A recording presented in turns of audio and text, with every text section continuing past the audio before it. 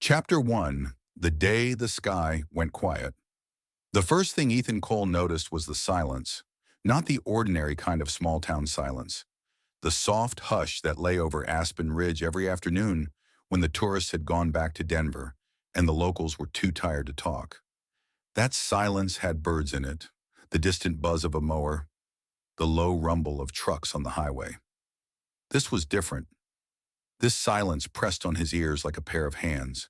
He straightened up from under the hood of the battered Ford F-150 he'd been working on and frowned at the street. A socket wrench hung loose in his fingers. The air felt wrong, heavy and metallic, like the moment before lightning strikes. Across from the garage, the red and white sign of Cole Auto and Repair creaked on its chain. The wind had died. A candy wrapper lay motionless at the edge of the sidewalk, as if the whole town were holding its breath. "Dad?" Maya's voice came from inside the bay. "The Wi-Fi just died. Again." Ethan wiped grease onto a rag, more out of habit than necessity. "Router probably tripped. I'll reset it in a minute." "It's not just us," Maya said, appearing in the doorway with her phone in her hand and a look on her face that was half annoyance, half boredom. Her black ponytail was pulled through the back of a faded baseball cap, and sweat glinted on her forehead. "Mrs. Talbot's cafe network is down, too. She came over to ask if you were messing with the power again." "I don't mess with the power," Ethan said. "I negotiate with it." Maya didn't smile. She held up her phone. "No signal. 0 bars. That hasn't happened in, ever. Cell tower probably glitched." Ethan forced a shrug. Nothing ruined a summer afternoon faster than a teenage panic about the internet. "Give it a minute." He turned back to the engine, but the silence gnawed at him. Somewhere a dog barked once and then stopped, as if remembering that sound was no longer allowed. The radio on the workbench crackled, then dissolved into a smear of static. Ethan's head snapped up. He hadn't touched the dial. "Maya, kill the compressor a second," he called. "It's not on," she answered. The static rose to a high, harsh whine and then cut out completely. The tiny green power light on the radio faded to black. Ethan wiped his hands more carefully this time and walked over. He checked the outlet, tapped the side of the radio, then unplugged and replugged it. Nothing. No hum, no flicker. The hairs on his arms prickled. "Okay, that's weird," he muttered. Maya leaned against the doorframe, chewing on the end of a pen. "If this is some kind of lesson about how people live before the internet, I refuse to participate." "I wish it was just that," he said. He stepped outside, squinting against the bright Colorado sun. The sky above Aspen Ridge was a flawless blue dome, so clear you could almost see the curvature of the earth. Snow still clung to the highest Rocky Mountain peaks, white against the endless sky. No clouds, no planes either, he realized. Usually there'd be at least one contrail slicing across the blue, heading to or from Denver International. Today the sky was empty. He checked his watch. The second hand had frozen between marks. His watch was old, a scratched military model he had worn since his last deployment. It didn't usually fail. A knot tightened in his stomach. He tapped the face. No movement. The digital clock on the wall above the garage door was blank. The LED sign in the pharmacy window across the street, the one that endlessly flashed flu shots available even in the dead of summer, had gone dark. "Dad?" Maya said softly. "What's happening?" Before he could answer, the world lit up. It started as a flicker on the horizon, a needle-thin ribbon of green that shouldn't have been there in the middle of the day. Ethan stared, uncomprehending, as the ribbon swelled and folded over itself, spreading like shimmering curtains across the sky. Green bled into purple and blue, writhing bands of color that pulsed, receded, and then surged again, brighter and brighter, until the whole sky over Aspen Ridge looked like some upside-down ocean made of light. Maya gasped. Are those the northern lights?" "At this latitude?" Ethan whispered. "At this time of day?" His chest tightened. Training he hadn't needed in years uncurled from the corners of his mind. Old lectures in concrete bunkers, diagrams of the magnetosphere, long discussions about space weather, and what it could do to fragile human systems. A coronal mass ejection, they'd said, a geomagnetic storm. In theory, it could fry satellites, blind radar, knock out power grids. In theory. But the theories always live safely in PowerPoint slides and classified discussions. Put too many catastrophic assumptions in one place, and people started asking uncomfortable questions. "Dad?" Maya's voice shook. "You're scaring me." He looked at her and realized his own hands were trembling. He forced them still. "Inside," he said. "Now." He guided her back into the garage just as the first sound split the sky. A low, bone-deep rumble, like distant thunder with teeth. The overhead lights flickered once, even though the power had already failed, and then an invisible hammer seemed to strike the town. The air snapped. Ethan felt it more than heard it, a pressure wave that slammed against his chest and made his vision dim for a heartbeat. Somewhere far away, glass shattered in a tinkling cascade. Car alarms gave brief, strangled chirps and then died. The Ford's hood slammed down, missing his fingers by an inch. "Stay away from metal," he barked, old instincts overriding fatherly calm. "Step back, away from the truck. Hands off your phone." Maya dropped the phone like it had bitten her. "Is it a bomb? Did someone attack us?" "Not here," he said automatically. "Not directly." His mind raced. An EMP from a nuke would have come with other signs. Thermal flash, shock wave, a mushroom cloud on some distant skyline. This felt different, spread out, almost global. The aurora outside brightened to an almost painful intensity and then gradually began to fade, leaving behind a sky that looked suddenly too normal. The silence returned. This time it was full of the knowledge that something immense had just happened far above them, and there was nothing they could do to reach it. Ethan walked to the workbench and opened the bottom drawer. Inside, nested among old invoices and a tangle of bungee cords, lay a metal box the size of a lunch pail. Its edges were sealed with layers of electrical tape. Maya raised an eyebrow. "Please tell me that doesn't have a grenade in it." "Worse," he said, "a radio." "You taped a radio in a box. That does not make me feel safer." Ethan peeled the tape carefully and lifted the lid. The small handheld transceiver inside looked untouched. He'd wrapped it in aluminum foil and stored it here years ago. Leftover habit from his Air Force days, when talk of EMPs and hardening equipment against them had been part of the job. Prepper paranoia, Hannah had once called it with a teasing smile. But she'd also asked him, more than once, to check on the emergency kits at the clinic. He powered the radio on. For a moment, nothing. Then a faint hiss. Maya exhaled loudly. "Okay, that's something." Static filled the small garage bay, a long, empty ocean of sound. Ethan turned the dial slowly, sweeping through the local channels. No music stations, no talk radio. The emergency weather band was dead. He switched to the frequency he still remembered from his old base, a habit he'd never entirely shaken, even after 15 years in a different life. The numbers rolled into place under his fingers like a familiar prayer. "Is anyone?" A voice crackled through, chopped and distant, smothered by static. Ethan froze. "Say again," he said into the mic, even though he wasn't broadcasting. Old reflex. "Say again, over." "Mass. Outage. Repeat. Nationwide systems failure. Solar event. If you can hear this, you are too." The voice dissolved into a shriek, and then nothing at all. Maya swallowed. "Nationwide? We don't know that for sure," Ethan said, but the lie tasted sour. He tried other channels, more static. Once he heard someone screaming hoarsely for help, the words shredded beyond recognition. Then only the empty hiss remained. His throat felt tight. The radio, the hidden box, the aurora, pieces locked into a pattern he didn't want to see. "Dad." Maya's eyes were wide, dark with fear. "Where's Liv?"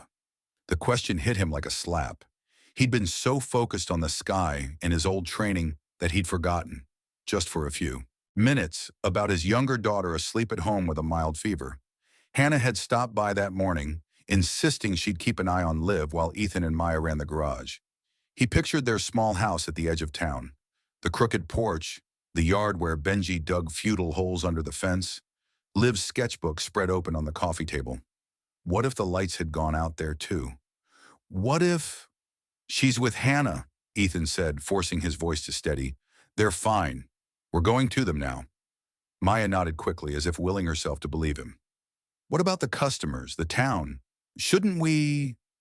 The town has a sheriff, a mayor, a whole volunteer fire department, Ethan said. It has exactly one Liv and one Maya. We're going home. He grabbed a duffel bag from a hook and began stuffing it with tools, the emergency flashlight, the first aid kit, a pair of work gloves. He hesitated, then tossed in the old pistol he kept locked in a metal cabinet at the back of the garage, along with 2 boxes of ammunition. He'd never fired it in town. He'd hoped he never would. Maya watched, her face pale. You think it's going to get that bad? Like, end of the world bad? Ethan zipped the bag. I think when the lights go out, people get scared, and scared people make stupid choices. He stepped outside. The street was no longer still. People had begun to spill out of shops and houses, blinking in the harsh midday brightness as if the sky were somehow to blame. Mrs. Talbot from the cafe was arguing with the pharmacist about whether the outage was just the grid or some kind of terrorist thing. A pickup truck rolled past far too quickly, music blaring from a battery-powered speaker resting on the passenger seat, its driver yelling into a dead cell phone as if volume alone could force it to work.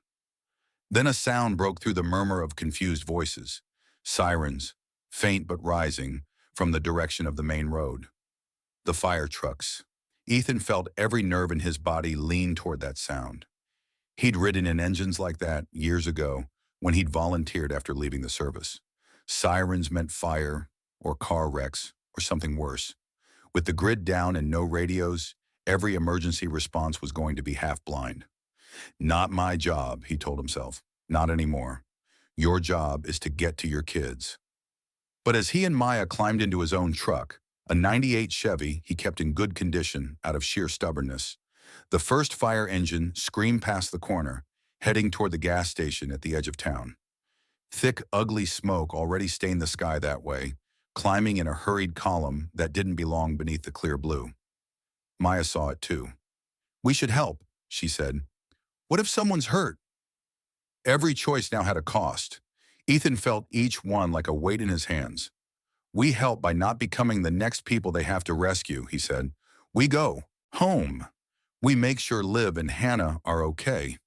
Then we decide what we can afford to do for anyone else. His conscience didn't like the answer, but it didn't offer a better one. The Chevy started on the first turn, which felt like a small miracle.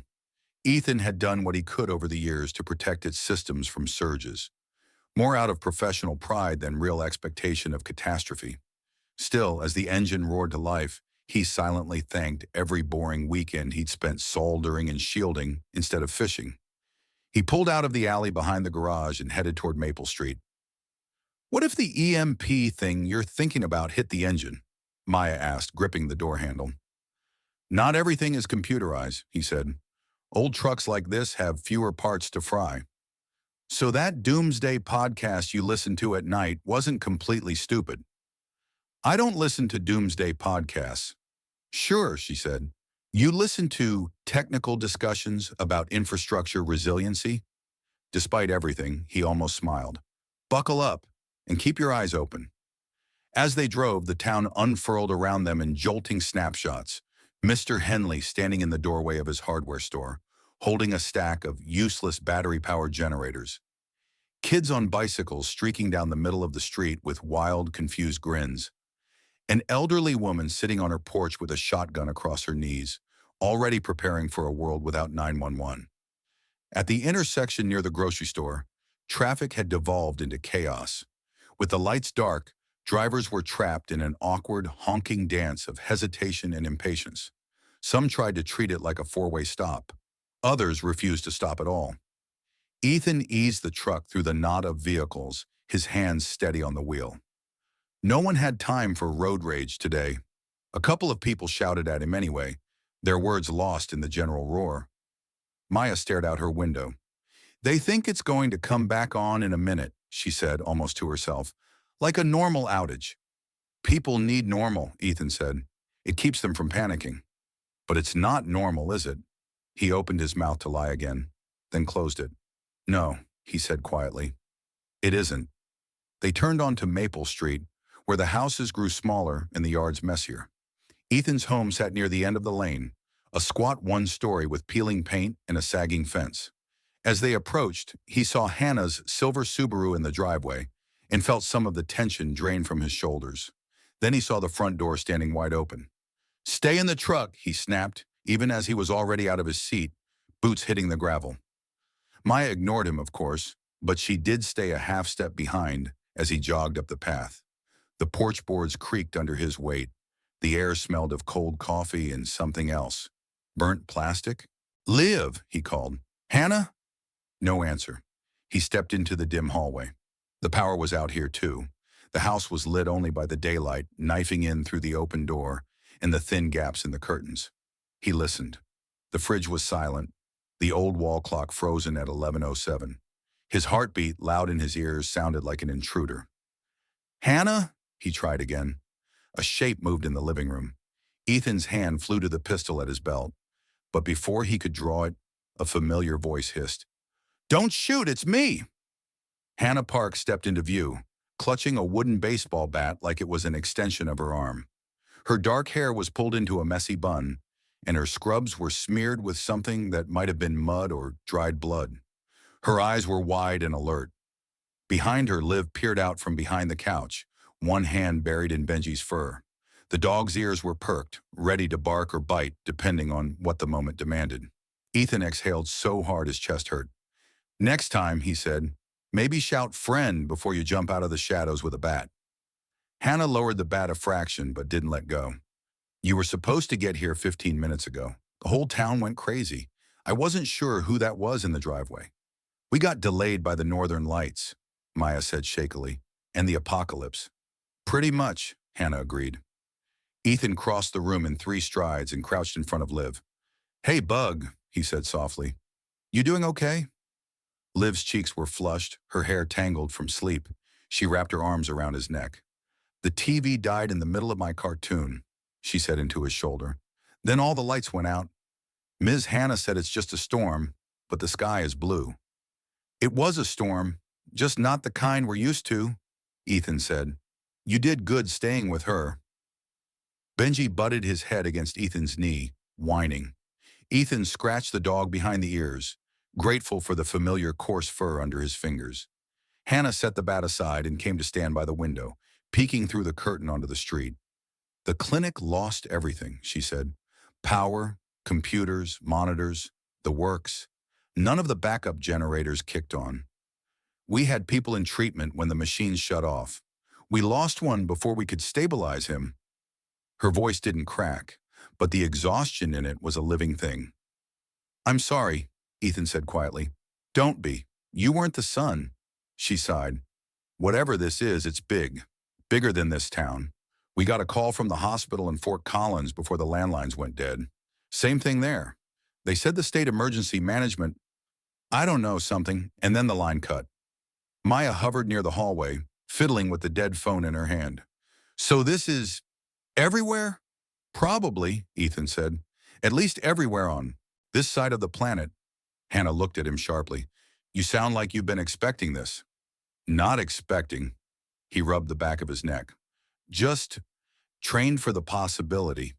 Back in the Air Force, we spent a lot of time talking about what would happen if a solar storm took out the grid. Most of the higher-ups laughed it off. Too improbable, too abstract." "No one's laughing now," she said. Liv tugged on his sleeve. "Is it going to stay dark forever?" "It's not dark," Maya said gently, crouching beside her sister. "We still have the sun.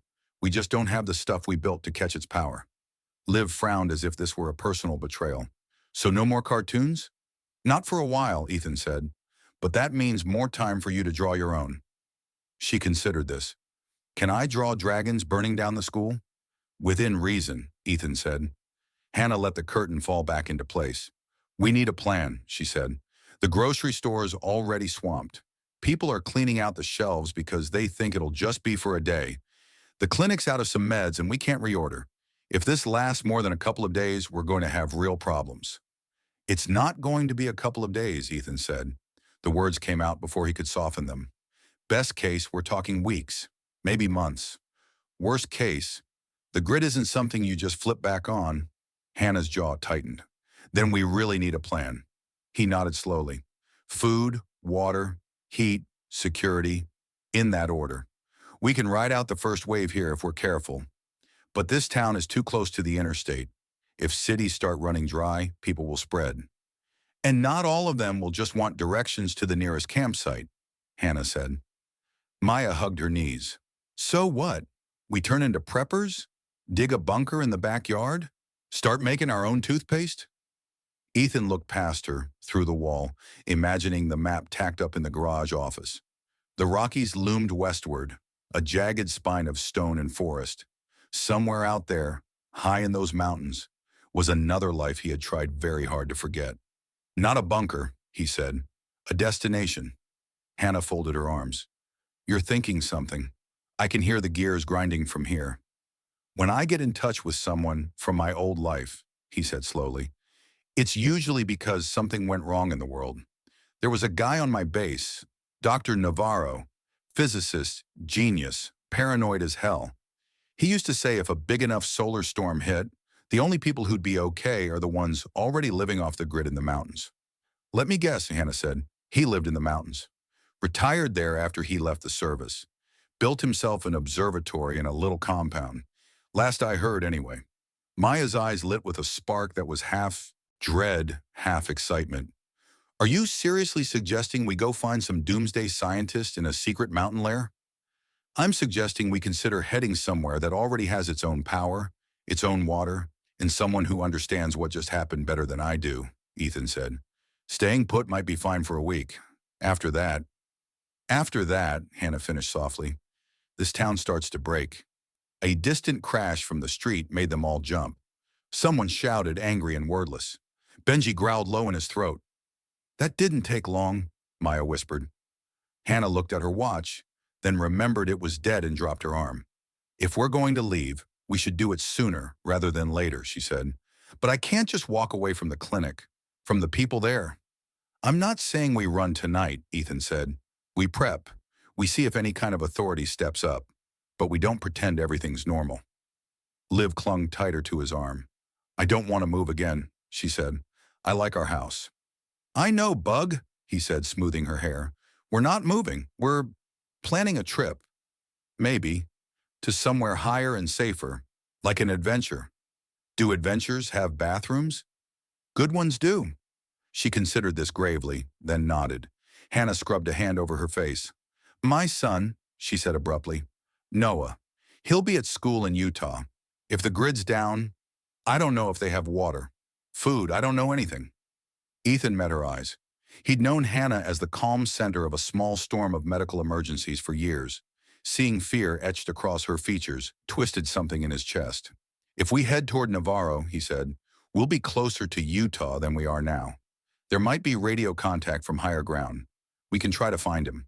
Try is not the word I like, she said, but her voice had a thread of hope in it now, thin but real. Outside, another siren wailed, then cut abruptly. The noise of the town, raised voices, slamming doors, the occasional crack of something breaking, swelled in the silence that followed. The day was slipping into a new kind of world, one where the hum of electricity was no longer the backdrop of life. Without that hidden song, people's voices sounded raw and fragile. Ethan looked around his small living room, the mismatched furniture, the family photos on the wall, the pile of laundry he'd meant to fold. It had never looked particularly secure, but now it felt as breakable as glass. Okay, he said finally. Step 1. We lock this place down. We gather what we can while the grocery store still has stock and the neighbors are still mostly friendly.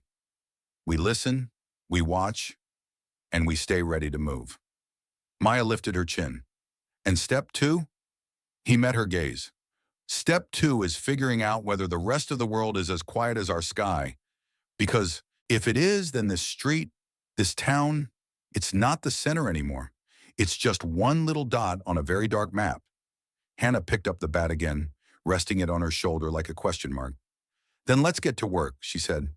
As they moved through the house, checking locks, counting cans in the pantry, digging out backpacks and camping gear from closets that smelled of dust and old memories.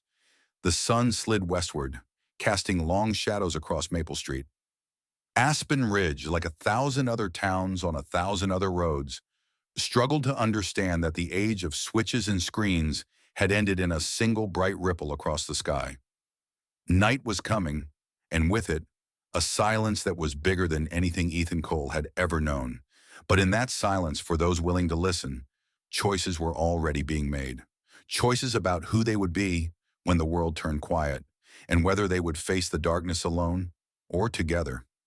Ethan tightened the straps on the old military pack he dug out of the closet, feeling the familiar weight settle onto his shoulders. "Dad?" Liv asked, watching him from the doorway, her sketchbook clutched to her chest. "Are we going to be okay?" He looked at her, at Maya, at Hannah standing behind them with the bat and the tired eyes, at Benji wagging his tail anxiously. "I don't know," he said honestly. Then he forced a small smile. "But we're going to be okay together. That's what I can promise." Outside, the first stars pricked through the dimming sky. The world had gone quiet, but their journey was only just beginning. Chapter 2, First Night, First Blood. By late afternoon, the day had taken on the strange, brittle quality of a dream that had gone on too long. The sun was still bright above Aspen Ridge, but the light felt harsher, thinner, as if it were shining on a stage set rather than a real town. Without the background hum of compressors, refrigerators, and air conditioners, every human sound, every cough, every shout, every slammed door, stood out like a crack in glass. Ethan Cole sat at the kitchen table with a legal pad and a pen, drawing up a list the way he'd once drawn up mission pre-checks. Across from him, Hannah Park leaned over the paper, tapping her finger against the margin when she wanted something added. Between them, an open backpack lay waiting, half filled with canned goods from the pantry. "Water," Ethan said, writing the word in block capitals. "We have 2 full cases in the pantry, plus the filter pitcher and a few empty jugs. The tap still works, but if the treatment plant loses pressure, that's it." "We should fill the bathtub," Hannah said, "and every pot, bowl, and bottle in the house. I don't want to be that nurse telling people to boil water when no one can boil anything." Ethan added a line. "Fill all containers, tonight." "Food," he glanced at the cupboards. "We've got enough for maybe 10 days if we're careful. Less if the neighborhood drops by for dinner." "They will," Hannah said, "when they realize the grocery trucks aren't coming, which means we need to top up while the shelves still have anything." She checked the watch on her wrist out of habit and grimaced at its blank face. "We can't leave the girls alone, not now." "I'll go," Ethan said. "You stay here with them." She shook her head immediately. "You need someone who knows what the clinic needs. Insulin, antibiotics, basic wound care. If anyone gets hurt in this mess, we're not shipping them to Fort Collins. We're it." "Maya can stay," he said. "She's 16. She can handle Liv and Benji." From the doorway, Maya's voice floated in. "I'm literally right here, you know." She stepped into the kitchen, arms crossed, phone still in her hand like a useless talisman. Her ponytail had come loose, strands of hair frizzing around her face. Behind her, Liv sat on the floor with Benji, drawing dragons with her tongue peeking out the side of her mouth in concentration. "I'm not a babysitter," Maya continued. "I'm an almost adult. I should go with you." Hannah raised an eyebrow. "An almost adult who fainted the last time I let her watch me stitch up your dad's hand." "That needle was huge," Maya protested. "It was a butterfly needle," Hannah said. "The gentle kind." "It looked like a weapon." Ethan held up a hand. "You are both valuable assets," he said, slipping back into briefing tone before he could stop himself. "Right. Now I need my medic with me, and I need someone I trust to keep this house from catching fire while we're gone." Maya bristled, then deflated a little. "So my role in the apocalypse is house sitter. Great. Your role," Ethan said more gently, "is to keep your sister calm, keep an eye on the street, and come find us if something truly bad happens. You know the town as well as I do. If we're not back by full dark, you take Liv and head to the clinic. Hannah and I will go there if we're delayed." Maya chewed the inside of her cheek. "I don't have a working phone. How am I supposed to come find you?" "We're going to the grocery store and the gas station," Ethan said. "The same places everyone else is thinking about. If this gets worse, Those will be the first flashpoints. We'll keep our heads down and move fast. Liv looked up from her drawing. Can I come pick out snacks? No, all three adults said in unison. Liv huffed and went back to her dragon, making it breathe a scribble of fire across the page. Ethan finished the list, tore the sheet from the pad, and folded it into his pocket. He checked his pistol, making sure it was hidden beneath his shirt but accessible, and slipped an extra magazine into the side pocket of the backpack. Hannah watched him, lips pressed together. You really think we'll need that? I really hope we don't, he said, but I'd rather have it and not need it than the other way around. She nodded, though uneasily. I've seen enough people die. I don't want to add any more to the count. Neither do I, he said.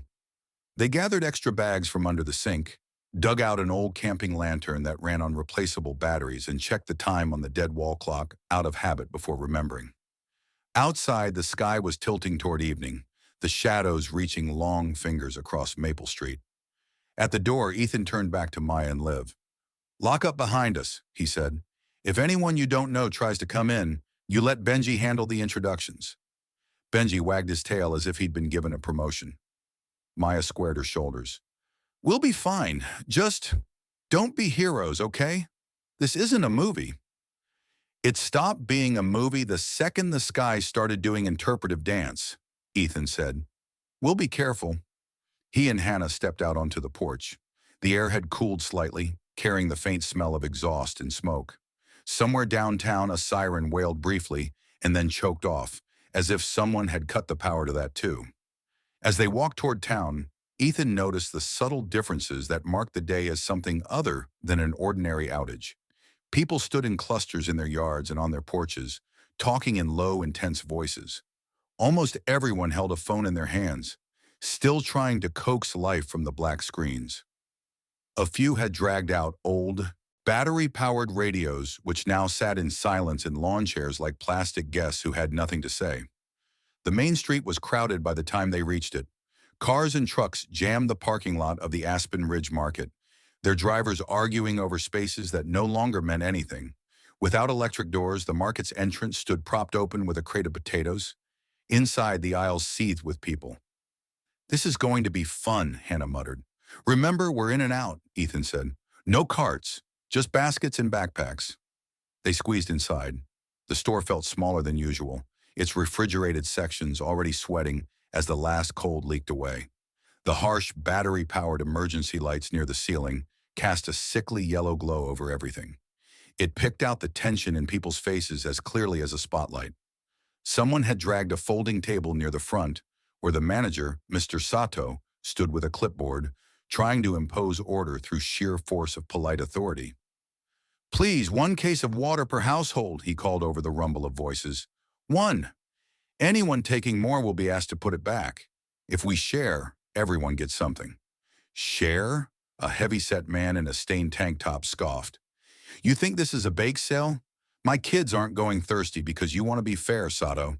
It's only for a day or two, another woman insisted, clutching a bag of rice to her chest. They'll fix it. They always fix it. Mrs. Grant, Mr. Sato said in the patient tone of a man used to dealing with unreasonable customers, the delivery trucks are stuck in Denver with dead engines. Until we know more, we have to assume nothing is coming. The word nothing landed like a drop of ink in a glass of water, spreading outward, darkening everything it touched. Ethan and Hannah moved quickly through the aisles. They grabbed bags of rice, beans, boxes of pasta, canned vegetables, canned meat, powdered milk. Hannah swept bandages, antiseptic, over-the-counter painkillers, and a few precious bottles of insulin into her basket, her ER instincts calculating dosage and need even now. At some point, she said under her breath, I'm going to have to start rationing this. People are not going to like me. People barely like you now, Ethan said, trying for a joke. She snorted once. I saved their lives. They bring me casseroles. It's a complicated relationship. They worked their way toward the back, where the bottled water and fuel cans were stacked, or had been stacked. Now the shelves were half empty, and a knot of people jostled and snapped at each other over what remained. Hey, you can't just take all of those. My mother's on dialysis. You think that runs on good intentions? We said 1 pack each. The voices tangled and rose. Ethan studied the cluster, noting the set of shoulders, the way hands moved. Fear had a posture, and he'd seen it before in places far from Colorado. He spotted a familiar face, Sheriff Doug Hanley, tall and rangy in his tan uniform, trying to keep his calm voice above the noise. "We're not going to solve this by fighting," Hanley said. "You want to save your family? Then think about your neighbors. If they go hungry, you're going to have bigger problems than an empty pantry." A man in a hunting cap shoved past him, hauling 3 cases of water toward his cart. "I haven't seen the government fix anything in 10 years, the man snarled. "You think they're riding in to rescue us now? We're on our own." Hanley caught the man's arm. "Put one of those back, Rick. You heard Sato." Rick jerked his arm free. "Touch me again and see what happens." Hannah tugged Ethan's sleeve. "Let's grab what we can from the other side and get out of here before this becomes your old job." They managed to snag a single case of water between elbow jabs and sharp comments. Ethan slung it onto his shoulder, ignoring the burn in his muscles. On the way to the front, they passed the empty freezer section. Kids pressed their noses to the glass, mourning the melting ice cream they wouldn't get to eat. Near the registers, the power outage had turned every payment method into a joke. A stapled stack of paper receipts sat next to a battered metal cash box. Mr. Sato's teenage son Ken scribbled totals with a pencil, his hands shaking just enough to smear the numbers. "Cash only," he said for probably the 100th time.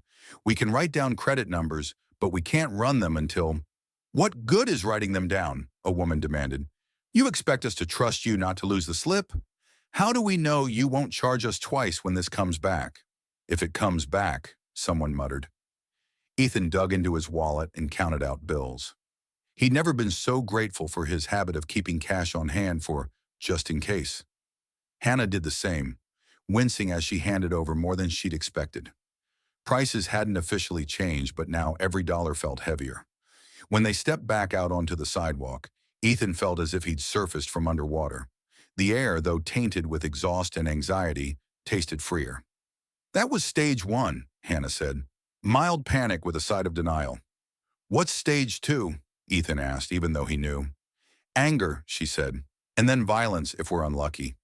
They headed toward the gas station at the edge of town. The Aspen Ridge Fuel and Mart sat where the main road met the highway, a squat brick building with 4 pumps under a metal canopy. On normal days, it was quiet, serving truckers, tourists, and the occasional local coming in for a coffee and gossip.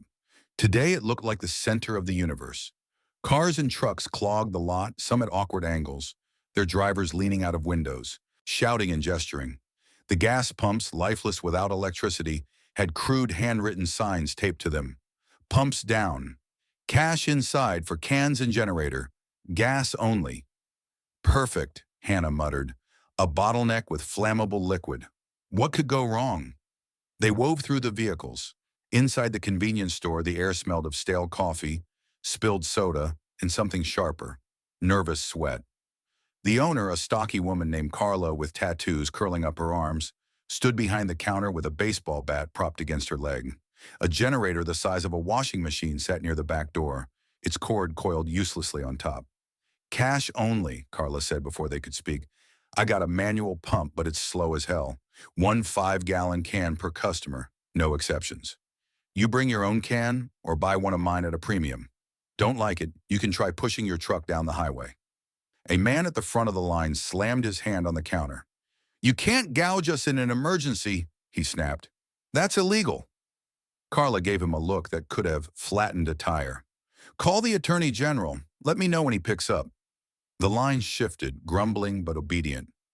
Ethan took his place near the back, his case of water and bags piled at his feet. Hannah stood beside him, scanning the room the way she scanned a triage area, quickly, methodically. Most of the people looked like what they were, neighbors caught in something too big for them. There was Katie from the post office, eyes red from crying, old Mr. Ramirez, leaning heavily on his cane, a couple of teenage boys who kept trying to hide their fear under smirks. But one man near the middle of the line stood out. He was in his 30s, lean, with a trimmed beard and a baseball cap pulled low over his eyes. He wore a faded leather jacket despite the heat and kept shifting his weight from foot to foot. His right hand never strayed far from the waist of his jeans, where the outline of something hard and angular pressed under the fabric. Hannah followed Ethan's gaze. "You see it?" she murmured. "Yeah," Ethan said softly. "Right side. Either he's overexcited about this line, or he's carrying." "Legally. In this town, probably yes," Ethan said. "Legally doesn't mean safely." The line inched forward. Outside, the sky dimmed another shade. The first thin strip of purple edged the western horizon. As the man in the leather jacket reached the counter, his voice rose. "5 gallon?" he said. "What am I supposed to do with 5 gallons? I've got a truck and a generator at home. I need at least 20. "5," Carla repeated. "You and everyone else. You're making a killing on this," he said. "Those cans cost $20 last summer. Now they're 50. New world, new prices," she said. "You want the gas or not?" He leaned forward, planting his hands on the counter. "I want what I'm owed. I spend money here every week. I've kept this place running. You don't get to tell me I can't fill my tank." The room's tension tightened another notch. People shifted, watching. Someone near the back muttered, "Come on, man, just take it and move." But no one said it loud enough for the man or Carla to hear. Carla's fingers brushed the handle of her bat. "Step back, Luke." Ethan's mind supplied a last name. Luke Barlow, local contractor, sometimes drunk, once arrested for a bar fight that had broken 2 stools in one man's nose. Not the worst person in town, but not the best either. "I'm not leaving here with 5 gallons, Luke said. "You know this town's going to run dry in a day. You want me to sit in the dark with my kids while your generator runs all night?" "My generator isn't running," Carla snapped. "It doesn't have fuel either, genius. That's why I'm selling it. Now step back." Luke's hand slipped under his jacket. Ethan moved without thinking. Old training layered itself over the present moment, calculating angles and distances, lines of approach and retreat. He slid his bags to the side with his foot, freeing his hands, and stepped slightly out of line as if adjusting his view. "Luke," he called, pitching his voice calm and friendly. "Hey, Ethan Cole. You did my roof last summer, remember?" Luke half turned, eyes flashing. "Yeah, I remember. You paid late." "I paid when the insurance check came through," Ethan said, "and then I bought you 3 beers at Talbot's. I still owe you one." "This isn't about beer," Luke said. "This is about my kids not freezing their asses off while everyone else pretends it's just a power bump." "I get that," Ethan said. He kept his hands visible, away from his own weapon, every muscle ready to move if Luke's gun cleared its holster. "Everyone here has somebody they're scared for. Carla's got her nephew. Hannah's got the whole clinic. I've got my girls. We're all in the same boat." Luke laughed harshly. "There's no boat, Cole. There's water and there's drowning." He turned back to Carla. "Give me 20 gallons or I'll take them." "Luke," Carla said, voice low. "Don't." His hand came all the way out of his jacket. The pistol looked small and ugly in his grip, black against the fluorescent lit air. Several people in line screamed. Others froze, eyes wide. Hannah's hand found Ethan's arm, fingers digging in. "Back away from the counter," Luke said. "Nobody needs to get hurt. I just need gas." "Put the gun down, Luke." The sheriff's voice carried from the doorway. Doug Hanley stood just inside the entrance, one hand raised, the other resting on his holstered sidearm. His hat was pushed back, sweat dampening his hairline. Luke swung the pistol toward him. "You going to arrest me, Hanley?" "He why you are," demanded. "Throw me in the dark and read me my rights by candlelight?" "I'm going to keep you from doing something you can't take back," Hanley said. "You point that somewhere else, and we'll talk." "Talk?" Luke barked. "We've been talking for years about the grid, the fires, the drought. Nobody listened. Now the sky falls and you want to talk?" His finger tightened on the trigger. Ethan saw the moment balance on a knife's edge. His mind ran calculations faster than he could consciously follow them. Distance, 15 feet. Cover, minimal. Civilians in every direction. If either man fired, the bullet would not respect lines of law or intent. He thought of Maya and Liv at home, waiting for him, of Hannah's son in Utah, of Navarro somewhere in the mountains, of all the times he had seen panic turn to tragedy because fear had no exit. He stepped forward, palms raised. "Luke," he said, Look at me. Just me, okay? Leave everyone else out of it." Luke's eyes flicked to him. For an instant, Ethan saw the man behind the shaking gun. Tired, unshaven, shadows under his eyes, fear carved deep around his mouth. "You think you know what's happening?" Luke demanded. "You got your army secrets, your fancy radio. Tell me this isn't the end, and I'll put the gun down. Go on, lie to me." Ethan hesitated. The truth he carried felt heavy. "I don't know exactly what's happening," he said. "But I know this. If we start shooting each other in gas stations on day one, then whatever's coming is going to be a hell of a lot worse. You want to protect your kids? You don't do it from a jail cell or a coffin." Luke's jaw clenched. The pistol wavered. For a heartbeat, Ethan thought he might actually lower it. Then someone at the back of the store shouted, "Just take him down, Sheriff!" And the moment shattered. Luke spun, startled, the gun swinging wide. Hanley moved in the same instant, hand flashing toward his holster. Ethan lunged forward, reaching for Luke's wrist. The shot went off before any of them could stop it. The sound in the small store was deafening, a single violent crack that seemed to rip the air apart. People screamed and ducked. A display of potato chips exploded in a shower of plastic and crumbs as the bullet punched through. Ethan hit Luke from the side, driving him into a rack of candy bars. The gun clattered to the floor. Hannah, moving faster than seemed possible, kicked it away under a shelf. For a moment, there was only chaos. Bodies surging, hands grabbing, cries of, "Are you hit?" and "Get down!" and "Oh my God, oh my God!" Then a different sound cut through, a low, broken moan. Ethan rolled off Luke and scrambled toward the noise. A man near the front of the line, Mr. Ramirez, the elderly gentleman with the cane, had fallen against a freezer case. His left pant leg bloomed dark red just above the knee. "Out of the way!" Hannah snapped, triage nurse taking over. "Move, move, let me see." She tore open her bag and pulled out a packet of gauze. Ethan ripped the man's pant leg with his hands, revealing a grazing wound that had torn flesh, but by some miracle missed the artery. "You picked a good bullet," Hannah muttered, pressing the gauze against the wound. "Could have been a lot worse." Mr. Ramirez hissed in pain. I just needed gas for my generator," he whispered. "I don't like the dark." "I know," Hannah said, her voice softening. "You're going to be okay. Hold this here." She guided his hand over the gauze. "Press hard." Behind them, Sheriff Hanley had his knee on Luke's back, one hand securing his wrist with a pair of cuffs that suddenly looked absurdly fragile in this new world.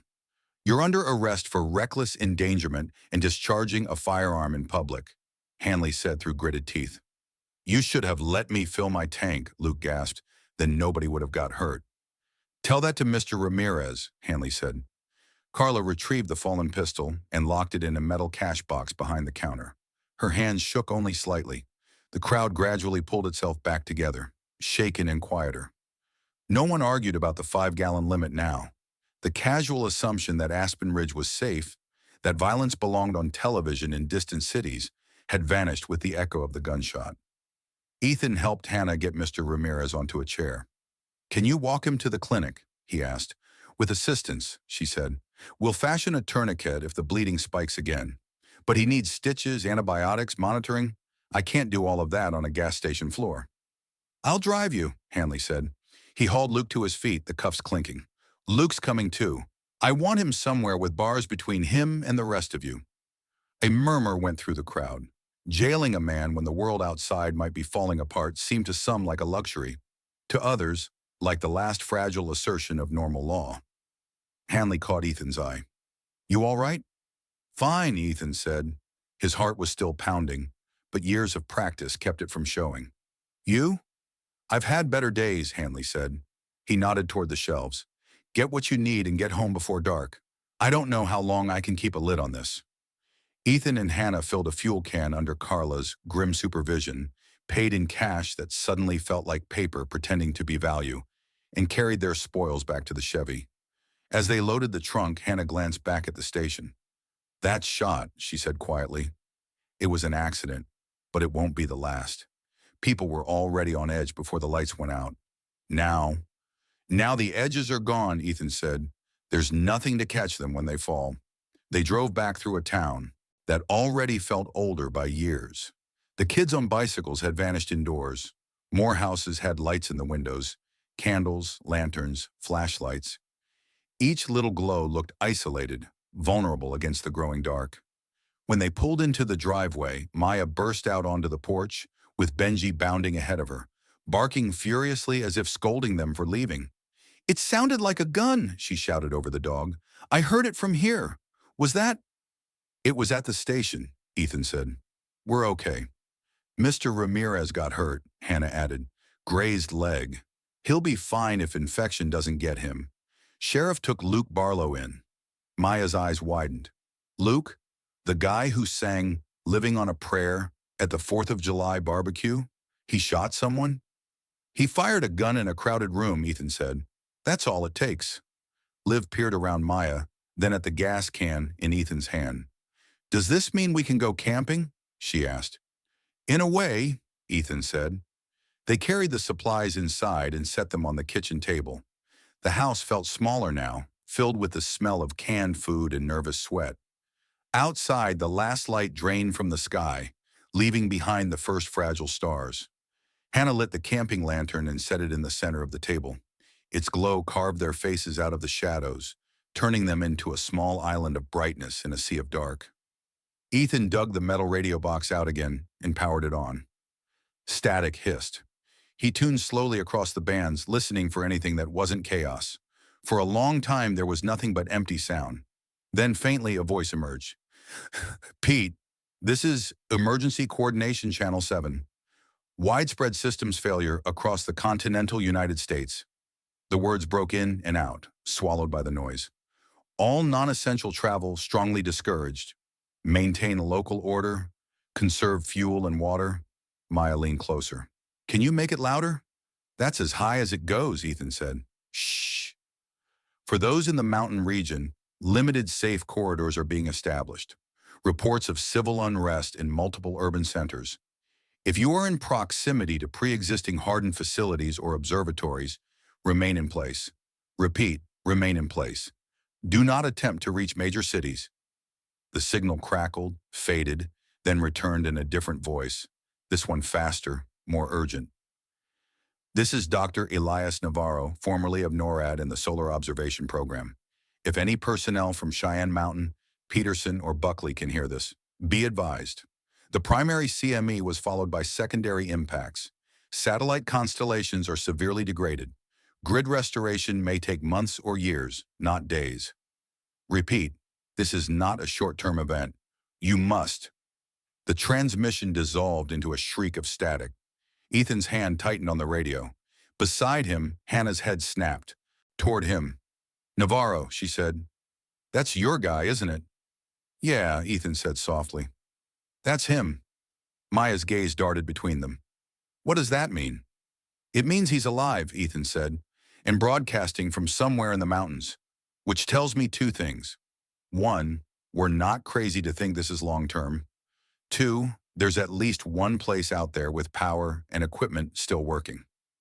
And we're sitting in a wooden box at the edge of town with one case of water and a dog," Hannah said. The radio sputtered again. Another voice cut in, this one from some overtaxed government repeater. "National Guard units, limited deployment, infrastructure priority to major metropolitan centers only. Rural communities advised to self-organize." Ethan turned the volume down. The words didn't get better with repetition. "So," Maya said into the quiet, "we're on our own, officially." "Looks that way," Ethan said. Hannah ran a hand through her hair. "I can shore up the clinic, for a while. But if people like Luke keep snapping, we're going to spend more time patching gunshot wounds than treating fevers." "Luke was scared," Liv said unexpectedly. She sat at the end of the table, legs swinging, her dragon drawing forgotten. "I heard people at school talk about him. His wife left and took the baby. Maybe he thought the gas would make her come back." "That's not how gas or women work," Maya said gently. Liv shrugged. He still looked scared. Ethan studied his daughters. Maya's sarcasm had a new brittleness to it. Liv's innocent logic felt like a fragile shield against a world sharpening its teeth. "We can't control what the rest of the town does," he said. "We can only control what we do." "So what do we do?" Hannah asked.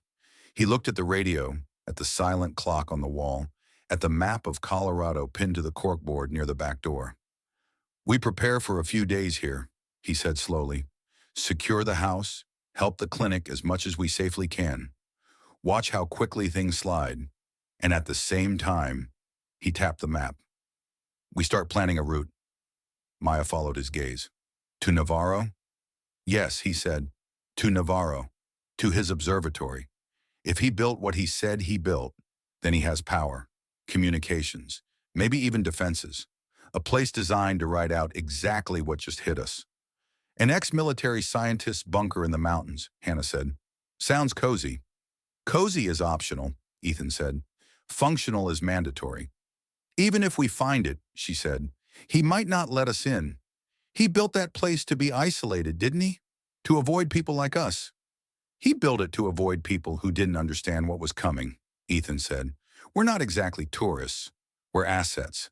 A mechanic who knows military protocols, a nurse who can run a clinic, a brilliant coder who can make ancient computers sing, and a kid who can draw dragons that terrify raiders." Liv grinned faintly at that. Hannah rubbed her temples. "You make it sound simple.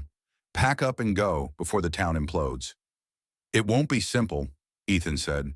"The highways are going to look like parking lots. There will be roadblocks, accidents, maybe worse. But staying might be worse still." Maya traced a line on the map with her finger, from Aspen Ridge into the jagged gray and green of the Rockies.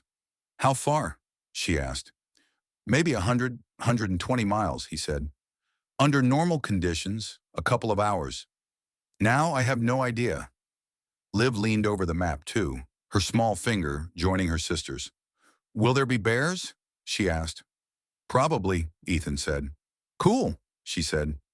Hannah stared at the map, then at the window where the night pressed close. "I have patience," she said in a low voice. "People who will need help. If I leave—" "We're not leaving tomorrow," Ethan said. "And if we go, we can come back. Or we can help people along the way.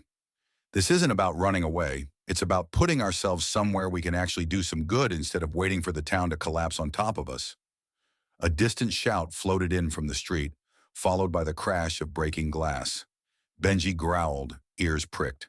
"Stage 2, Hannah murmured, "right on schedule." They sat in silence for a moment, listening to the noises of a town taking its first steps into a darker world. Somewhere someone argued loudly and then stopped. A baby cried. A generator coughed to life, sputtered, and died. Ethan reached out and turned the lantern down a notch, conserving battery. The shadows grew, but their faces remained visible, islands of light in the gloom. "I'm not saying this to scare you," he said, looking at each of them in turn. "I'm saying it so we're clear-eyed. Today we saw how fast people can shift from neighbors to threats when they're desperate. Tomorrow will be worse. The day after that, worse again. If we want to stay who we are, if we want to stay decent, we have to put ourselves somewhere that doesn't grind us down every hour."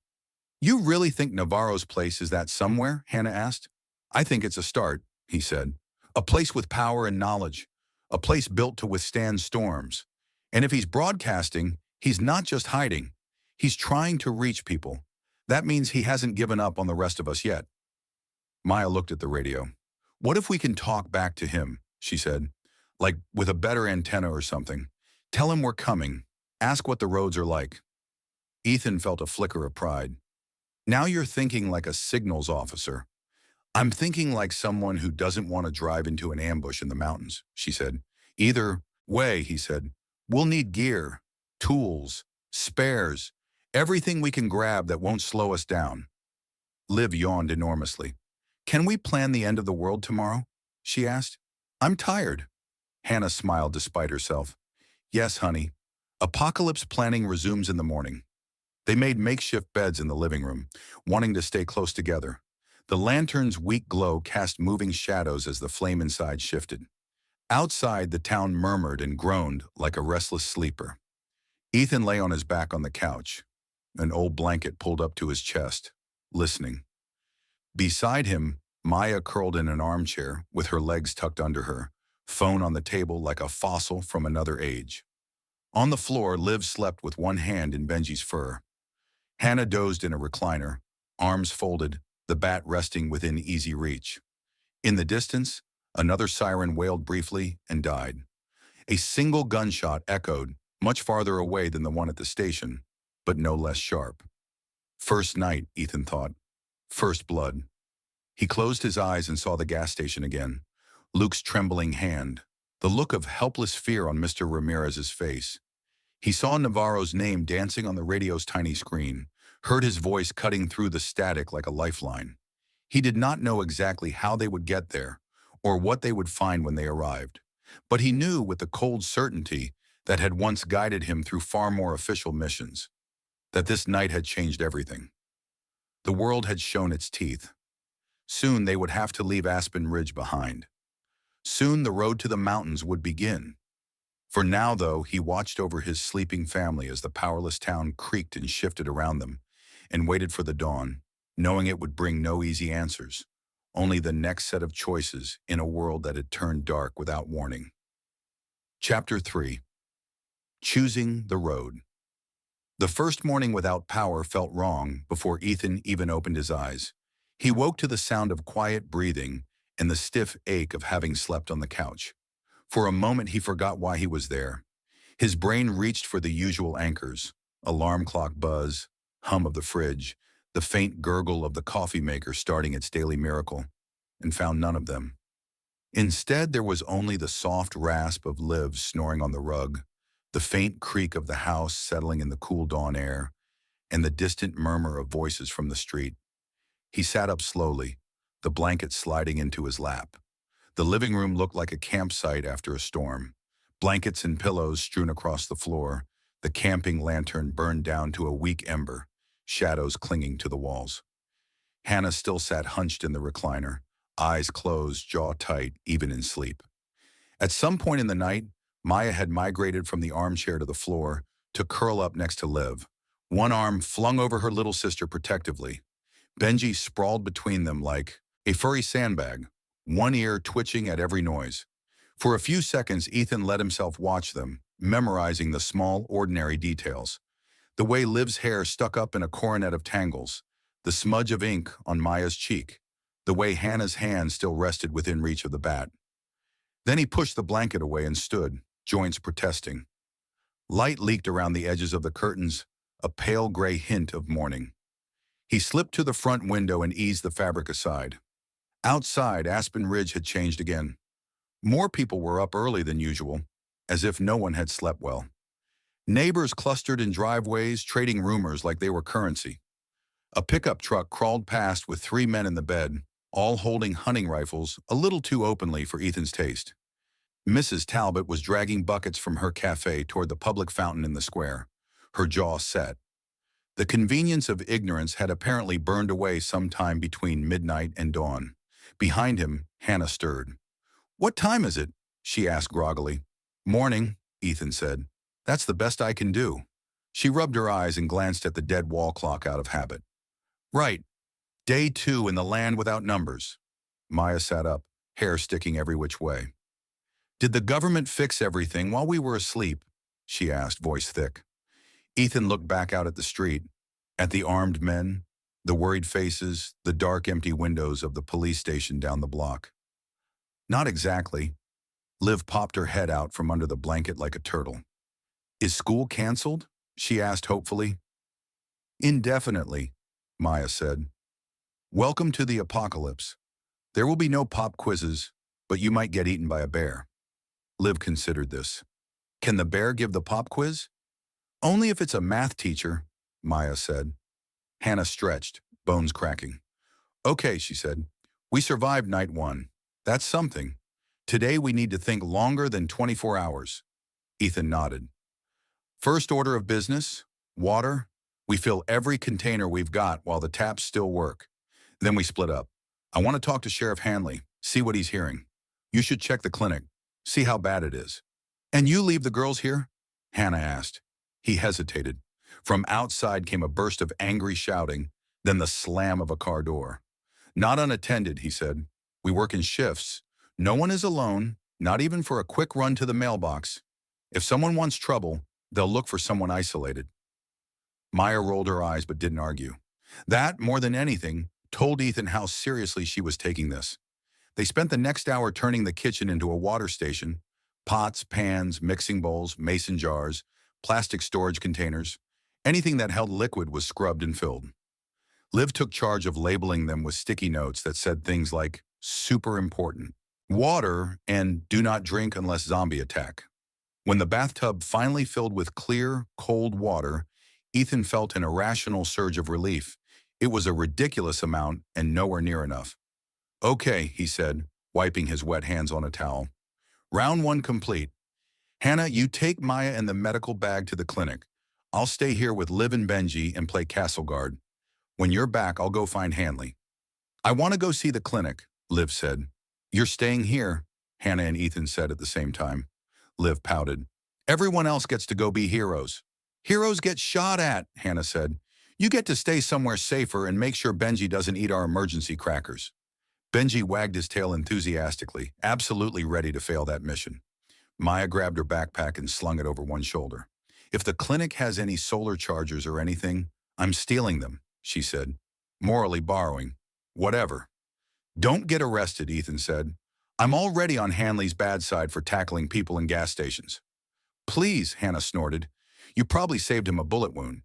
They left, and the house felt instantly emptier. Ethan locked the door behind them and made a slow circuit of the property. He checked windows, nailed down the back gate with a scrap of 2x4, and dragged the heavy tool chest in front of the side door. It wouldn't stop a determined attack, but it would slow it down and make noise. In a world without alarms, noise was the next best thing. Liv followed him like a small, solemn shadow. Are we really in danger? She asked finally. Like, real danger? Not the kind you talk about to make me wear a helmet on my bike? Ethan crouched so they were eye to eye. We're safer than a lot of people, he said carefully. We have a house, we have food, we have water, we have each other. But some people out there are scared, and scared people can do bad things. So we stay careful. That's all. And we're going to the mountains? She asked. Like you said last night? Maybe, he said. We're thinking about it. I want to, she said firmly. I want to see the bears and the dragons and the scientist. There will definitely be at least one scientist, he said. I can't promise the dragons. She considered. Maybe I can draw them, and that will make them real. With this week's track record, Ethan said, I'm not ruling that out. They spent the next couple of hours in a rhythm that was half normal, half survival drill. Liv drew while Ethan sorted tools in the garage, making piles of must take, nice to have, and no way in hell this fits in the truck. Wrenches, spare belts, spark plugs, jumper cables, duct tape, zip ties. If it could fix something mechanical or hold something together, it made the cut. He also gathered old road atlases and folded his favorite routes into memory, tracing them with his finger until he could see them behind his eyes. The highways were obvious, but highways were exactly where desperate people would go. Back roads, old logging routes, service roads near the reservoirs, those were more promising. At mid-morning, Hannah and Maya returned, cheeks flushed from the walk and their expressions darker. How bad? Ethan asked before the door was fully closed. Busy, Hannah said. Not disaster movie bad, yet, but the waiting room was full. People with cuts, falls, panic attacks, everyone wanting answers. Half of them think this is a conspiracy. The other half think it's the rapture, and they're mad they didn't go. Maya dropped her backpack onto a chair. The pill counter's down, she said.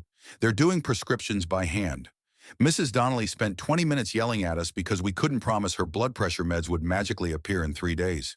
Hannah rubbed the bridge of her nose. We can stretch some meds by adjusting doses, but not for long. And insulin, she shook her head. We have enough for maybe 2 weeks if I ration hard. After that, I'm going to have to start telling people that simple, manageable diseases are now death sentences. I've done that in war zones. I never wanted to do it here. Ethan felt a cold knot settle in his stomach. What about the hospital in Fort Collins? Any word? The radio in the clinic is as dead as ours, she said, and the landlines are still out. We're on an island. Maya pulled a plastic bag from her pack and dumped out its contents on the table. A handful of solar-powered garden lights, a small foldable solar charger, and a tangle of cables. "You stole lawn decorations?" Ethan asked. "Borrowed from behind the clinic," she said. "They have a decorative flower bed out front, remember? These babies charge all day. If we pull the LED heads off, we can rewire the batteries into something useful. Also, I found this in the lost and found bin." She held up a small crank-powered emergency radio. Its casing was cracked, but the crank still turned with a satisfying ratchet. "Now that," Ethan said, "is a thing of beauty." They experimented for a while. The little radio produced a thin, scratchy sound when they turned the crank. Most channels were still static, but every few minutes a voice would cut in. Fragments of a FEMA bulletin, a sheriff's office from another county calling for calm, a preacher somewhere declaring the end times. None of it made the decision ahead any easier. Around noon, Ethan slung his jacket on. "My turn," he said. "I'm going to see Hanley. Maybe he's got something more than rumors." "I'll come," Hannah said. "You just got back," he protested. "And in about 20 minutes, the clinic will be full again," she said. "This might be my only window for the next 12 hours. I want to hear what he says about law enforcement before I bet my life on it." Ethan looked at Maya. "Hold down the fort?" She picked up the bat and rested it on her shoulder. "Olivia and I will defend Castle Cole from marauding villagers," she said. "Right, Liv?" Liv nodded fiercely. "I'll draw the marauding villagers as dragons." Benji barked in approval. "Keep the door locked," Ethan said. "If it's not us, don't open it. If we're not back by, well, before it's dark, you go straight to the clinic. You know the way." Maya rolled her eyes. "Yes, Dad. I know how streets work."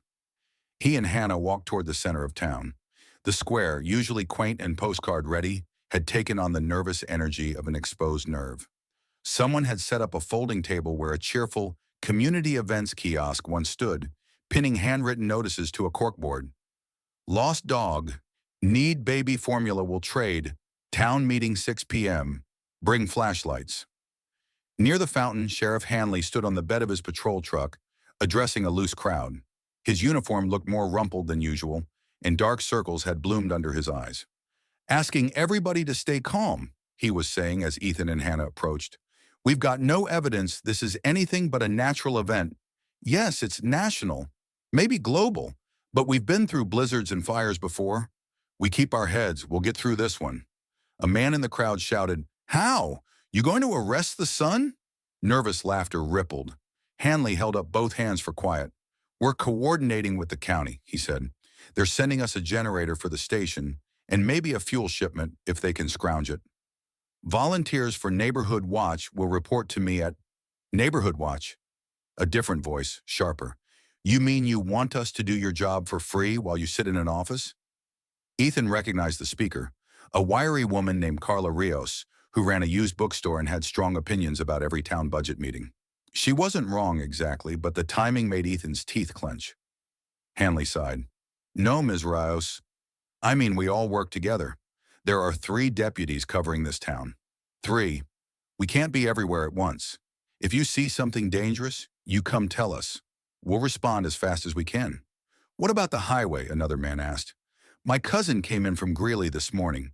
He says the interstate near Denver is a parking lot. People abandoning their cars. He saw smoke. Are we supposed to pretend that's not coming our way?" Murmurs of agreement spread. Hanley's jaw tightened. "Right now, the highway is a problem for the state troopers," he said. "Our priority is Aspen Ridge. And when those problems from the highway start walking into town," the man persisted, "we'll cross that bridge when we come to it," Hanley snapped. Then, realizing how that sounded, he added, "We're setting up roadblocks on the 2 main access roads. We'll be checking IDs, turning away anyone who can't give us a good reason to be here." "And who decides what a good reason is?" Carla demanded. Hanley's patience frayed visibly. "I do," he said, "because that's literally my job. Look, you elected me to keep order. I'm telling you right now, I can do that if you don't make it harder. No more guns in gas stations, no more hoarding from the market, no more rumors about martial law or zombie plagues or whatever you saw in a movie. Go home, secure your houses, check on your neighbors. We'll get more info as we can." Someone yelled, "You said that last night!" But the crowd was already dissolving into smaller knots. each carrying its own swirling speculation. Ethan and Hannah waited until Hanley stepped down from the truck. He rubbed his eyes and muttered something under his breath that sounded like a curse aimed at the entire human race. "Rough morning?" Ethan asked. Hanley looked up, then managed a tired half-smile. "If this is just the morning, I'm not sure I want to see lunchtime." "Any updates?" Hannah asked. "Anything from the state?" "Nothing that makes me want to throw a parade," he said. "County says the governor's office is assessing the situation. National Guard units are mobilizing in the bigger cities. There's talk of curfews, but I can't enforce a curfew when half the town already ignores the speed limit and leash laws." "What about outside news?" Ethan asked. "Denver, Fort Collins, Cheyenne?" Hanley hesitated.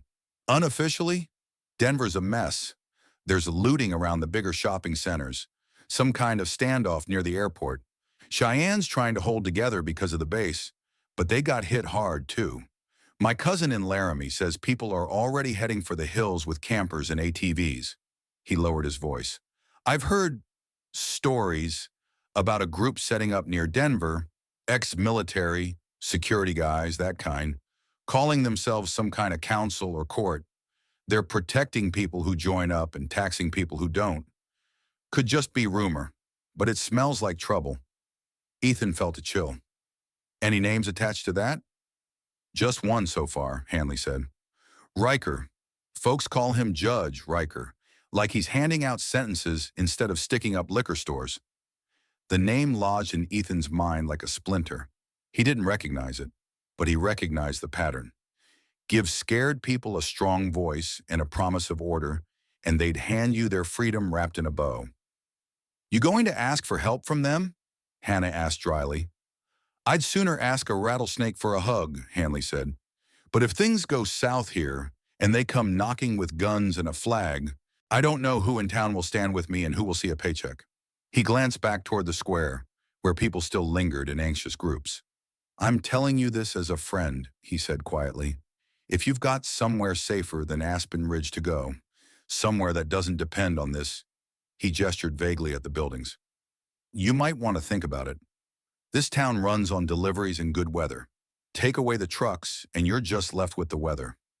Hannah's eyes narrowed. "Are you telling us to leave, Sheriff?" "I'm telling you I can't promise I'll be able to protect you here," he said. "Not with 3 deputies, a half-tank of gas in each cruiser, and 5 rifles in the whole department. If your friend Navarro really has a bunker in the mountains like Ethan says, that might be a better castle than this." Ethan blinked. "You remember Navarro?" Hanley shrugged. "You talked about him enough over beer. My paranoid scientist buddy who built a self-sustaining hermit kingdom in the Rockies. Thought you were exaggerating to make yourself sound less boring." "He wasn't my buddy," Ethan said, but his protest lacked heat. Hanley's gaze sharpened. "You thinking about going?" "We're considering it," Ethan admitted. "I don't want to drag my girls into something worse than this. But staying feels like sitting on a time bomb." "That's what I'm afraid of," Hanley said. "If you stay, I'll be glad to have you. You're good in a crisis. But if you go, I won't blame you." "Would you stop us?" Hannah asked. Hanley looked offended. "I'm not your warden. This isn't a prison." He hesitated. "Yet?" They parted ways with a handshake that felt heavier than usual. On the walk back, Hannah was quiet. Ethan could practically hear her thoughts grinding. "Say it," he said at last. She sighed. "I spend my whole life telling people not to run from problems. Face it, treat it, fix it. Now I'm standing in the middle of a town that's about to slide off a cliff, and the rational part of my brain is drawing arrows toward the mountains like they're the only exit." "You're allowed to want to live," Ethan said. "Heroism is expensive, and you've already paid more than your share." "It's not just heroism," she said. "It's responsibility. Those patients, I know their names. If I walk away, I'll see their faces every time I close my eyes." "You'll see Noah's too," Ethan said quietly. She flinched. "That's not fair." "It's true," he said. "He's out there. Maybe in a town like this, maybe worse. If you get somewhere with power and communication, maybe you can actually reach him, bring him here, or bring him there." They walked a few more steps in silence. "I hate that there's no right answer," she said finally. "Welcome to command," Ethan said. "You never get right answers. You get less wrong ones." When they reached the house, they found Maya and Liv sitting cross-legged in the living room with the crank radio between them, turning the handle like they were winding a toy.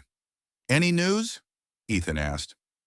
"Bunch of static and a guy in Oklahoma trying to organize a barbecue to keep spirits up," Maya said.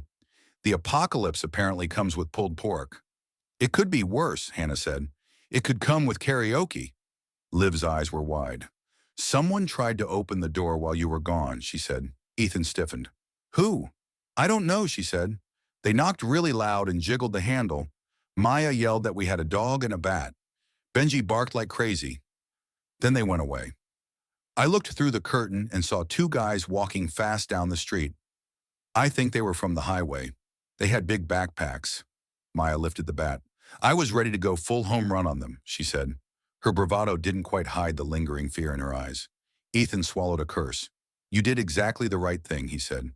"We're going to make it harder for anyone to get close." He spent the rest of the afternoon turning the modest house into something resembling a fortress. He screwed metal brackets into the window frames so they could be quickly boarded up from the inside if needed. He reinforced the front door with a crossbar made of 2x4 lumber and scrap steel. He duct-taped the smaller windows, so if they shattered, the glass wouldn't spray inward. Hannah inventoried the medical supplies they had at home. Bandages, ointments, a few leftover prescriptions, a bottle of antibiotics from a previous infection. It wasn't enough, but it was something. Later, they all sat around the table while the light outside faded from gold to gray. The map of Colorado lay between them, weighted at the corners with water glasses. Ethan traced a route with his finger. "We take County Road 14 out of town," he said. "Avoid the main highway as long as we can. Cut up through Miller's Pass, then west toward the reservoir. From there, a service road runs along the ridge. It's rough, but the Chevy can handle it if we're careful. That gets us within 20, maybe 30 miles of where Navarro's observatory should be. We finish the rest on foot if we have to." "Best case," Hannah said. "Worst case?" "Worst case, every one of those roads is blocked by abandoned cars, rock slides, or people who decided roadblocks were a good business model," he said. "But we adapt. We find alternate routes. We keep moving." Maya stared at the map. "How many days?" "2, if the roads are clear," he said. 4 or 5 if they aren't. Longer if we have to detour." Liv tapped a spot on the map at random. "This looks fun," she said. "It's all squiggly." "That means steep," Ethan said. "Our truck is old, not magical." Hannah drummed her fingers on the table. "If we leave," she said slowly, "we can't pretend we're just going on a weekend camping trip. We're committing. Once we get into those mountains, getting back out will be harder than getting in." "Would you rather stay?" Ethan asked. "I'd rather be in 3 places at once," she said. "Here, the clinic, and wherever Noah is." Silence settled over the table. Outside, a car roared down the street, music blasting, then screeched to a halt somewhere near the square. Angry voices followed. "We heard something at the clinic," Maya said quietly. "People talking. They said a patrol stopped a couple on the highway and took half their food for the community. The couple didn't even live here. They were just passing through. The patrol said if they didn't like it, they could go back to Denver." Hannah nodded grimly. "I heard similar at the market. Some of the neighborhood watch volunteers have decided they're the law now." "Hanley can't control all of them," Ethan said. "Not if they think they're keeping order in their own way." Maya looked at her father. "If we stay, are you going to join his watch?" He opened his mouth, then closed it. The answer he wanted to give and the answer he believed in were 2 different things. "I want to help," he said. "I also want you alive. Those 2 goals might not be compatible for long." Liv studied his face with unnerving seriousness. "When Mom died," she said softly, "you told me our job was to stay together. That was the rule. Are you going to break the rule?" The question landed like a punch. For a heartbeat, Ethan was back in the hospital room. The beeping machines, the 2 white sheets, the stale smell of hand sanitizer, and old grief. He remembered squeezing his daughter's hands, promising them that whoever else they lost, they would always have each other. He swallowed hard. "No," he said. "I'm not going to break that rule. Whatever we decide as a family, and we stay together." Hannah stared at the map for a long moment. Then she exhaled, the sound halfway between a sigh and surrender. If we leave at dawn, she said, I can go to the clinic tonight. Tell them I'll be gone a few days on a supply run. It's not technically a lie. I'll leave instructions for the most critical cases. If we can establish contact from Navarro's place, I can look for ways to get the meds. If we can't, then staying would only mean I get to watch them die slower. She looked up, eyes bright with a pain that had nothing to do with the fading light. I hate this choice. I do too, Ethan said, but I'd rather you hate it from somewhere with electricity. Maya's gaze flicked between them. So we're really doing this, she said. We're leaving. Yes, Ethan said. The word felt like stepping off a cliff and discovering that gravity still existed. We pack what we can carry and what the truck can manage. We leave at first light tomorrow before the town is fully awake. Once we're on the back roads, we'll be harder to stop. Liv's face lit up with something that looked suspiciously like excitement. Can I pick one toy to bring? She asked. Just one, Ethan said. Everything else has to earn its space. She immediately dashed off to her room, Benji thundering after her. Maya chewed on her lower lip. What about my laptop? She asked. It's basically a metal brick now, but if we find power and internet, you can bring it if you can carry it, Ethan said. But don't count on Wi-Fi in the apocalypse. She nodded. I know. It's just, I spent a year on that space simulation game. I wanted to see it reach beta. He smiled crookedly. Maybe you'll get to build the real thing. That night, the house became a staging ground. They filled backpacks with clothes, food, medical supplies, and tools. Maya insisted on bringing a small toolkit of her own. Screwdrivers, pliers, a soldering iron she hoped to someday power again. Hannah packed a compact med kit that looked too small for the responsibility it carried. Ethan loaded the Chevy's bed with fuel cans, water, a spare tire, a jack, and crates of canned food. He lashed everything down with ropes and ratchet straps until the truck looked like a cross between a camping trip and a refugee caravan. As darkness fell, distant flashes flickered on the horizon. Not lightning, but the orange bloom of fires. The air smelled faintly of smoke, carried on the wind from somewhere miles away. They slept in their clothes, bags packed and lined up by the door. Sometime in the deepest part of the night, when even the anxious town had fallen mostly silent, Ethan woke to a faint, scraping sound. His hand went instantly to the pistol under his pillow. He lay still, listening. There it was again. A subtle rattle, as if someone were testing the weight of the front door. He slid off the couch without a sound and moved to the hallway. Moonlight painted the floor in pale strips. From the girl's room came the soft hiss of Liv's breathing. The scraping at the door grew slightly bolder. He wrapped his fingers around the pistol grip and eased the safety off. Then in a calm, caring voice, he said, Doors barred, house is occupied, and I'm armed. You want trouble, keep trying. The scraping stopped. For a moment, there was only the faint creak of the porch boards. Then a man's voice slurred. Just looking for my brother's house. Your brother doesn't live here, Ethan said. Keep walking. Muttering, stumbling footsteps receded down the street. Ethan waited until the night settled again before returning to the couch. He didn't sleep exactly. He hovered somewhere between waking and dreams, mind racing ahead on mountain roads that didn't yet exist beneath their tires. Dawn came gray and hushed. The sky over Aspen Ridge looked pale and innocent, as if it hadn't destroyed the world 2 days before. They ate a quick breakfast of peanut butter on crackers, washed down with careful sips of water. Liv clutched the one toy she'd chosen, a stuffed wolf whose fur was more gray than white now, one eye slightly loose. Maya had her laptop in a padded sleeve slung across her back, along with her hand tools and a small notebook. Hannah stood in the doorway, backpack strapped tight, the bat now hanging from a loop on her pack, like a very personal banner. They gathered for a moment in the living room, surrounded by the familiar clutter of their life, a life they were about to walk away from. Ethan looked at the family photo on the wall, the 4 of them, taken before the sickness and the hospital and the funeral. His wife smiled out from the frame, hair blown by a mountain breeze, eyes bright. He touched the edge of the frame with his fingertips. We'll be back, he said, not entirely sure who he was telling. Then he turned to his daughters, to Hannah, to the waiting world. Okay, he said, once we drive out of this driveway, we're on mission. No second-guessing every mile. We move forward. We watch each other's backs. We don't stop unless we have to, and we don't play hero for strangers unless it won't get us killed. Understood? Maya nodded, jaw set. Understood. Liv lifted her stuffed wolf in a solemn salute. Understood, Captain Dad. Hannah managed a wry smile. Understood. And for the record, I outrank you in medical emergencies.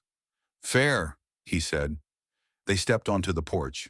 The morning air was cold and thin, carrying the smell of dew and distant smoke. A few neighbors watched from their windows as Ethan loaded the last bags into the truck. Mrs. Talbot called from her porch. You going somewhere, Ethan? Just up to the reservoir, he lied smoothly. Checking on the water situation. Might be gone a couple of days. You be careful out there, she said. I heard there were roadblocks. Always am, he said. Sheriff Hanley's cruiser rolled slowly past, engine coughing.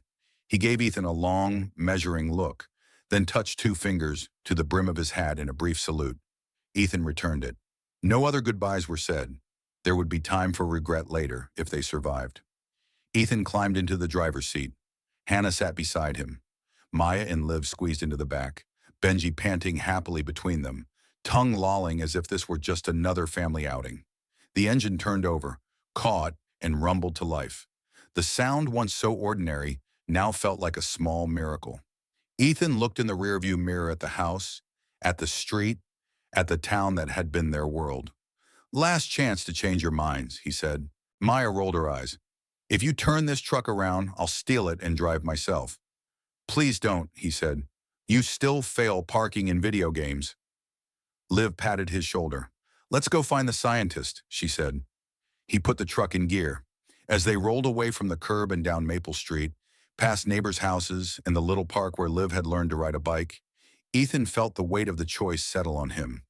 Not as a crushing burden, but as a solid, undeniable fact. They had chosen the road. Ahead, the back way out of town wound between fields and stands of pine toward the foothills that rose like dark teeth against the brightening sky.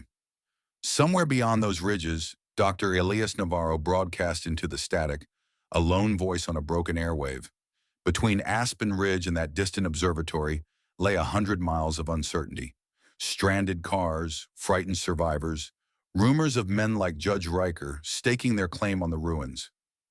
Ethan tightened his grip on the wheel. Hang on, he said, and the truck carried them out of their old life and onto the first stretch of the road that would change everything. Chapter 4. Highways of Ghosts. The road out of Aspen Ridge narrowed quickly. Within 15 minutes, the houses thinned to scattered farmsteads, then to open fields broken only by rusting irrigation rigs and the occasional stand of wind-twisted pines. The town slipped away in the rearview mirror like a dream Ethan wasn't sure he'd ever see again. For a while, there was only the hum of the Chevy's engine and the rattle of gear in the back. The early sun turned the fields to patchwork gold.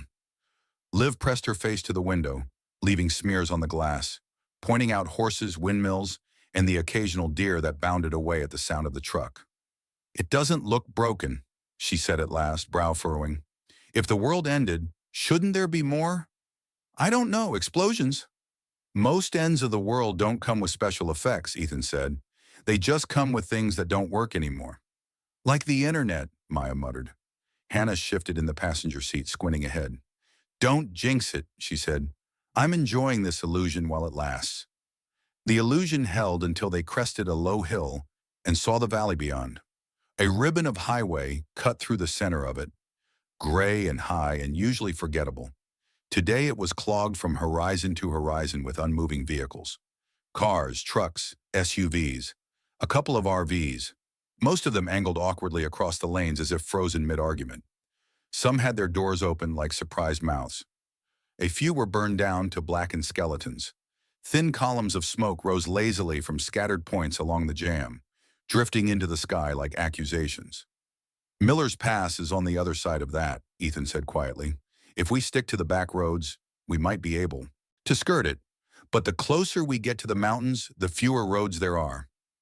Looks like everyone had the same idea, Hannah said. How did they all run out of gas at the same time? Liv asked. They didn't, Maya answered. Engines that depend on electronics got fried 2 days ago. Some of these cars probably died all at once while people were going 70. Liv's eyes widened. That's not good. Very not good, Maya said. Ethan slowed as the dirt road dipped toward the highway. We'll keep our distance as long as we can, he said, but we might need to get close to find a way across. As they approached, the smell reached them. The sour tang of exhaust, burned rubber, spilled gasoline, and too many unwashed bodies in one place. The silence of the countryside broke apart into fragments of human noise. Babies crying, someone shouting for a lost dog, the metallic clang of a car hood being slammed shut. They turned onto a frontage road that paralleled the highway. It was clogged too, but less completely. Ethan eased the truck around a stalled delivery van, then a sedan with its hood up and its driver staring hopelessly at the tangle of wires inside. People watched the Chevy roll past with hungry, measuring eyes. Some held up plastic bottles, miming drinking, their faces pleading. Others just stared, arms crossed, unreadable. Keep the windows up, Ethan said softly. We don't have enough for everyone. That doesn't mean we should help no one, Hannah said. I know, he said. We just have to choose very carefully where we stop. We're a moving target, not a relief truck. They drove slowly, the truck weaving through obstacles like a tired animal, picking its way through fallen branches. Twice Ethan paused to let someone drag a cart out of the way, nodding his thanks without making eye contact. He felt the weight of the water in the bed like a spotlight on his back. After a few miles, the frontage road narrowed to a single lane, then turned to gravel. Ahead, orange cones and a cluster of vehicles blocked the way. Looks like the end of the line, Ethan said. He coasted to a stop. A hand-painted sign leaned against one of the cones. Camp Mile 132. Water, trade, help. Tents and tarps had been set up in the field beside the road, a makeshift village of nylon and canvas. Smoke rose from a couple of campfires. Someone had strung a blue tarp between two SUVs to create shade, and under it a woman ladled something from a pot into plastic cups. Refugees, Hannah said. Same as us, Ethan said. We're just on wheels. Maya leaned forward. We should at least see if they have information, she said. They might know what the roads are like ahead. Ethan hesitated, then nodded. We stay close to the truck, he said. No one wanders. If this feels wrong, we leave. Agreed? Agreed, Hannah said. They parked on the edge of the encampment. As soon as the engine died, people drifted closer, drawn by curiosity and the lure of a working vehicle. A man in his 50s with sunburned cheeks and a baseball cap approached, hands held out to show they were empty. Morning, he said. Name's Dale. We've been coordinating things here. You folks coming from the east? Small town, Ethan said noncommittally. Just passing through. Passing through to where? Dale asked. West, Ethan said. Mountains. Dale whistled low. You and half the state, he said. You got a specific destination or just heading for higher ground? A friend, Ethan said. We're not tourists. Dale's gaze flicked to the supplies in the back of the truck. Looks like you're better set than most. Good for you. We've got water from a stream down that way, filtered as best we can. Food's thin. Some folks are trading, some just sharing. His eyes lingered on their water jugs. We could use any help you're willing to give. Hannah stepped forward. I'm a nurse, she said. If you've got injuries, infections, anything like that, I'll take a look. I can give you some basic supplies, but I don't have enough to stock a whole camp.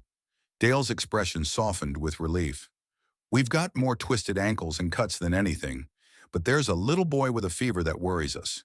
His mama's about ready to lose her mind. If you could spare a look. Hannah shot Ethan a questioning glance. He nodded. Go, he said. I'll stay with the truck. I'll come with you, Maya said. I can help. Hannah hesitated, then nodded. Stay right next to me, she said. Don't go off playing with anyone's solar chargers. Liv tugged Ethan's sleeve. Can I? Stay, he said gently. We don't want to overwhelm them, and I need a co-pilot. She sighed but stayed by the truck, petting Benji, who was busy sniffing every new scent the camp offered. Ethan watched as Hannah and Maya followed Dale into the maze of tents. He kept one hand resting on the truck's open door, the other near his belt where his pistol rested, hidden but ready. People drifted by, some asking cautious questions, others just watching. A teenage girl with tangled hair and headphones around her neck, even though they could no longer play music, stared at the Chevy with naked envy. "Does it use a lot of gas?" she asked. "Enough," Ethan said. "My dad says we should have bought an old truck instead of a hybrid," she said. "Says he never thought the future would punish us for saving the planet." Ethan didn't have an answer to that. After a while, Hannah and Maya returned. Hannah looked tired but relieved. "The boy's fever's not from anything exotic," she said quietly. "Probably just a virus. I gave his mother instructions on fluids and signs to watch for. Left a few. Tablets, they won't go far, but they'll help for now." Maya added, "Dale says there's another camp 10 miles ahead where the highway crosses the river. Bigger than this one. They've seen guys on ATVs riding up and down the lanes. Armed. Pulling people out of their cars if they've got skills." "Riker's people?" Ethan asked. "Maybe," she said. They didn't know the name, but they heard there's some kind of militia controlling the interchange near Denver. They call it the Court. Dale walked up as she finished. "We've been telling folks to stay away from any group that says they're judging who's worthy," he said. "They'll take your supplies, your car, and your pride if you let them. They came through here once, a few days ago. Said they'd be back to offer protection. We told them we were fine on our own." "How many?" Ethan asked. "Half a dozen the first time," Dale said, "but they hinted there were more farther down. Better armed, too." Ethan's jaw tightened. "Thanks for the warning." Dale shifted his weight. "Look, I know you've got your own destination," he said, "but if you can spare a gallon or two of fuel, we've got a couple of folks here who are trying to get a generator running for the elderly. We're trading whatever we can, blankets, tools, a decent tent." Ethan glanced at Hannah, her lips pressed together in the look he recognized from the clinic when she had to choose who got the last dose of something precious. "We can spare a gallon," Ethan said. "Maybe two. But that's it. We've got a long way to go." Dale nodded. "That's more than most," he said. "Thank you." They siphoned off 2 gallons into a metal can and handed it over. In exchange, they received a small but well-made water filter and a pair of sturdy wool blankets. "Watch the west," Dale said as they climbed back into the truck. "If you see riders with a black and white flag, skull with a set of scales under it, that's the Court. Don't talk to them if you can avoid it." "We'll do our best," Ethan said. They left Camp Mile 132 behind, the tents shrinking in the mirrors until they were just colorful smudges against the field. For the next hour, the road dipped and wound through low hills, occasionally cutting close enough to the highway for them to glimpse the great stalled river of metal. At one point, they passed a cluster of cars that had been pushed aside into a tight knot. Their windows were smashed, their interiors stripped. "Stripped for parts," Maya said. "Or for anything people could sell," Hannah said. "Even in the apocalypse, someone's thinking about profit." Liv covered her stuffed wolf's eyes. "Don't look," she whispered to it. Eventually, the frontage road narrowed to almost nothing and started to climb. The mountains rose ahead, darker now, their peaks patched with lingering snow. "We're going to have to cross under the interstate soon," Ethan said. "There's a service road near the river. If that's blocked, we'll have to improvise." As if summoned by his words, a cluster of vehicles appeared ahead, blocking the road at the base of an overpass. 2 pickup trucks had been parked nose to nose across the lane, leaving only a narrow gap between them. A metal drum burned between the trucks, sending up greasy smoke. Several men lounged nearby, rifles slung or propped within easy reach. A piece of cloth hung from a makeshift pole, a banner painted in black and white with a crude image of a skull above a set of scales. "Well," Hannah said, "that's subtle." Liv leaned forward. "Is that?" "That's them," Ethan said. His voice had gone very calm and very flat. "The Court. Riker's people." Maya swallowed. "Do we turn around?" "Too late," he said. "They've already seen us." One of the men, tall and broad-shouldered, stepped into the center of the road and raised a hand. He wore a tactical vest over a faded flannel shirt, and his beard was trimmed with military precision. The others watched with lazy interest, but Ethan knew better than to be fooled by their posture. He slowed the truck and rolled to a stop several yards away.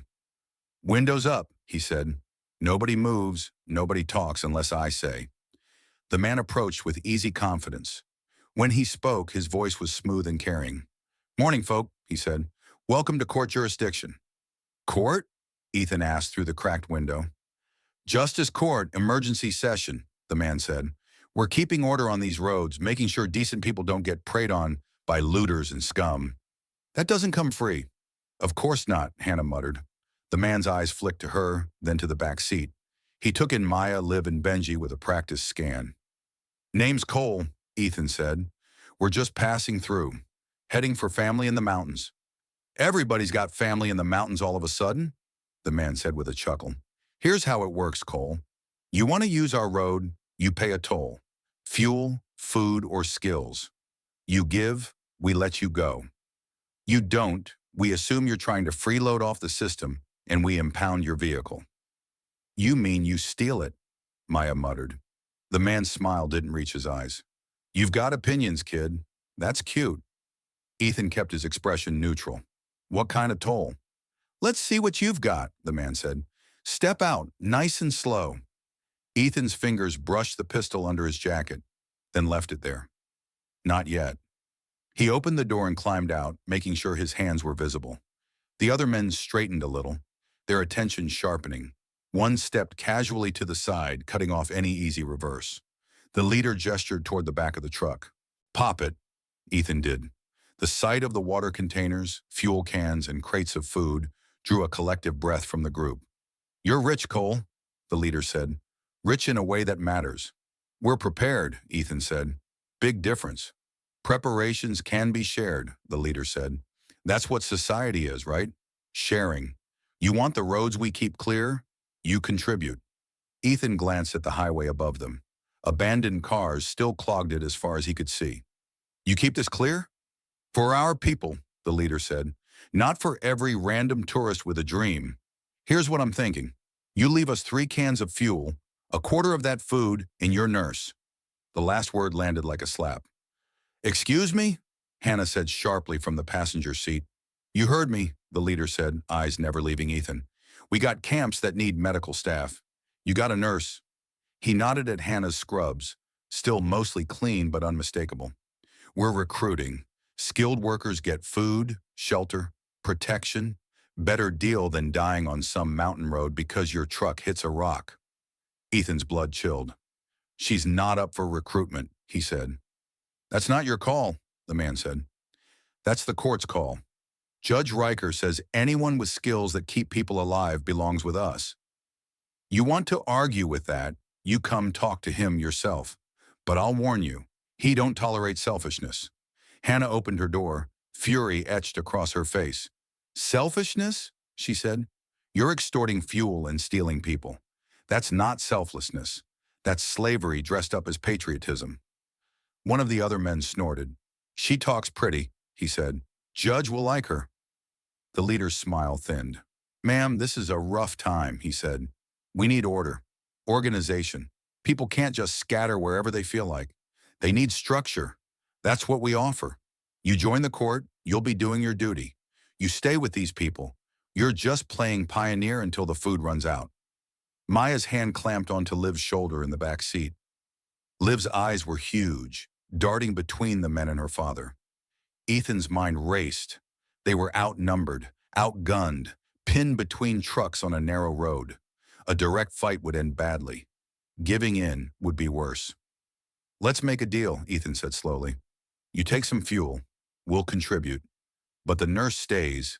She's got her own dependent to care for." He jerked his chin toward Maya and Liv. "You start pulling mothers out of trucks and you're going to have a lot of panicked kids on your hands." "Kids are the future," the leader said. "The court will take care of them too." He studied Ethan's face. "I can tell you're a reasonable man. Don't make me choose between following orders and letting you go, because I kind of like your attitude." "Your attitude sucks," Hannah muttered. The leader's eyes snapped to her. "Last chance, ma'am," he said. "Come willingly, and we'll treat you like the valuable asset you are. Make me drag you out, and you're just another mouth that needs discipline." Ethan made his decision. He let his shoulders slump a little, as if in resignation. Okay, he said. Okay, let me get her bag. She's going to need it. Now we're talking, the leader said. He stepped back half a pace, giving Ethan room. Ethan walked to the passenger side, heart pounding a staccato rhythm in his chest. He opened the door and leaned in, his body blocking the view from the men as much as he could. Maya's eyes met his. In them, he saw fear and trust. We're not giving them Hannah, she whispered. I know, he said quietly. I need you to do something. He moved his hand as if reaching for Hannah's medical bag, but instead he slid it down to the emergency brake lever between the seats. With his other hand, he flipped the hood release. On my count, he murmured. 3, 2. He yanked the emergency brake up hard, then shoved the gear shift into reverse and slammed his foot on the gas. The Chevy's rear tires screamed as they spun on the gravel. The truck lurched backward, slamming into one of the pickups that blocked the road behind them. The impact sent a jolt through the frame and knocked one of the armed men flat. Shouts erupted. At the same instant, Maya reached across and hit the hood release a second time, making sure it popped fully. Ethan shoved the door open, grabbed the edge of the hood, and heaved it up. Steam burst from the engine compartment in a white cloud. More dramatic than dangerous, courtesy of the extra coolant cap he'd loosened back in Aspen Ridge, just in case. The cloud billowed between the Chevy and the men, momentarily obscuring their view. What the? Someone yelled, coughing. Ethan dropped the hood with a crash, dove back into the driver's seat, and slammed the gear shift into drive. Hold on, he shouted. The truck surged forward. The men, still coughing and blinded by steam, scrambled out of the way. Ethan aimed for the narrow gap between the two blocking pickups where the burn barrel sat. The barrel clipped the side of the Chevy with a screech of metal, tipping over and sending a spray of flaming embers across the gravel. The men shouted and scattered, stomping at sparks to keep them from catching the dry grass. Gunshots cracked behind them, sharp and deafening. A side mirror exploded. A bullet punched a neat hole in the tailgate. Down! Hannah yelled, shoving Liv and Maya toward the floorboards. Benji barked wildly, more from adrenaline than understanding. The Chevy bounced over the uneven ground, fishtailing as Ethan fought for control. He didn't dare look back. Ahead, a narrow dirt track veered off from the main road and dove into a stand of trees. Forest Service Road, he gasped. Hang on. He wrenched the wheel and took the turn too fast. The truck slid, tires spitting gravel, then caught traction and shot between the trees. Branches whipped the sides of the vehicle, scratching the paint with long, angry fingernails. The roar of the engine and the hammering of his own heartbeat drowned out anything else. For a few terrifying seconds, Ethan expected to see ATVs or trucks behind them, swarming like angry hornets. But when he risked a glance in the rearview mirror, the road behind was empty, the gap between the trucks already closing with smoke and shouting figures. They're not chasing? Maya panted. They will, Ethan said. Once they put out the fire and realize which way we went, we need to make distance while we can. The track was rough, barely more than twin ruts through the forest. Roots and rocks turned the ride into a constant jolt. Liv squeaked every time the truck lurched, clutching her stuffed wolf and Benji in a death grip. Is this road on the map? Hannah asked, bracing herself against the dashboard. Sort of, Ethan said. It's one of those faint gray lines nobody pays attention to. With luck, it'll reconnect to the service road near the river. And if we're not lucky, then we get really good at hiking, he said. They drove for what felt like an hour, but was probably closer to 20 minutes, the forest closing in around them. The sunlight filtered through the branches in broken shards.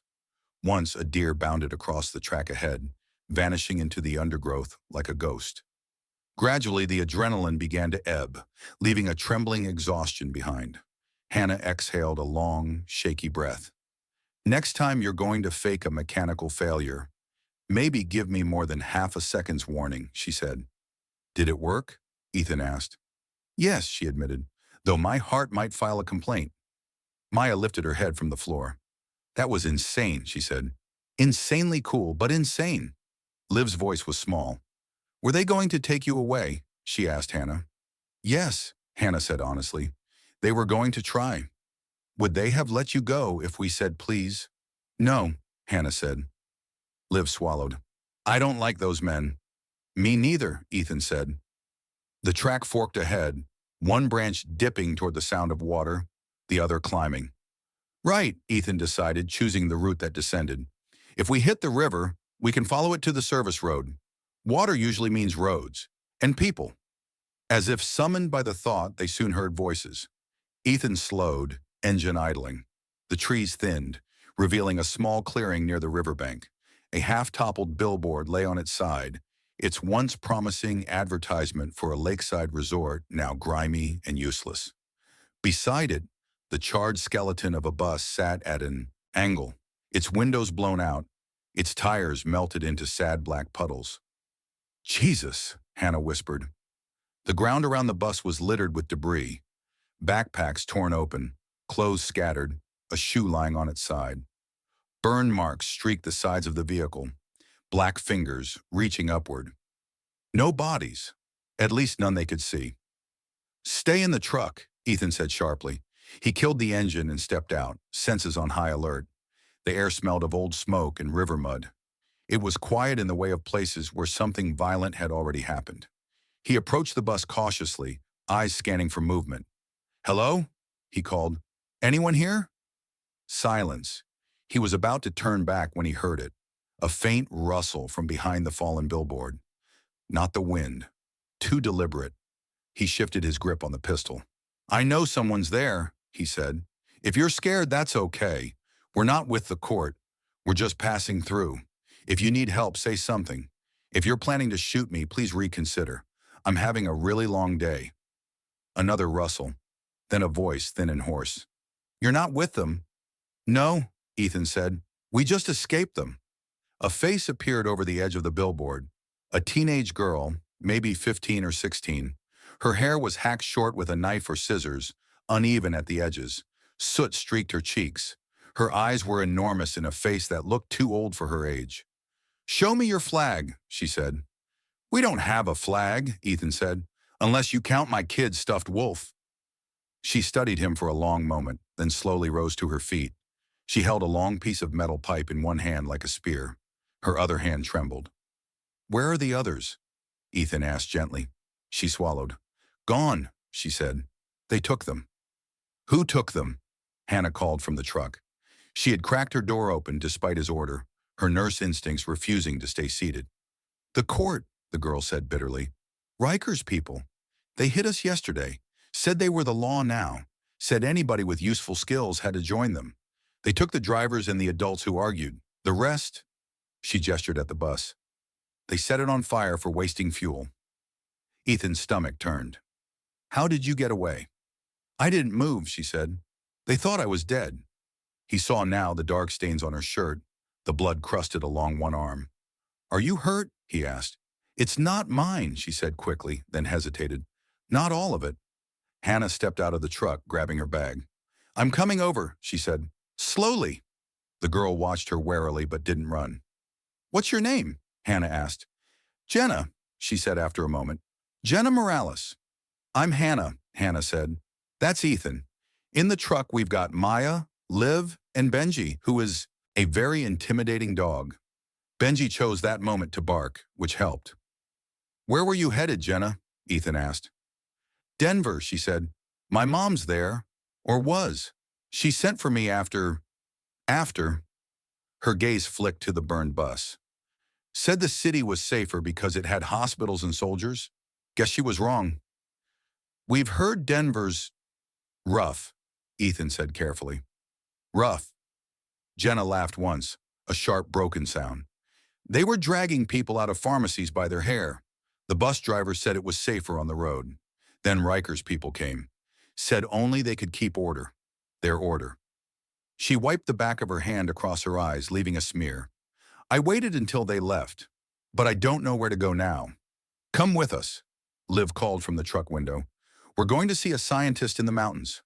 Liv, Ethan said mildly, maybe let me make the offers. Jenna's gaze darted between them. Why would you help me, she asked. Because we can, Ethan said. Because we have empty space in the truck, and it would be a sin to leave it that way. Because my oldest is your age, and I wouldn't want someone to leave her behind. Take your pick. Hannah added, Also, my conscience is already overloaded. I am not adding left traumatized teenager and burned out bus to the list. Jenna hesitated, then stepped away from the billboard. Up close, Ethan could see the fine tremor in her hands, the way her shoulders were set like someone braced for a blow. I don't have any stuff, she said. They took it. I just have this. She lifted the metal pipe. You can bring it, Ethan said. Every convoy needs a spear. For the first time, something almost like a smile flickered across her face. They cleared a space for her in the back seat. Liv immediately scooted over, stuffed wolf and all. Hi, Liv said brightly. I'm Liv. This is Fang. That's Maya. She's moody but nice. I'm not moody, Maya said automatically, then caught herself. Okay, I'm a little moody. We just escaped a cult. They're not a cult, Jenna said dully. They're worse. Cults at least pretend to be about love. Riker's about rules. That's what makes him dangerous, Ethan said, climbing back into the driver's seat. People like that attract the scared ones. Give them a script and a flag, and they'll do anything. As they pulled away from the clearing, Jenna watched the burned bus shrink in the rear window, her hands clenched in her lap. Do you want to say goodbye? Liv asked softly. I already did, Jenna said, when I thought I was going to die with them. The forest thickened again. The track grew steeper, then began to level out. After another half hour of cautious driving, they emerged near a narrow bridge over the river. A rusted sign announced Service Road 7, authorized vehicles only. See, Ethan said, we're authorized by sheer desperation. They crossed the bridge and rejoined a more defined gravel road that followed the water. To the north, they could see the interstate again through breaks in the trees, a frozen river of metal, and somewhere along it, the reach of Riker's Court. As the sun dipped toward the west, shadows lengthening, they found a small pullout near the river and decided to stop for the night. Ethan didn't like the idea of driving these roads in the dark, not with their nerves frayed and their reaction times dulled. They made a small camp on the gravel beside the truck, keeping their fire tiny and mostly hidden. Liv and Jenna sat close, sharing Fang and a blanket. At first their conversation was halting, but soon Liv's relentless curiosity wore down Jenna's reserve. What's Denver like? Liv asked. Loud, Jenna said. Big. Before all this it was, I don't know, busy. Now it's just scared. Do they have dragons on the buildings? No, Jenna said. Just pigeons. Lots of pigeons. Pigeons are like tiny dragons, Liv said confidently. Jenna actually laughed at that, a small surprise sound. Maya sat nearby, turning the crank radio slowly. Static answered, then fragments of voices. Denver emergency broadcast. All citizens advised to report to, repeat, do not, vigilante groups claiming authority. Another burst of static. Court of Restoration hereby announces jurisdiction over Highways 70 and 25. All travelers required to submit to confiscation of... Maya snapped the radio off. That's enough of his voice for today, she said. Hannah stared into the small flame of their fire. I thought the scariest thing about this would be nature, she said. Cold, hunger, disease. Turns out it's still just people. Nature is honest about trying to kill you, Ethan said. People are creative. Jenna hugged her knees. Riker's not going to stop, she said. He likes hearing himself talk. He's on every broadcast his people hijack. Says he's restoring justice. Justice for who? Maya asked. For the ones who follow his rules, Jenna said. Everyone else is guilty of something. They just haven't been judged yet. Silence settled over them, heavier than the gathering dark. Ethan looked up at the strip of sky visible between the trees. Stars pricked through one by one, sharper and more numerous than he remembered from the days when city lights blurred them. The highways are his, he said finally, but the mountains aren't. That's our advantage. He can't be everywhere. Yet, Hannah said. Yet, Ethan agreed. So we stay off his roads as much as we can. We listen, we watch. And if we have to cross his territory, we do it fast and dirty, not politely. Liv yawned hugely. I don't like Riker, she announced. Good, Ethan said. You have excellent taste in enemies. He took first watch. sitting on the truck's bumper with the pistol across his lap and the small fire at his back.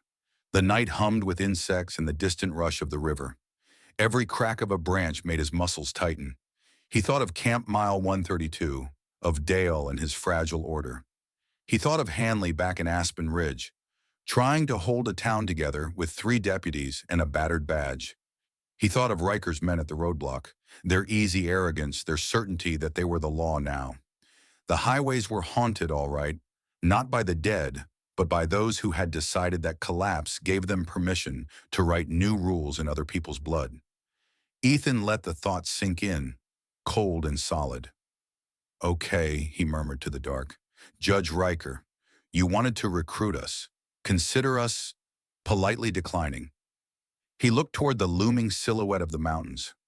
"Navarro," he whispered, "you better be up there, and you better have some answers." Behind him, his small, mismatched family slept huddled together under blankets.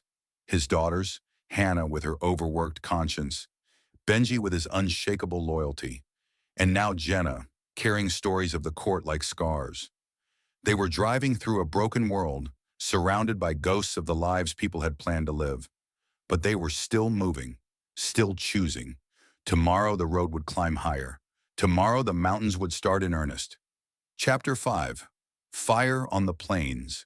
Morning came with a hard white light and the smell of smoke still faint on the air.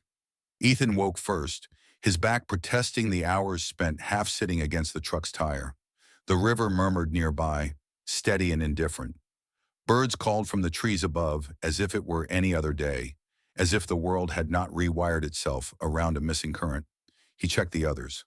Hannah lay rolled in a blanket close to the embers of last night's fire, one hand still resting on her medical bag even in sleep. Maya and Jenna had ended up back-to-back under the same wool blanket, the awkward distance of strangers replaced by the unconscious trust of people who had shared a nightmare. Liv slept with one arm flung over Benji, who snored softly, paws twitching as if chasing something in his dreams. Fang, the stuffed wolf, stared at the sky from under Liv's other arm, one button eye gleaming. For a moment, Ethan let himself simply watch them. This little knot of people, thrown together by accident and choice, was now his responsibility.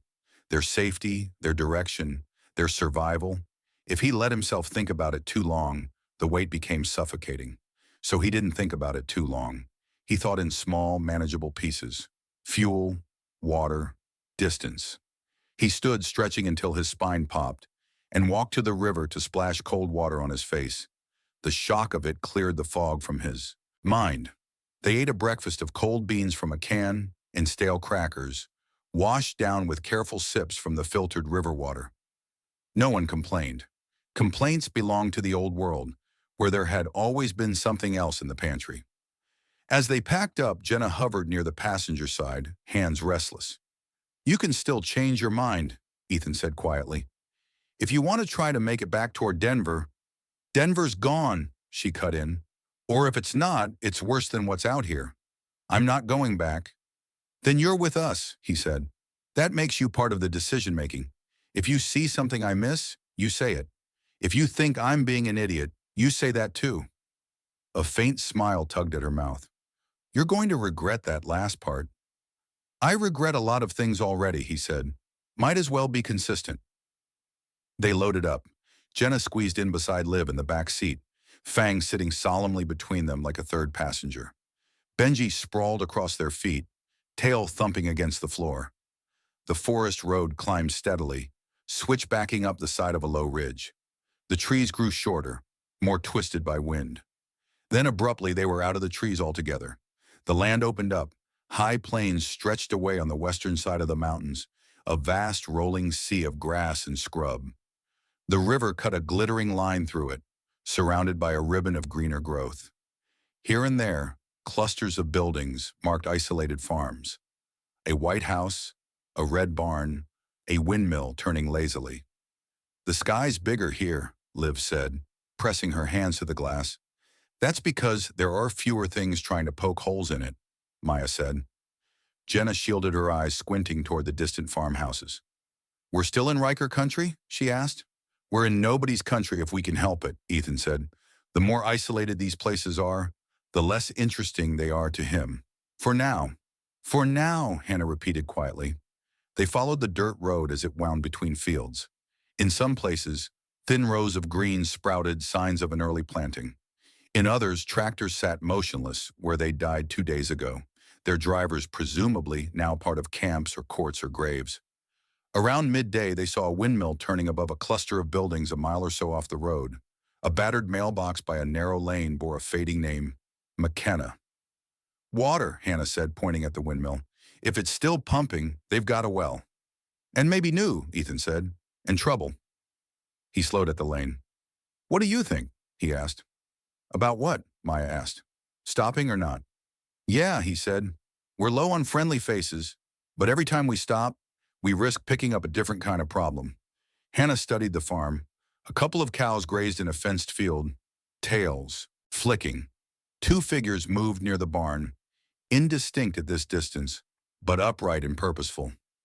We need information, she said, and I'd like to see how other rural folks are handling this.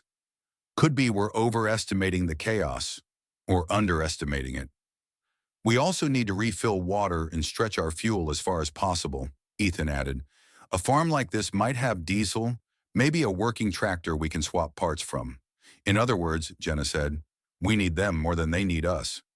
Pretty much, Ethan said, which is why we go in respectful. We offer something before we ask for anything.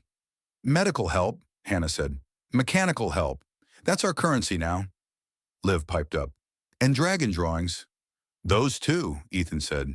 Never underestimate the barter value of dragons. He turned down the lane. As they approached, a figure emerged from the barn and wiped his hands on a rag. A man in his late 50s, tall and broad-shouldered, his hair more gray than brown, wearing faded overalls and a hat with a Seed company logo. He watched the truck approach with a guarded expression. When Ethan stopped a respectful distance from the house, the man lifted one hand. Not quite a wave, not quite a warning. Morning, Ethan called out the window. Depends on your definition, the man replied. Fair, Ethan said. He stepped out slowly, keeping his hands visible. We're travelers, heading west. We saw your windmill and we're hoping to refill some water. We can pay. The man snorted softly. Unless you're carrying diesel or miracle seeds, I doubt you've got anything I want. Mechanical skills and medical training, Ethan said. Truck repair, small engine work. And my friend here is an ER nurse. Hannah climbed out, raising a hand. Hannah Park, she said. If anyone's sick or hurt, I can take a look. We can't stay long, but we can help while we're here. The man's gaze sharpened. Nurse, huh? Yes, she said. I've been at the Aspen Ridge Clinic the last few years. Doug Hanley's town, he said. Sheriff with the sad eyes, that about right? Sounds like him, Ethan said. The man hesitated, then nodded once. Name's Tom McKenna, he said. This is my place. That's my wife, Irene. He gestured toward the house, where a woman in a sun-faded dress now stood on the porch, watching with folded arms. We've got our share of bumps and bruises. You help with that, you can have all the water you can haul and a reasonable amount of diesel. Fair? More than fair, Hannah said. They introduced the rest of the group. Irene came down from the porch as Liv, Jenna, and Maya climbed out. Her face was lined and weathered, but her eyes were sharp. You've got a full load there, she said. Family? Some, Ethan said. Some new arrivals. Irene's gaze lingered on Jenna's soot-streaked clothes and hollow eyes. You look like you got dragged behind a truck, she said gently. Bus, Jenna said. It burned. Irene's mouth tightened. You're safe here for as long as you stay, she said. We may be broke, but we're not cruel. Over the next hour, the farm became a flurry of purposeful activity. Hannah examined Irene's bandaged hand, cut 2 days ago on a piece of broken glass when the kitchen lights went out. The wound was red and puffy under the improvised wrappings. You're about 3 days away from a serious infection, Hannah said. Good news is, I've still got proper antiseptic and a few antibiotics. You a miracle worker? Irene asked. Just someone who hoards medical samples, Hannah said. But if you want to call it a miracle, I won't argue. Ethan followed Tom to the barn, where a green tractor sat half disassembled, its hood open and tools scattered around it. Old girl won't start, Tom said. She survived the solar tantrum better than the newer rigs, But now she's coughing and dying anytime I try to give her work. Ethan listened as Tom tried to crank the engine. It turned over reluctantly, sputtered, and then backfired with a sound like a small explosion before dying. "Fuel's getting there," Ethan said. "Spark's not happy, though. Mind if I poke around?" "Be my guest," Tom said. "I'd like to be able to run this thing again before I die." Maya joined them a few minutes later, wiping grease from her fingers. "I helped Jenna and Liv carry water," she said. "Can I watch?" Tom eyed her. "You know anything about engines, kid?" "She knows a disturbing amount," Ethan said. "She rebuilt a lawnmower once because she was bored and wanted to understand combustion." Maya rolled her eyes. "That was one time." Together, she and Ethan worked through the tractor systems. Ethan marveled again at the simplicity of older machines. No computer, no diagnostic port, just metal, fuel, and spark. "Coil's cracked," he said, holding the offending part up. A hairline fracture ran along its surface. It was on its last legs anyway. The EMP probably pushed it over the edge. "You got a spare in that magic truck of yours?" Tom asked. "Not for this exact model," Ethan said, "but give me a bit." He took the coil to the Chevy and rummaged through his box of scavenged parts. With a little creative rewiring and some aluminum foil, he fashioned an adapter that would let a smaller coil from a different engine stand in. "This is ugly," he said, installing the jury-rigged setup. "But ugly is the new functional." Tom turned the key. The engine complained, coughed, then rumbled into a rough but steady idle. Tom's face lit up. "Well, I'll be damned." "Please don't be," Ethan said. "We need your fuel." Tom laughed, the sound rusty but genuine. "You'll get it," he said. "You just brought my heart rate down by 20 points. Near the house, Hannah sat on the porch steps next to a boy of about 10 with a badly scraped knee. Liv hovered nearby, Fang perched in her lap, while Jenna watched from the porch rail. "It looks worse than it is," Hannah told the boy as she cleaned the wound. "All the dirt makes it dramatic." "It really hurts," he said through gritted teeth. "That means it still works," she said.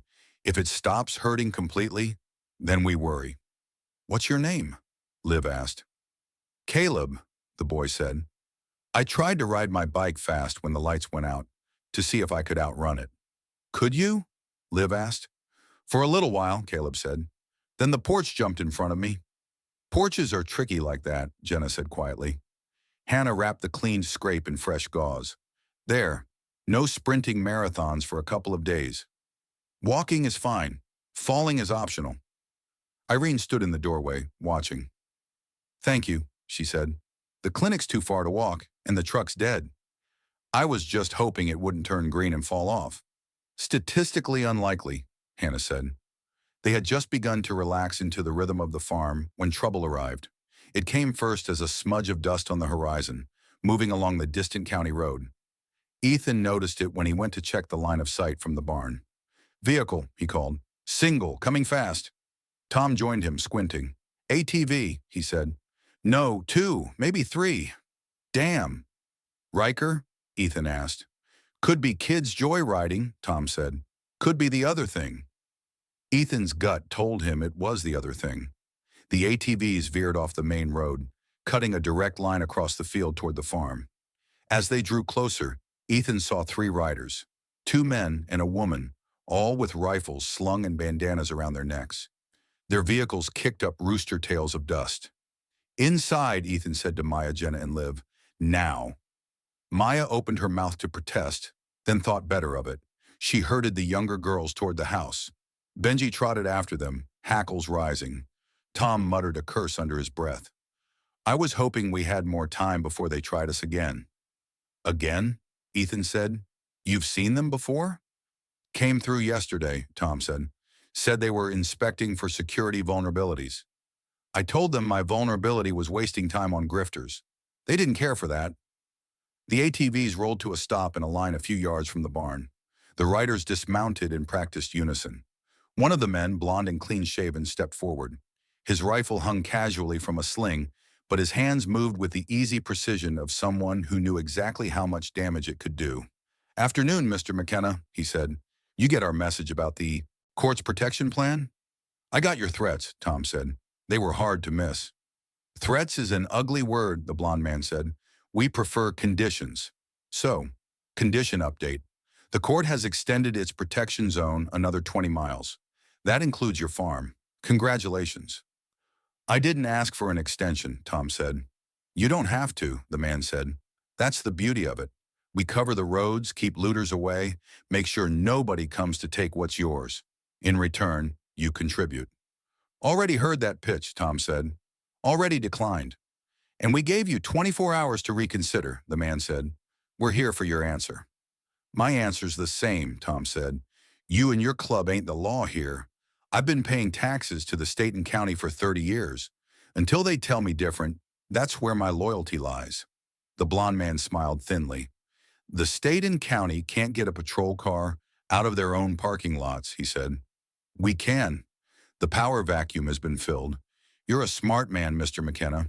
I'd hate to see your property catch fire because some stray cigarette found dry grass while we weren't here to stop it. Ethan stepped forward. Seems to me, he said, that if you're the ones talking about fire, you're the bigger danger. The man's gaze flicked to him. And you are? Just a mechanic on my way through, Ethan said. Helped Mr. McKenna with his tractor. Heading on in a bit. Mechanic, the man repeated. Useful. You planning to join the court? We've got a place for skilled hands. Hard pass, Ethan said.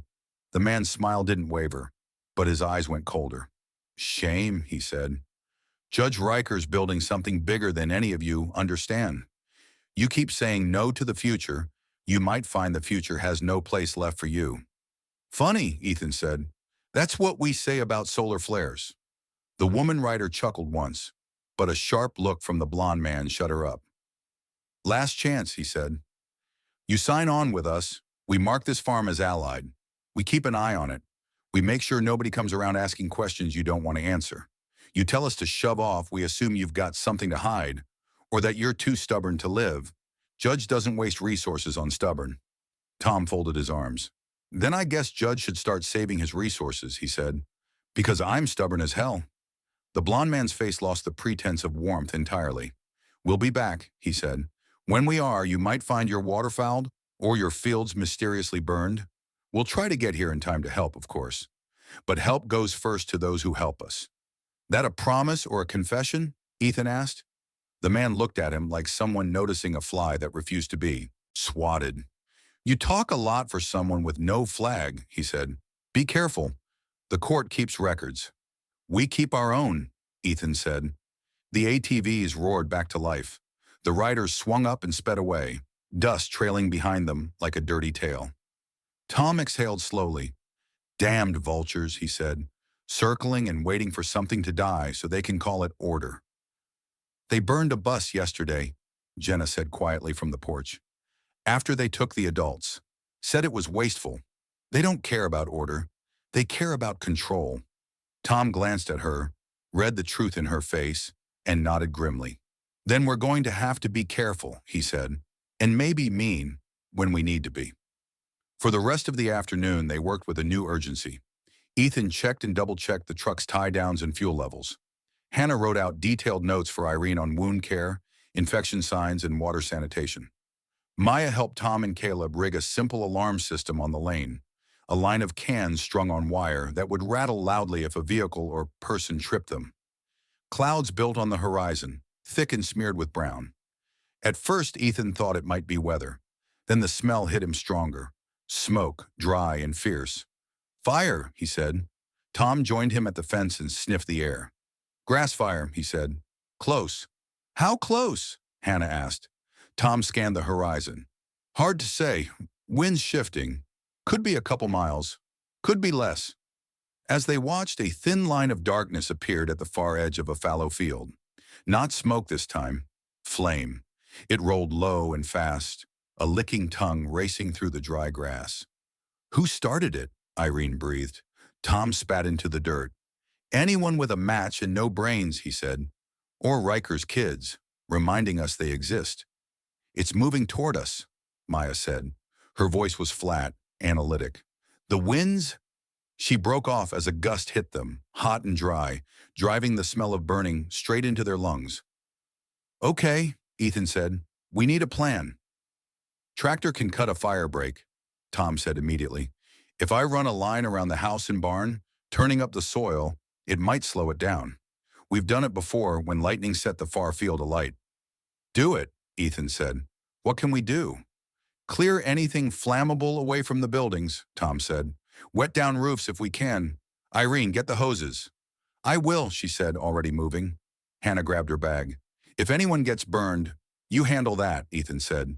Maya, Jenna, Liv, help Irene shove anything that can catch away from the house. Wood piles, hay bales, whatever. Benji will help Liv, Jenna said. He sticks to her like glue anyway. Good, Ethan said. I'll help Tom with the tractor and check the truck. If this goes bad, we might need to evacuate.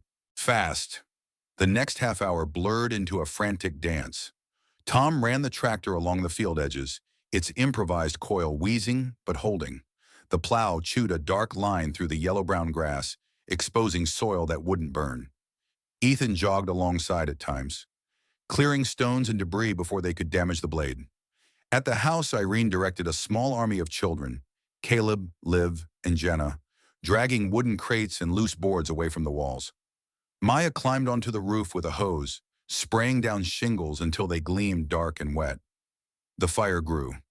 What had begun as a low line now leapt taller, flames licking higher as they found pockets of thicker grass and dry brush. The wind, fickle as always, shifted in quick gusts, sometimes pushing the fire sideways, sometimes sending a tongue of flame leaping ahead of the main front. Ethan had seen wildfires before, from a distance. Up close, they sounded alive, roaring, crackling, exhaling heat so intense it seemed to shove you back. He glanced once toward the distant road and saw a figure there, a lone person, small against the horizon, running away from the fire line. Too far to tell if they were one of Riker's or just unlucky. Either way, the flames would outrun them if they didn't reach clear ground. Ethan! Hannah's voice cut through the noise. Burns! He sprinted toward the porch. A man lay on the ground near the steps, panting and cursing. His clothes were singed, one sleeve blackened, and angry red blisters had risen along his forearm. Idiot from the next farm over, Irene said tersely. Saw the fire and thought he'd beat it with a wet coat. Fell in a ditch instead. Lopez, the man gasped. Ignacio Lopez. You got any water? We've got more than water, Hannah said, kneeling. Ethan, hold him. Ethan pinned the man's shoulder gently but firmly while Hannah cut away the burned fabric, her movements quick and efficient. The smell of charred cloth and flesh mixed with the smoke, turning Ethan's stomach. That's second degree, Hannah said. Bad, but not the worst. I can clean it and wrap it. You, sir, are going to do exactly what I tell you for the next 2 weeks, or you'll regret it. Lopez groaned. You my wife now. Only for medical purposes, she said. Ethan kept one eye on the advancing fire. It had reached the far edge of Tom's property now, flame fingers testing the plowed line. For a terrifying moment, it looked ready to leap it. Then, starved of fuel, that section died back to smoldering black. But the fire shifted again, angling toward the lane. It's going to cut off your drive, Ethan said. Tom, bouncing on the tractor's seat, shouted back, Then we'll go through the field. What about the house? Irene yelled. We've done what we can, Tom called. If it catches, we can't save it now. The fire answered for them. A gust drove, a spray of embers across the yard. One landed in a pile of old dry boards they hadn't yet moved. It flared instantly. Maya slid down from the roof, hit the ground running, and sprayed the pile with the hose. Steam rose, then more smoke. We can't fight everywhere at once, Ethan shouted. If it jumps the road, we're boxed in. Hannah finished bandaging Lopez's arm and looked up, eyes narrowing against the heat shimmer. We have to choose, she said. Stay and try to save everything and risk getting trapped, or pull out now and save who we can. I'm not abandoning my farm, Tom snapped. I'm not asking you to, she said. I'm asking you to think about whether you want your son alive more than you want your barn intact. Caleb, standing near his mother, swallowed hard. Tom's face twisted. Damn you for being right, he said. Another gust. The fire roared louder, finding an old brush pile near the fence and exploding it into a column of flame. Heat washed over them like the opening of an oven door. Truck, Ethan said. Now, We load who we can and get out while there's sure still a gap. I can take the farm truck, Tom said. Your truck's dead, Ethan reminded him. I can tow it later if we get a chance. Right now, we focus on people. How many can you fit? Irene asked. Ethan calculated rapidly. Front seat, me and Hannah. Back, Maya, Liv, Jenna, Caleb, Lopez, if he can squeeze. Bed, you, Tom, whatever you can grab in the 60 seconds. 60 seconds? Irene said. 59 now, Ethan said. They moved. Maya and Jenna herded Liv and Caleb into the cab, Benji leaping in after them, nails scrabbling on the floor. Lopez staggered, pale and sweating, but between Hannah and Ethan, they got him into the back seat too, his bandaged arm held carefully away from everything. Tom and Irene tossed a few duffel bags, a crate of tools, and a cooler into the truck bed. Irene hesitated only a second over a framed family photo before shoving it into a bag. The fire roared nearer, heat hitting Ethan's cheeks like a slap as he climbed into the driver's seat. Everyone in, he shouted. Go, Hannah yelled. He put the truck in gear and floored it. The Chevy lurched forward, tires spinning for a panicked moment before catching. They tore down the lane, dust and smoke swirling around them. To the right, the fields burned in streaks of orange and black. To the left, the unburned grass shivered, waiting its turn. Halfway down the lane, the fire jumped.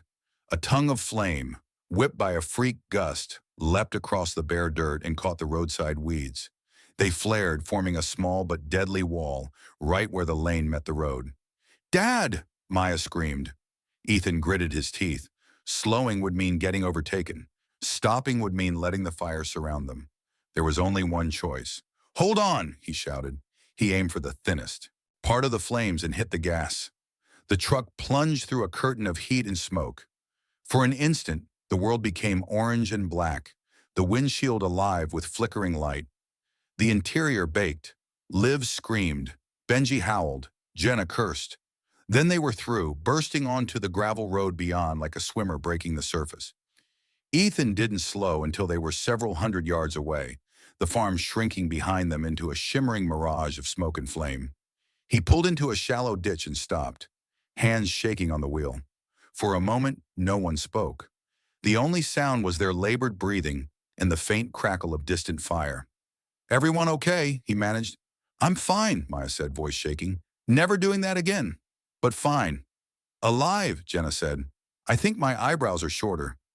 Fang is slightly crispy, Liv reported, examining the stuffed wolf. But he survived. Benji panted, tongue lolling, then sneezed smoke out of his nose. In the bed, Tom pounded a fist against the side of the truck.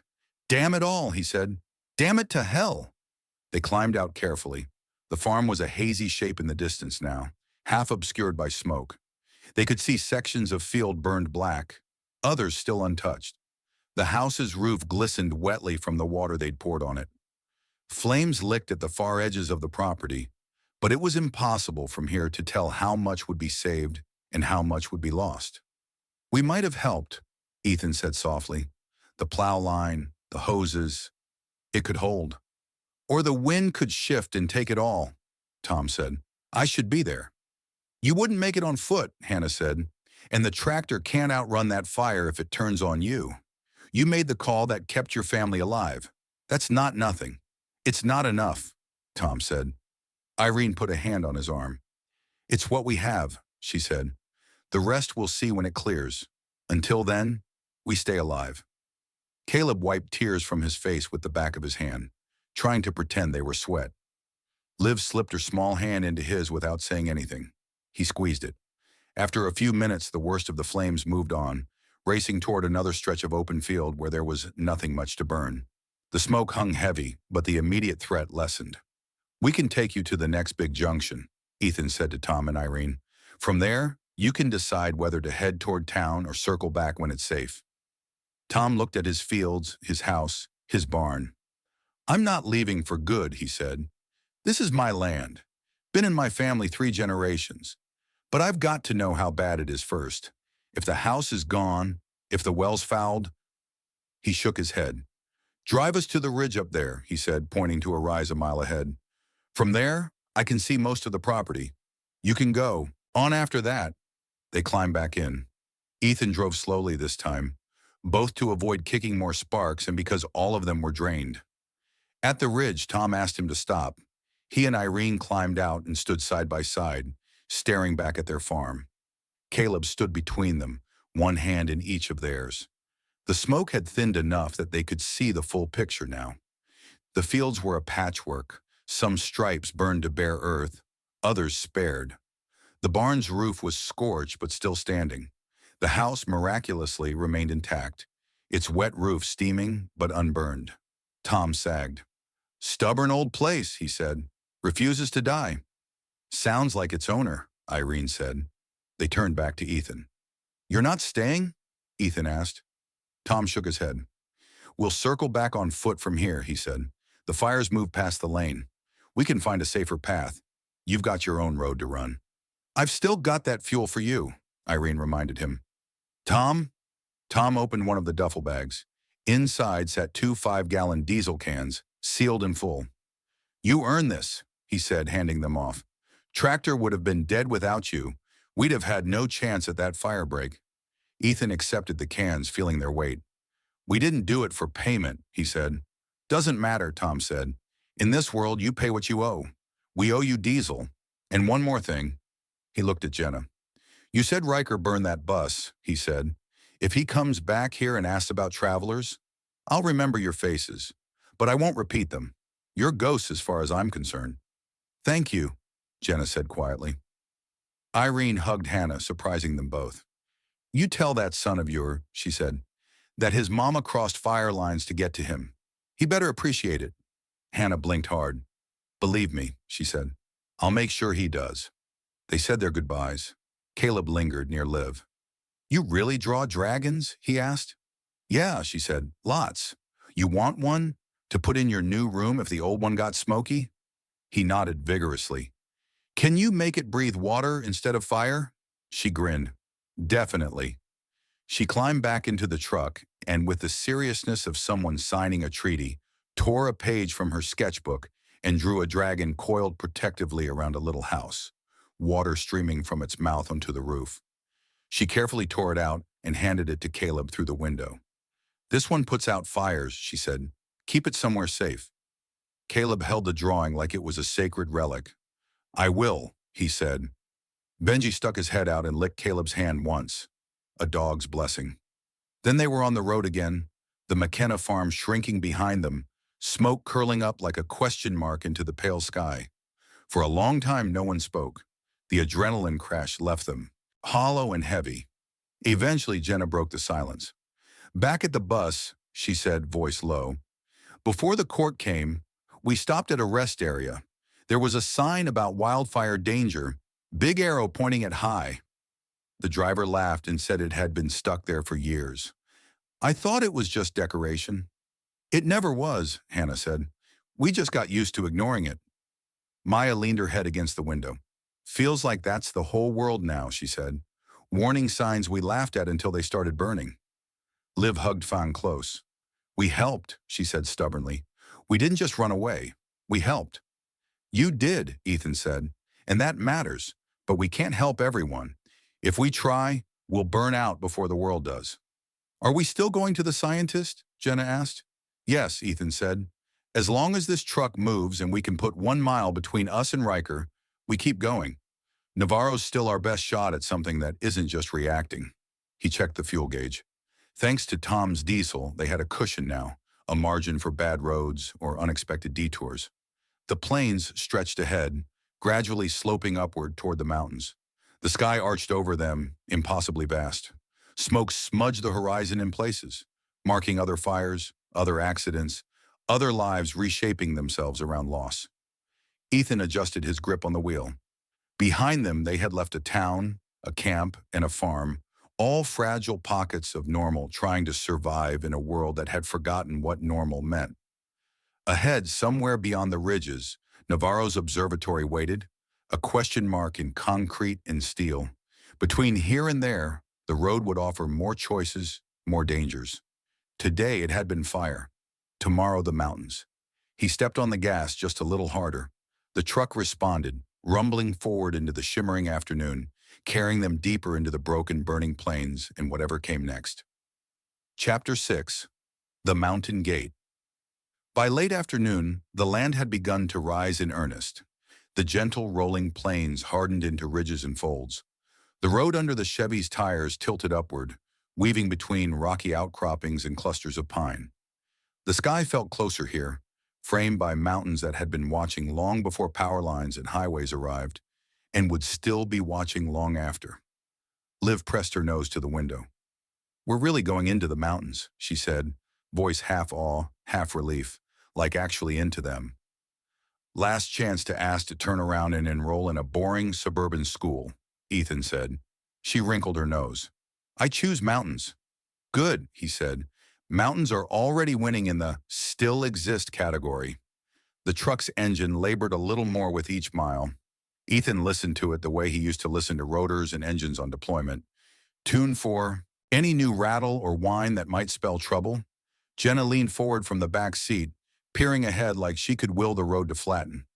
"We're still in Riker's Reach out here?" she asked. "Maybe at the very edges," Ethan said. "But groups like his, like highways and towns, places with lines of sight, symbolic power.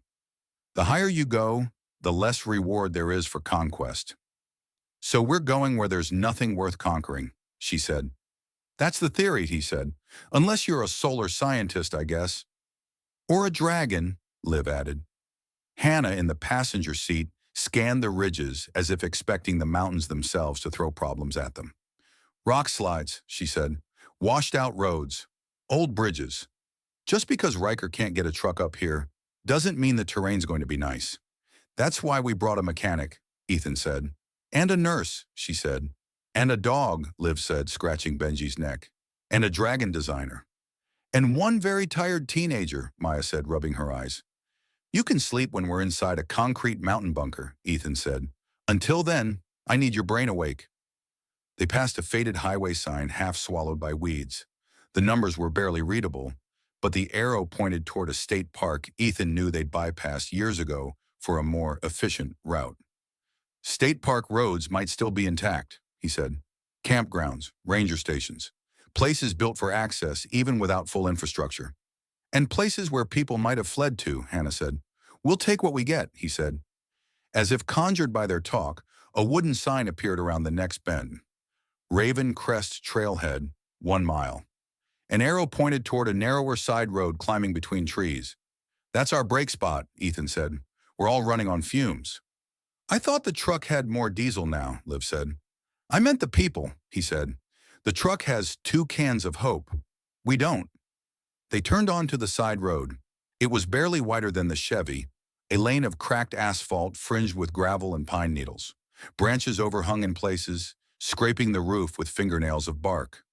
The trailhead appeared around a bend, a small gravel lot with a wooden information kiosk, a couple of picnic tables, and a pit toilet structure squatting in the trees like a concrete toad.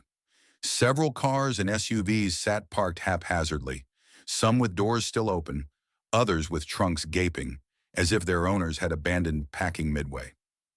"Looks like people tried to hike out," Jenna said. "Or got dropped off and left," Hannah said. Ethan pulled the truck into an empty spot near the kiosk and killed the engine. The abrupt quiet felt heavier here, muffled by trees. "Stay sharp," he said. "We don't assume empty." They climbed out, stretching limbs that had cramped from the long drive. The air was cooler, scented with pine resin and cold earth. Somewhere up the slope, water trickled. A small spring, maybe. A voice called from the tree line. "Hey, down here!" Hands went to weapons automatically, Ethan to his pistol, Hannah to the collapsible baton she kept in her bag.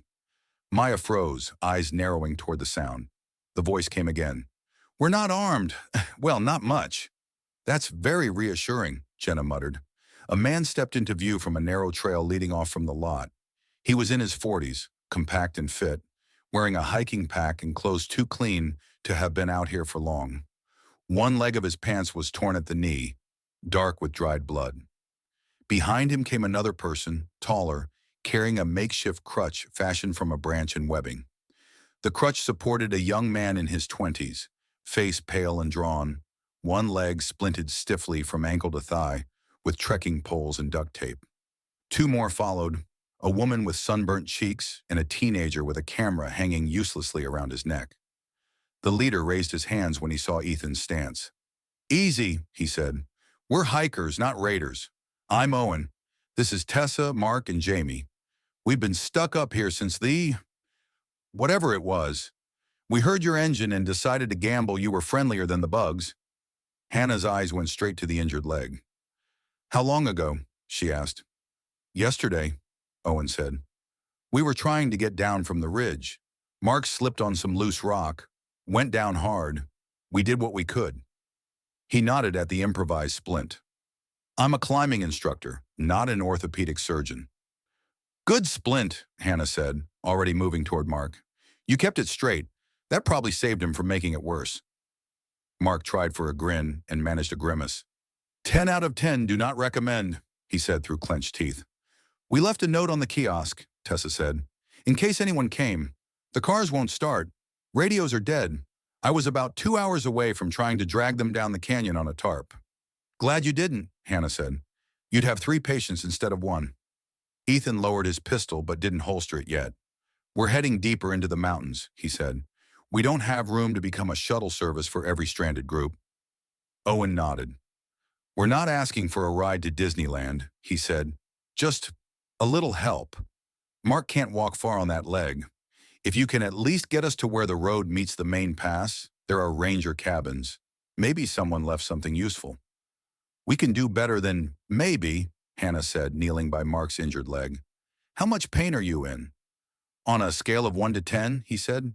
"Thursday." "Humor intact," she said. "Good sign." She probed carefully along the splint, watching. His reactions. "You can swear," she said. "It won't affect my diagnosis." He did loudly when she hit a particular spot mid-shin. "Likely tibia fracture," she said. "Not compound, thank God. I can redo this splint and give you something for the pain. But you need a real cast and imaging, neither of which exist up here anymore. So my options are hurt a lot now, or hurt more later," Mark said. "Pretty much," she said. "We can at least upgrade you from Thursday to, say, Wednesday." Owen looked at Ethan. "We heard some hikers farther up the ridge talking about a research facility," he said. "Some kind of observatory off the marked trails. They said local climbers call it the vault because it's built into the rock." Sounded paranoid even before all this. Now it sounds like a lottery ticket. Ethan's attention sharpened. "They say who runs it?" "Just that it's some no-AA or NASA-type guy who got sick of government contracts," Owen said. "Built his own bunker for watching the sun." "Why?" "Because that paranoid scientist might be the guy we're looking for," Ethan said. "Dr. Navarro." "Navarro?" Owen repeated. "Yeah, that was the name. One of the hikers said he got yelled at once for trespassing near some antennas. Old guy with a big voice, apparently." Relief flared in Ethan's chest so suddenly it made him lightheaded. "He's real," he said, "and close enough for day hikers to gossip about." "Real and cranky," Owen said. "The best kind." Hannah finished adjusting the splint, binding it tighter with strips of cloth from Mark's ruined pants. "You're lucky," she said. "If you were older or had less muscle, this would be much uglier. You're still going to hate me for the next 3 weeks, though." "I hate everything right now," Mark said. "You're doing fine." "Painkillers," she said. "I can spare a small dose. But after this, we're in conservation mode." "Deal?" "Deal," he said. She gave him half a tablet from her precious stash and a measured gulp of water. Some of the tightness eased from his face as he swallowed. Ethan looked at the narrow trail that disappeared upward into the trees behind them. "That the way you came?" he asked. "Yeah," Owen said. "Raven Crest Trail. It loops along the ridge, then drops down near an old fire road. Problem is, part of the main pass road collapsed. Big rock slide. We saw it from above. No way you're taking that truck through unless it can jump." "That would be a nice feature," Ethan said. "What's the alternative?" "There's a service road higher up," Owen said. "Used to be for maintenance crews and the occasional ranger. It's rougher and steeper. And there's a narrow bridge over a gorge that was sketchy even before the world hiccuped. But if it's still standing, it gets you around the rock slide and closer to where those hikers said Navarro's place is." "You know the way?" Ethan asked. Owen shrugged. I've been up that way a few times with over-enthusiastic grad students. The car can only go so far. After that, it's boots and complaining. Boots and complaining are our specialization, Ethan said. We help you, you guide us. Fair trade? Owen nodded. Fair. We're not dead weight. Jamie and Tessa can scout. I still remember how to read a map, even without a GPS voice yelling at me. Okay, Ethan said. We'll drive as far as we can. Then we transfer what matters to Pax and whatever vehicle can make the rest. I'm not dragging this truck over a cliff because of an old maintenance road. Agreed, Hannah said. Although I'm quite attached to the idea of not walking 20 extra miles with this bag. They took a few minutes to scavenge the parked cars at the trailhead, with guilty practicality, not looting, but salvaging what had clearly been abandoned. Extra water bottles, a coil of climbing rope, a compact camp stove with a few remaining fuel canisters, a pair of trekking poles not needed now that Mark had his improvised crutch. Liv found a small, battered stuffed bear in the back seat of a sedan and held it uncertainly. Leave it, Jenna said softly. Its owner might come back. Liv hesitated, then nodded and placed the bear carefully on the dashboard, facing the forest. To guard the car, she whispered.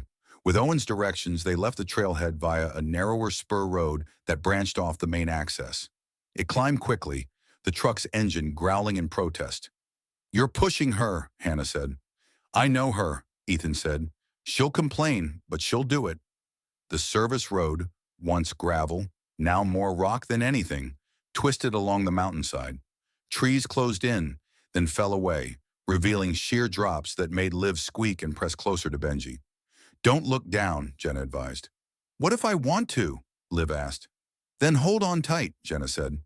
They passed the site of the rock slide Owen had mentioned, a jagged scar where the old pass road had been completely buried under tons of stone and earth. A crushed guardrail jutted from the rubble like a broken bone. Yeah, no, Maya said. We were not going that way. A mile or so beyond, the road narrowed even further and began to crumble at the edges. Ethan slowed, feeling each bump in his teeth. This is where I usually stop, Owen said. Beyond here, it gets more philosophical than practical. What's beyond here? Liv asked. Lots of opportunities to meet gravity, Owen said. They came to a wide-ish turnout carved into the hillside, a place where maintenance vehicles had once parked, judging by the concrete slab and rusted old fuel drum. This is our staging ground, Ethan said. We can't count on the road staying this solid beyond this point, and we definitely can't count on guardrails. We're abandoning the truck? Maya asked, shock in her voice. Not necessarily, he said. We're parking it. We'll scout ahead on foot. If the road looks okay, we bring it up in short hops. If it doesn't, we accept that this is as far as she goes, and we switch to Plan B. Do we have Plan B? Jenna asked. Plan B is the part where we pretend we plan to hike all along, Ethan said. They unloaded. The next hour turned into a crash course in ruthless prioritization. What they could carry on their backs became freedom. What they couldn't became something they might never see again. Food first. Canned goods decanted into lighter bags, energy bars in pockets, water in jugs and bottles, filtered and labeled. Medical supplies, tools, the emergency radios, the coil of climbing rope, a compact tarp, extra socks and layers. What about the blankets? Liv asked. One stays, Ethan said. One goes. She hugged the scratchy wool to her chest, then reluctantly put it into the go pile. Maya wrapped her laptop in clothes and slid it into her pack. If I carry this all the way up a mountain and there's no power, she said, I'm going to give Navarro a very long lecture on infrastructure. He'll deserve it, Ethan said. Hannah trimmed her medical kit down to the essentials. I hate this, she muttered. I feel like I'm throwing lives away with every vial I leave behind. You're taking enough to keep the lives you can reach alive, he said. The rest isn't our choice. They left heavier, bulkier items in the truck. The spare tire, one of the fuel cans, tools they could live without. Ethan stashed the keys in a magnetic box under the chassis out of habit, even though keys were more symbol than necessity now. Goodbye, big car, Liv said, patting the fender. Don't let any bears drive you. Benji gave the tire a final sniff, then trotted after her. Owen led the way on foot, moving with the ease of someone who'd spent years on these slopes. Jamie followed, adjusting his camera strap. A reflex, even if there was nothing to film for now. Tessa helped Mark along, one arm under his for balance. He moved with slow determination, the splinted legs swinging like a heavy pendulum. They rounded a bend and saw it. The bridge. It spanned a narrow gorge, more like a deep crack in the mountain than a full canyon. A river rushed far below, carving white lines through dark stone. The bridge itself was a wooden structure with metal cables, just wide enough for a small vehicle. Maybe. Planks creaked under the slightest breeze. One corner sagged where a support had shifted. Liv's eyes went very round. "Are we going over that?" she asked. "Not in the truck," Ethan said immediately. "No way. Too much weight." "On foot, it's held before," Owen said. "I brought a group over at 2XO, summers ago. Some of them weighed more than your truck looks like it should." "That was before the planet decided to test all its joints," Hannah said. "But I don't see another way." Ethan walked to the bridge's edge, testing the first few planks with his weight. They groaned but held. The cables hummed faintly in the wind. "We go one at a time," he said. "Spread out. No jumping, no bouncing, no heroic poses." "Define heroic poses," Jamie muttered, eyeing the drop with a pale face. "If you can imagine it on Instagram, don't do it," Ethan said. "I miss Instagram," Jamie said wistfully. They formed a plan. Owen first to check footing, then Maya, then Liv with Jenna behind her, then Hannah and Mark together with Tessa, then Jamie with Benji, and Ethan last. "Why do I go in the middle?" Maya asked. "Because you're least likely to panic and most likely to help if someone ahead of you stumbles," Ethan said. "Why does Benji go near the end?" Liv asked. "Because he's heavier than he looks and he doesn't understand physics," Ethan said. "And because he'll listen to me if I tell him to back up." Owen stepped onto the bridge. The planks flexed under him, complaining, but the structure held. He moved steadily, one hand lightly touching the cable. "Feels okay," he called back. "No sudden screaming yet." "Reassuring," Hannah said dryly. Maya followed, jaw clenched, eyes fixed on the far side.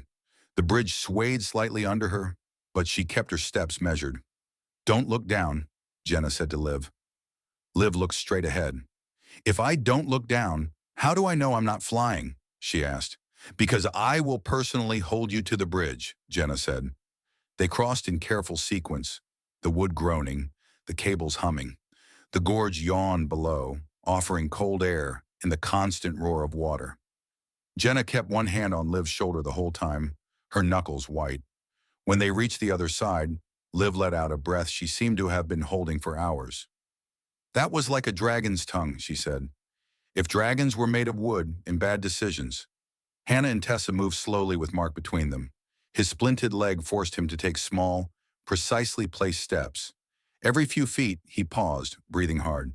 "You okay?" Hannah asked. "Define okay," he said. "My leg hates me, but the view is fantastic." Jamie stepped onto the bridge with Benji after them. The dog didn't like the feel of the planks and tried to splay his legs, nails scrabbling. "Come on, buddy," Jamie coaxed. "We're pretending this is a normal hike. You like hikes." Benji whined but shuffled forward. Ethan waited until there was enough space between each group, then stepped onto the bridge himself, bringing up the rear. The structure swayed a little more now with so many people on it, even spaced out. Halfway, across, the world shifted. It happened in a small way at first. A plank near the middle, already cracked, finally gave up under the combined stress. It split with a dry snap, dropping into the gorge below. The gap wasn't huge, but it was enough. The sudden jolt made the bridge bounce. Mark's injured leg buckled as he tried to adjust. "Mark!" Tessa shouted. He fell sideways, weight slamming into the cable. Hannah grabbed his jacket, muscles straining, keeping him from toppling over entirely. Down the line, Benji panicked at the sudden movement and lunged forward. In the scramble, Jamie's foot slipped on a plank that shifted under him. Time fractured. Jamie's arms windmilled. The camera swung wildly on its strap. For a fraction of a second, he balanced on the edge. Then the board snapped and his leg went through. He pitched forward. "Jamie!" Owen shouted from the far side, voice ragged. Ethan reacted without thinking. He lunged forward, grabbing the back of Jamie's pack as the younger man slid toward the gap. His hand closed on a strap. Momentum took over. For a terrifying heartbeat, Jamie hung over the gorge, his weight dragging Ethan toward the hole. Ethan braced his legs, muscles screaming, feeling the pack strap bite into his fingers. Below, the river roared, indifferent. "I've got you," Ethan grunted. "Don't move." "I'm trying very hard not to," Jamie yelled, voice high with panic. The pack strap creaked. Ethan shifted his grip, trying to get more leverage. The bridge swayed under them, the broken plank hanging by a nail. "Drop the pack," Hannah shouted. "Jamie, unclip it." "I can't, my hands." Jamie's fingers scrabbled at the chest strap buckle, slick with sweat. The world narrowed to the strain in Ethan's arms, and the knowledge that he was one bad angle away from going over with Jamie. "Ethan!" Maya's voice cut through the chaos. "If you go down, we all go down. Let the pack go." "It's not just the pack," Ethan snarled. Then he felt it. The subtle difference in weight, the way the strap bit into his fingers. Jamie was sliding farther, his torso more over the edge than on the bridge. Ethan could pull hard, maybe, and drag him back a little. Or he could pull wrong and shift both their centers of gravity into the void. The calculus ran in his mind in flashes. Force, angle, the flex of wood, the tension in the cables. And behind it all, the image of Maya and Liv on the far side, watching. He had made impossible calls before, on battlefields, in burning buildings, choosing which soldier to reach, which door to breach. He had told himself in those moments that he was doing it for a duty larger than himself. Now, the larger than himself was much smaller and more personal. His daughters' faces, pale with fear at the edge of the bridge. "Jamie," he said, voice hoarse, "you have to get your weight back on the beam. I can't pull you up from here. The wood won't hold." "I can't feel my left foot," Jamie said, breath hitching. "It's stuck." "I know," Ethan said. "Listen to me. If this gives, it'll take both of us. Maybe more. I am not losing my kids to one stupid plank." A sob burst from Jamie's throat. "Don't let me die," he whispered. Ethan's grip tightened. For a heartbeat, he considered ignoring everything else. Physics, wood, cables, and just hauling with everything he had. Maybe it would work. Maybe the plank would hold. Maybe the strap would stay intact. Maybe. Behind him, the bridge groaned, a deep, unsettling sound that cut through the roar of the river. He saw it then, the hairline crack spreading along the support near his feet. The wood wasn't just complaining, it was warning. He made the choice. "Jamie," he said, every word tasting like ash, "I am not letting my daughters die. I'm so damn sorry." And he let go of the strap. For a split second, Jamie hung, suspended between gravity and disbelief. Then he fell, the camera strap snapping, his scream tearing the air. He vanished into the gorge, swallowed by distance and spray.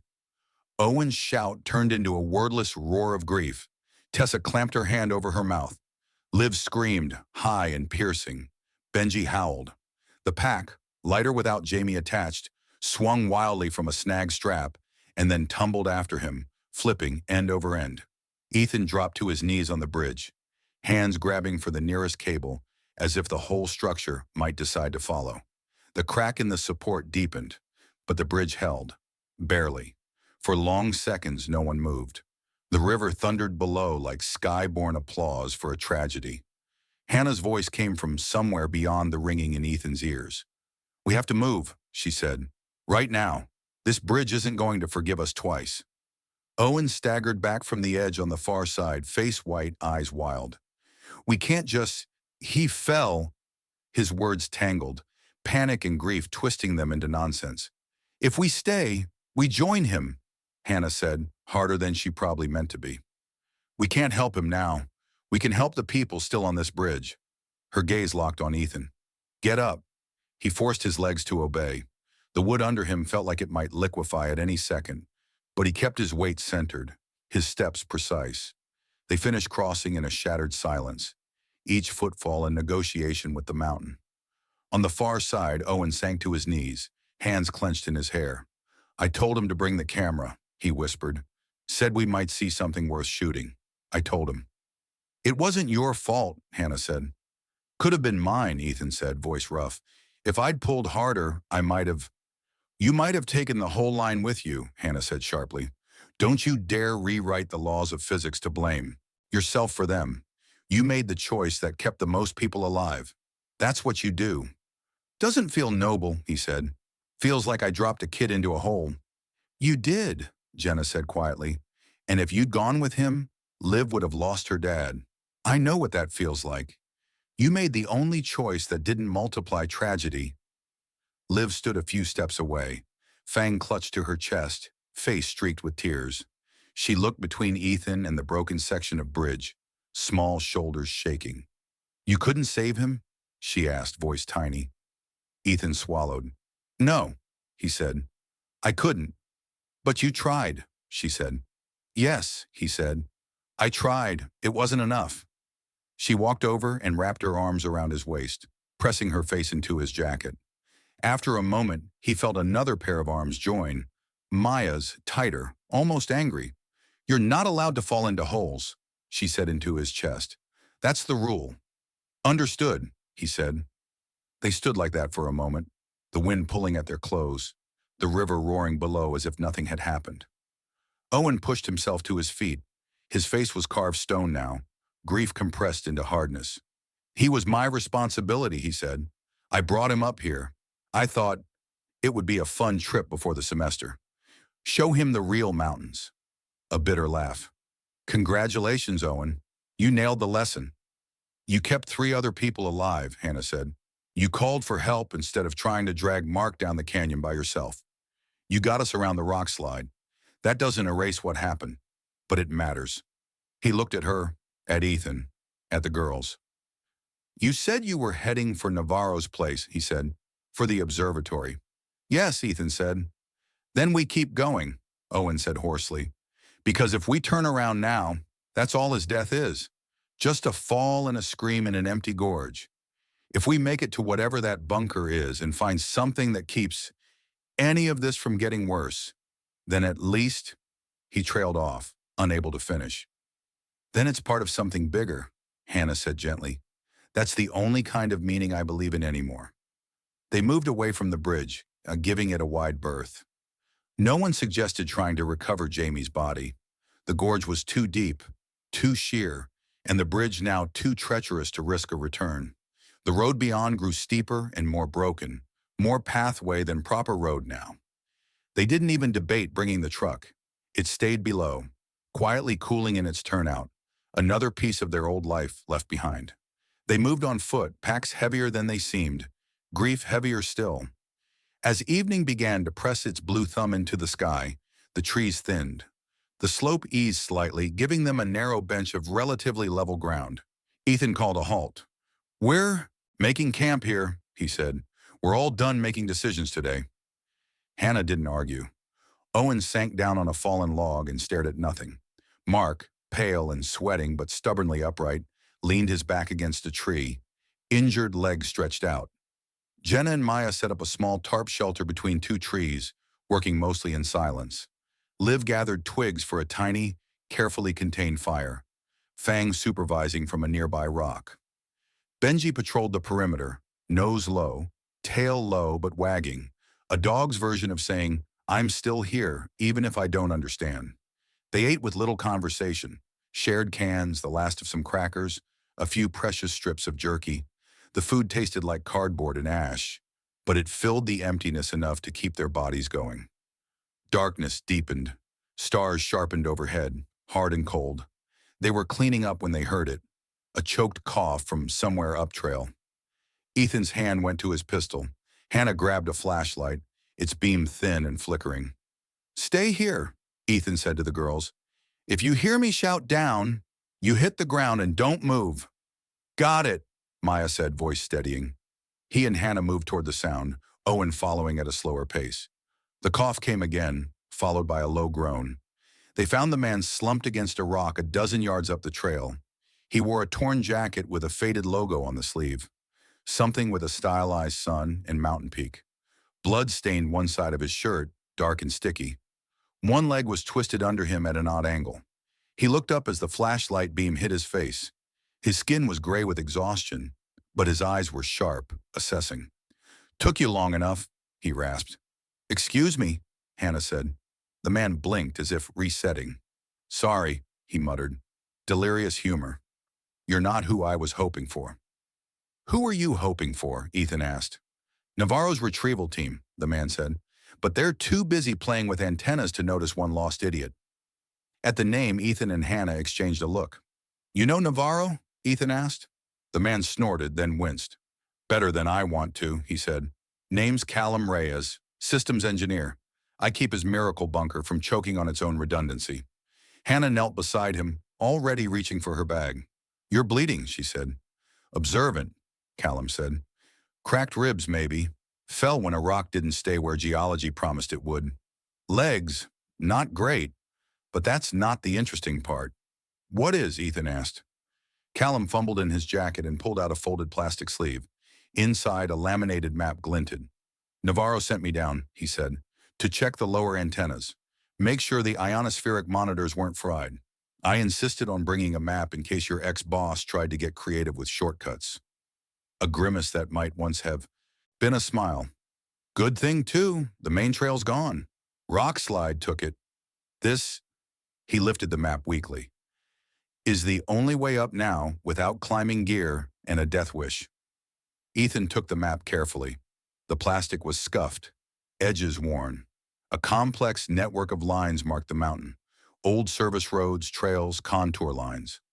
One route was highlighted in red, looping around the collapsed sections and up toward a box labeled, in small printed letters, "Observatory Complex, NVR Facility." "You came down this way?" Ethan asked. "Halfway," Callum said. "Then the rock and I had a disagreement. It won. I've been yelling at the trees for a few hours, hoping someone with better knees than mine would pass by." "You picked a good patch of forest," Hannah said. "I can stabilize you. Getting you up is another question." Callum squinted at them. "You're not just random hikers," he said. "Random hikers don't walk like they expect snipers behind every bush." "Ex-military," Ethan said, "and a nurse." "Lucky me," Callum said. "Navarro did say the apocalypse would send interesting company." "Navarro knows the grid's down?" Hannah asked. Callum laughed, then clutched his side. "He watched it fall," he said. "He's got more screens than common sense. This," he gestured vaguely at the sky, "is his worst I told you so come true." Ethan unfolded the map fully, tracing the highlighted path with his finger. The route matched Owen's description: service roads, narrow benches, sections where the trail hugged cliff faces. "He sent you down alone?" Ethan asked. "I'm not helpless," Callum said. "Just unlucky. He didn't think it was that bad out here. He's stubborn. He thinks as long as his antennas are upright, the world will come to him." "He's not completely wrong," Ethan said quietly. Callum's gaze sharpened. "You know him," he said. "I know of him," Ethan said. "Worked with some of his data years ago. Heard stories. He wanted to build a machine that could outlive the grid." Everyone laughed. He built it anyway. "Welcome to the punchline," Callum said. His eyes drifted closed for a second, then snapped open again. "If you're heading up, you'll need that map." He nodded at the plastic sleeve. "Path's not obvious. Lot of false leads. Navarro likes redundancy. And traps." "Traps?" Hannah repeated. "Not the explodey kind," Callum said. "Mostly, just, let's say he takes uninvited guests seriously. But if you've got me with you, I can convince the doors not to zap you." "Zap?" Ethan said. Callum waved a hand fuzzily. "It's a technical term." Hannah finished a quick assessment of his injuries. "You've got at least one broken rib, maybe two," she said.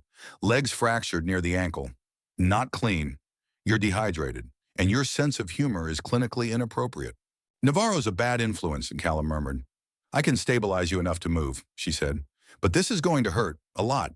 Are you up for that?" He looked at the dark trees around them, the drop-off he'd nearly rolled down, the sky getting steadily blacker. "Between hurt a lot now and die stupidly alone in a forest," he said, "I picked the pain.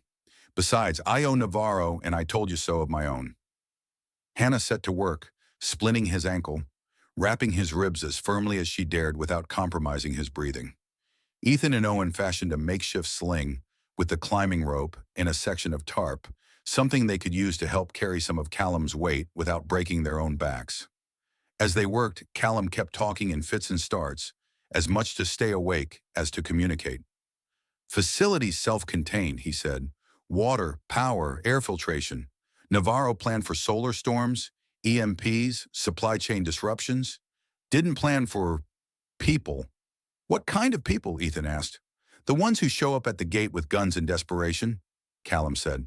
We've had a few already. Navarro doubled the lockdown. He's broadcasting, sure, but he's not opening the door to anyone who can't prove they're more asset than threat. Ethan thought of Riker's men, the bus, the fire on the plains, the bridge. We're not tourists, he said. Between us, we've got medical, mechanical, programming, field experience, and a dog who can probably learn to do your job. Callum's mouth twitched. You selling yourself to me or him? Both, Ethan said. We're coming up either way. The question is whether we arrive as unexpected problems or expected help. Callum nodded slowly. You get me there in one piece, and he said, and I'll vouch. Navarro trusts data and the people who keep his data alive. You can be that, or at least you can keep me alive enough to be that. Ethan looked down at the map in his hand, at the red line snaking up the mountain toward the labeled box. The Mountain Gate. They had passed through fire, ruined highways, armed roadblocks, a burned bus, and a bridge that had taken its pound of flesh. They had left behind a town, a camp, a farm, and now a truck. Ahead lay a facility built by a man who had seen this coming and dug himself into a mountain to survive it. Between here and there were more miles, more decisions, more losses he couldn't yet see. He folded the map carefully and slipped it into his jacket. Okay, he said, we carry you. You convinced Navarro to open the door. After that, we'll figure it out. Callum let his head rest back against the rock for a moment. Welcome to the last sane place on this mountain, he said softly, or the first insane one. Depends on your angle. Back at the camp, Liv looked up as they approached, eyes wide. Is he a scientist? She asked. Callum squinted at her from the sling. Assistant scientist, he said. Less yelling, more fixing things.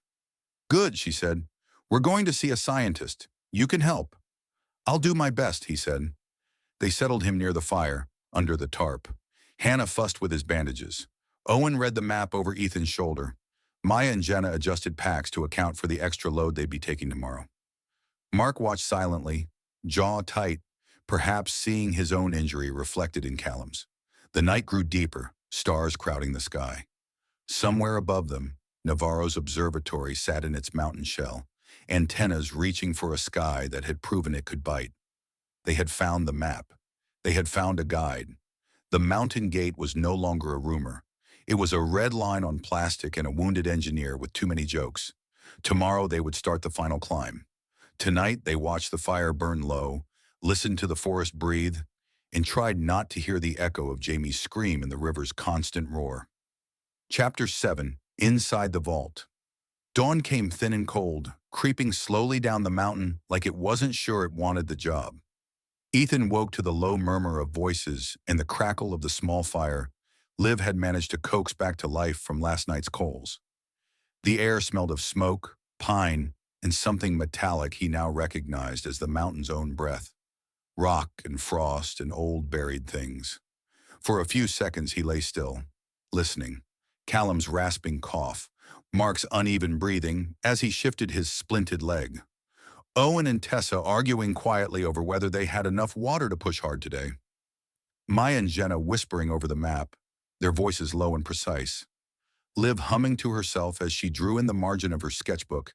Fang propped on a rock beside her like a very serious art critic. Benji's soft huff of dog dreams. They were all still here. He pushed himself up, joints protesting, and took in the camp. Callum looked worse in the morning light. Face gray, lips pale, bruises blooming in livid patches along his ribs where Hannah's bandages wrapped tight. But his eyes were open and sharp as he watched Maya trace their route up the mountain with a finger. Don't take the lower spur, he croaked. It looks easier on the map. It isn't. Navarro had it blocked after a black bear decided to come say hello to the antenna array. Noted, Maya said. Upper spur only. Avoid bears and paranoid scientists. Same survival category, Callum muttered. Hannah crouched beside him, checking his bandages with the practiced detachment that barely hid her worry. How's the pain? She asked. Like my skeletons auditioning for a percussion ensemble, he said. But I can stand it. You can't stand, she corrected. You can hobble with assistance. Do not confuse the two unless you want me to sedate you. Terrifying woman, he murmured. Navarro will love you. Ethan joined them, rubbing sleep from his eyes. We move as soon as we've eaten, he said. According to your map, we've got, what, 6 miles? 7? 5 and change if we take the maintenance cutoff, Callum said. But that's horizontal distance. Vertical's another story. Always is, Owen said, stretching his arms. He hadn't shaved in days and grief had carved new lines into his face, but his movement still had the fluid strength of a guide. We're past the walk part. This is the climb and swear section. Is there a sit and breathe section? Mark asked, leaning on his crutch. Because I vote we skip straight to that. You can sit and breathe when we're behind a big metal door, Hannah said. Until then, you get pain meds, sarcasm, and my undivided judgment. That's a terrible bedside manner, he said. It's a terrible bed, she said. Manner matches. They ate quickly. Cold beans, a shared packet of trail mix someone had salvaged from a hiker's abandoned pack, water ration but not miserly. Every calorie mattered. Every ounce on their backs mattered more. Packing now felt more like triage than preparation. Maya stowed the radio and a small toolkit in her pack. Jenna took extra water and a spare pair of socks, her priorities down to the bone. Liv carried her sketchbook, Fang, and a carefully chosen handful of colored pencils, the weight negligible compared to what they offered her mind. Ethan and Owen rigged Callum into the improvised sling they'd fashioned from the tarp and climbing rope, a sort of soft litter they could support between them without putting all his weight on one set of shoulders. It wasn't elegant, but it distributed the load and let Callum keep one hand free for swatting at branches or gesturing dramatically at imagined arguments with Navarro. You sure this won't tear? Ethan asked, testing the knots. If it does, I reserve the right to haunt you, Callum said. You'd have to get in line, Ethan said. They moved out. The trail narrowed quickly, hugging the side of the mountain. In places, it was little more than a suggestion, a faint path where boots had worn the vegetation thin. Loose rocks skittered underfoot, eager to introduce anyone careless to the gorge below. Eyes on the ground, Owen called from the front. One step at a time. Don't rush. The mountain doesn't care if you're in a hurry. The first hour was a slog. The air thinned, turning each breath into a small battle. Callum grunted occasionally when the terrain jolted his injured leg or ribs, but he didn't complain. Mark, on his crutch, moved with dogged determination, sweat beading on his forehead despite the chill. They followed the route on the map, a zigzagging ascent that skirted patches of unstable scree, crossed narrow shelves of rock, and dipped into stands of wind-bent pines. Twice they passed old maintenance markers, faded yellow posts leaning drunkenly in the undergrowth, stamped with numbers that meant something to someone a decade ago. The mountain felt increasingly watched, not just by nature, by crows on branches and chipmunks darting between rocks, but by something human and deliberate. Maya pointed out a small, dark shape half buried in a boulder, the weathered remains of a camera housing, glass shattered, wires frayed. Navarro's old eyeballs, Callum said when she mentioned it. He had cameras on half the trails up here for a while. Then he decided wind and snow weren't worth the maintenance. Now he just trusts physics and paranoia. Comforting, Jenna said. As they crested a low rise, voices drifted to them. More than their own. Ethan froze, hand up. The others stilled, breath sharp in the cold air. The voices came again, arguing, tired, frayed at the edges. Told you he wasn't going to open up. We can't go back down. The road's gone. I'm not hiking another mile for a ghost. Owen frowned. Sounds like the campsite, he said. What campsite? Ethan asked. Sometimes people get the bright idea to come up here and ask Navarro for help, Owen said. Most of them don't make it past the first week of planning. A few do.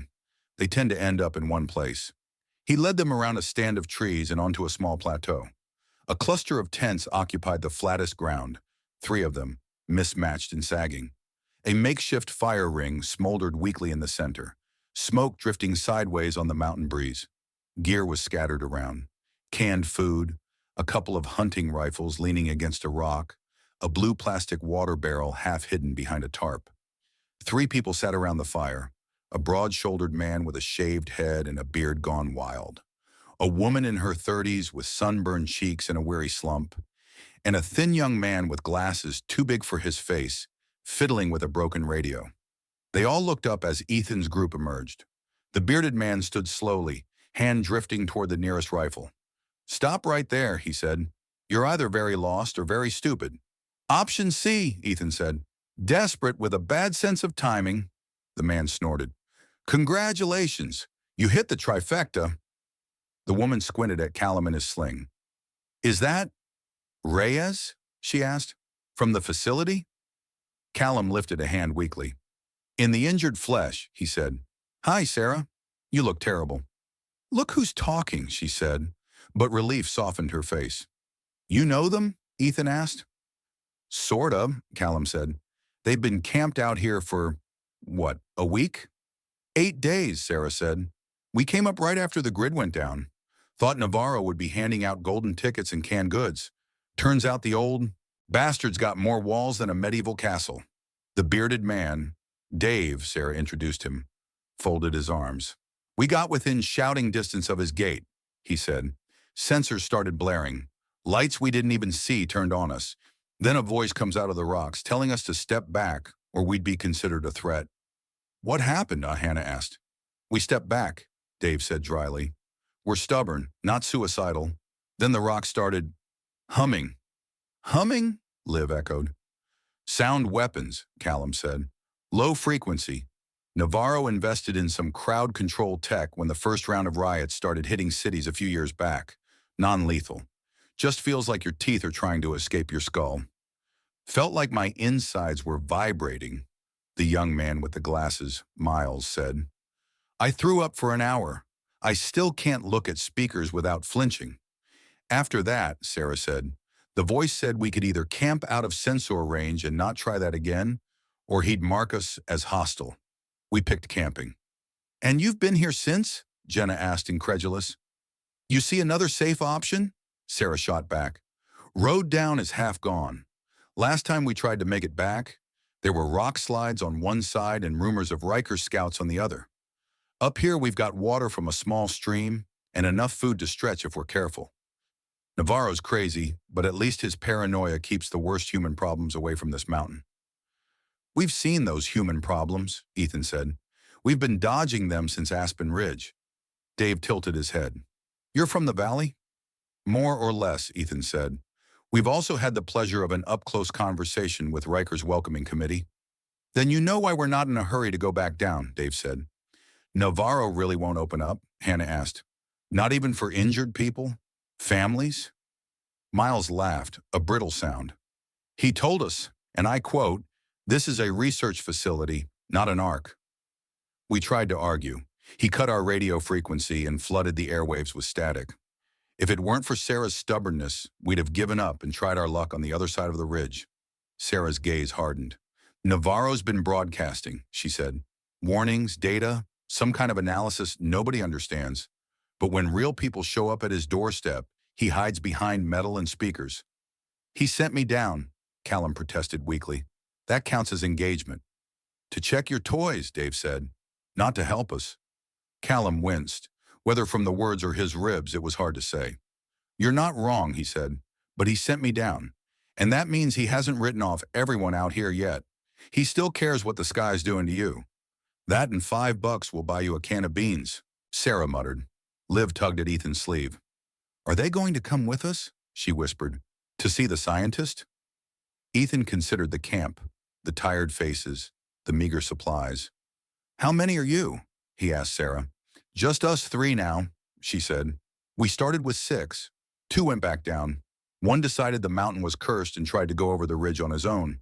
We haven't seen him since." "And you've got enough food for a few more days," Dave said. "After that, we start having very serious conversations about mushrooms." Callum shifted in the sling. "Navarro can't take everyone," he said. "The facility's not designed for it. Air, water, food, everything's calculated. You cram too many people into that equation and things break. So what? Miles demanded. He just sits up there with his screens while the rest of us starve and burn? That's insane. That's design constraints, Callum said. Insane is what happens when you ignore those. Sarah's gaze moved from Callum to Ethan. You're obviously going up, she said. You've got injuries, kids, gear. You didn't haul all that up here to camp. She swallowed. If you get inside, can you at least tell him we're not idiots? That we can work? We're not asking for luxury, just non-mountain air and a chance. You want us to be your reference? Jenna said. Yes, Sarah said bluntly. If he listens to anyone at all, it'll be someone on the inside. That won't be us. It might be you. Ethan felt everyone's eyes on him. The girls, Hannah, Owen, even Benji's dark gaze. Leadership had always felt like being handed other people's lives in a scale that never quite balanced. We'll talk to him, he said. No promises. I'm not going to walk into a bunker and tell the man who owns the air system how to run it when I haven't even seen it. But we'll tell him you're here, that you're not a threat, that you're willing to work. That's all we can ask, Sarah said quietly. Dave nodded once. Fair. They shared some information in return. Sarah had heard snippets of Navarro's broadcasts, the way he mapped the solar event that had taken the grid down, how he predicted secondary flares that, thankfully, hadn't yet materialized. Miles showed Maya a notebook where he'd tried to transcribe fragments of the data stream, numbers and symbols that meant something to someone with the right training. He's tracking more than just the sun, Miles said. He's watching atmospheric changes, magnetosphere fluctuations, all kinds of stuff. Near as I can tell, he thinks this was the first hit, not the last. Navarro always liked worst-case scenarios, Callum muttered. Makes him feel vindicated. When they finally moved on, the camp felt like a satellite, a small, stubborn orbit around a gravity well. None of them fully understood. You think Navarro will actually listen? Jenna asked as they picked their way up a rocky slope. He listens to data, Callum said. He's terrible with people, but he trusts me. And if I tell him 3 specific, vaguely irritating humans can make his life easier, he'll at least consider it. What about the rest of us? Mark asked. Callum squinted at him. You're the one-legged mountaineer now, he said. He'll probably want to put you in charge of stairs. Fantastic, Mark said. My dream job. The route grew more precarious. They crossed a narrow ledge where the mountain fell away on one side into cloud and nothingness. Here, metal stakes had been drilled into the rock at intervals, old anchors from past maintenance crews. Owen clipped the rope through them as they went, turning the path into a crude via ferrata. 3 points of contact, he reminded everyone. Hands and feet. If you feel dizzy, tell me.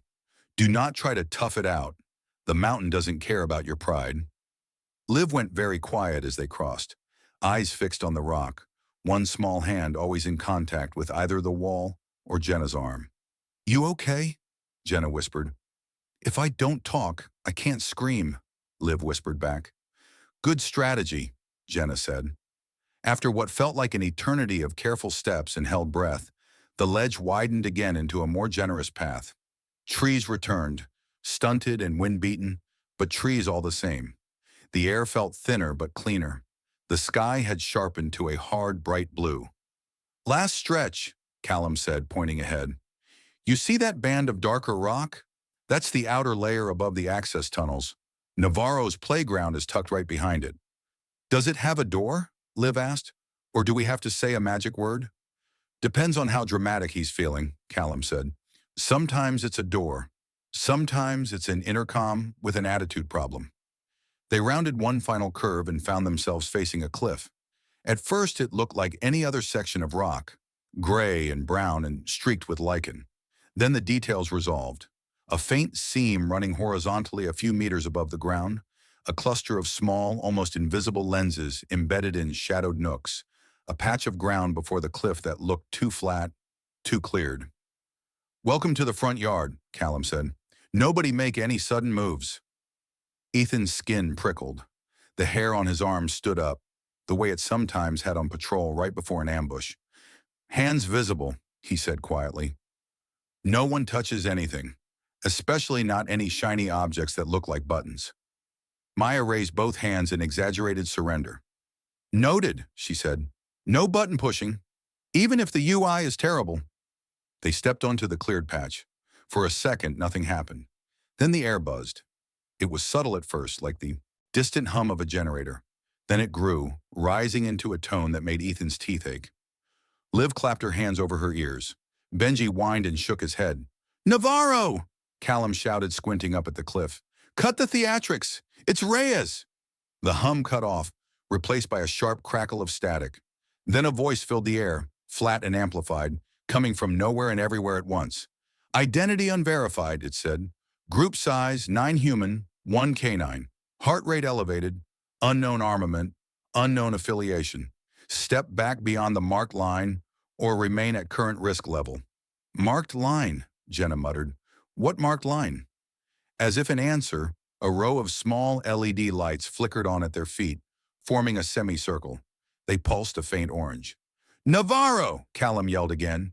You paranoid fossil. It's Callum Reyes, Site Systems Engineer Alpha 19er. Employee ID ending in 342. I fell off your stupid mountain. Now my new friends have carried my brilliant broken ass back up. Silence. The tiny LEDs kept pulsing. Then the voice returned, slightly less generic. Reyes, it said. You're late. By whose clock? Callum shot back. Chronometers have been fuzzy lately. You are injured, the voice observed.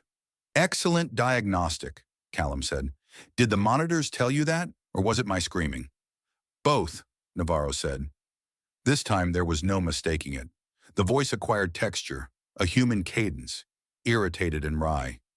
Ethan stepped forward until he was just behind Callum. Dr. Navarro, he said, my name is Ethan Cole. I've brought Reyes back. We also have other injured. We're requesting entry. Temporary, if that's all you can offer. Cole, Navarro repeated, tasting the name. You're the mechanic who likes to argue with my equations. Ethan blinked. I did a contract for NOAA 12 years ago, he said slowly. Somebody forwarded me a paper with your models. I sent back annotations. You called them insufferably practical. And you responded, Navarro said, that sometimes practicality keeps satellites from exploding. I remember.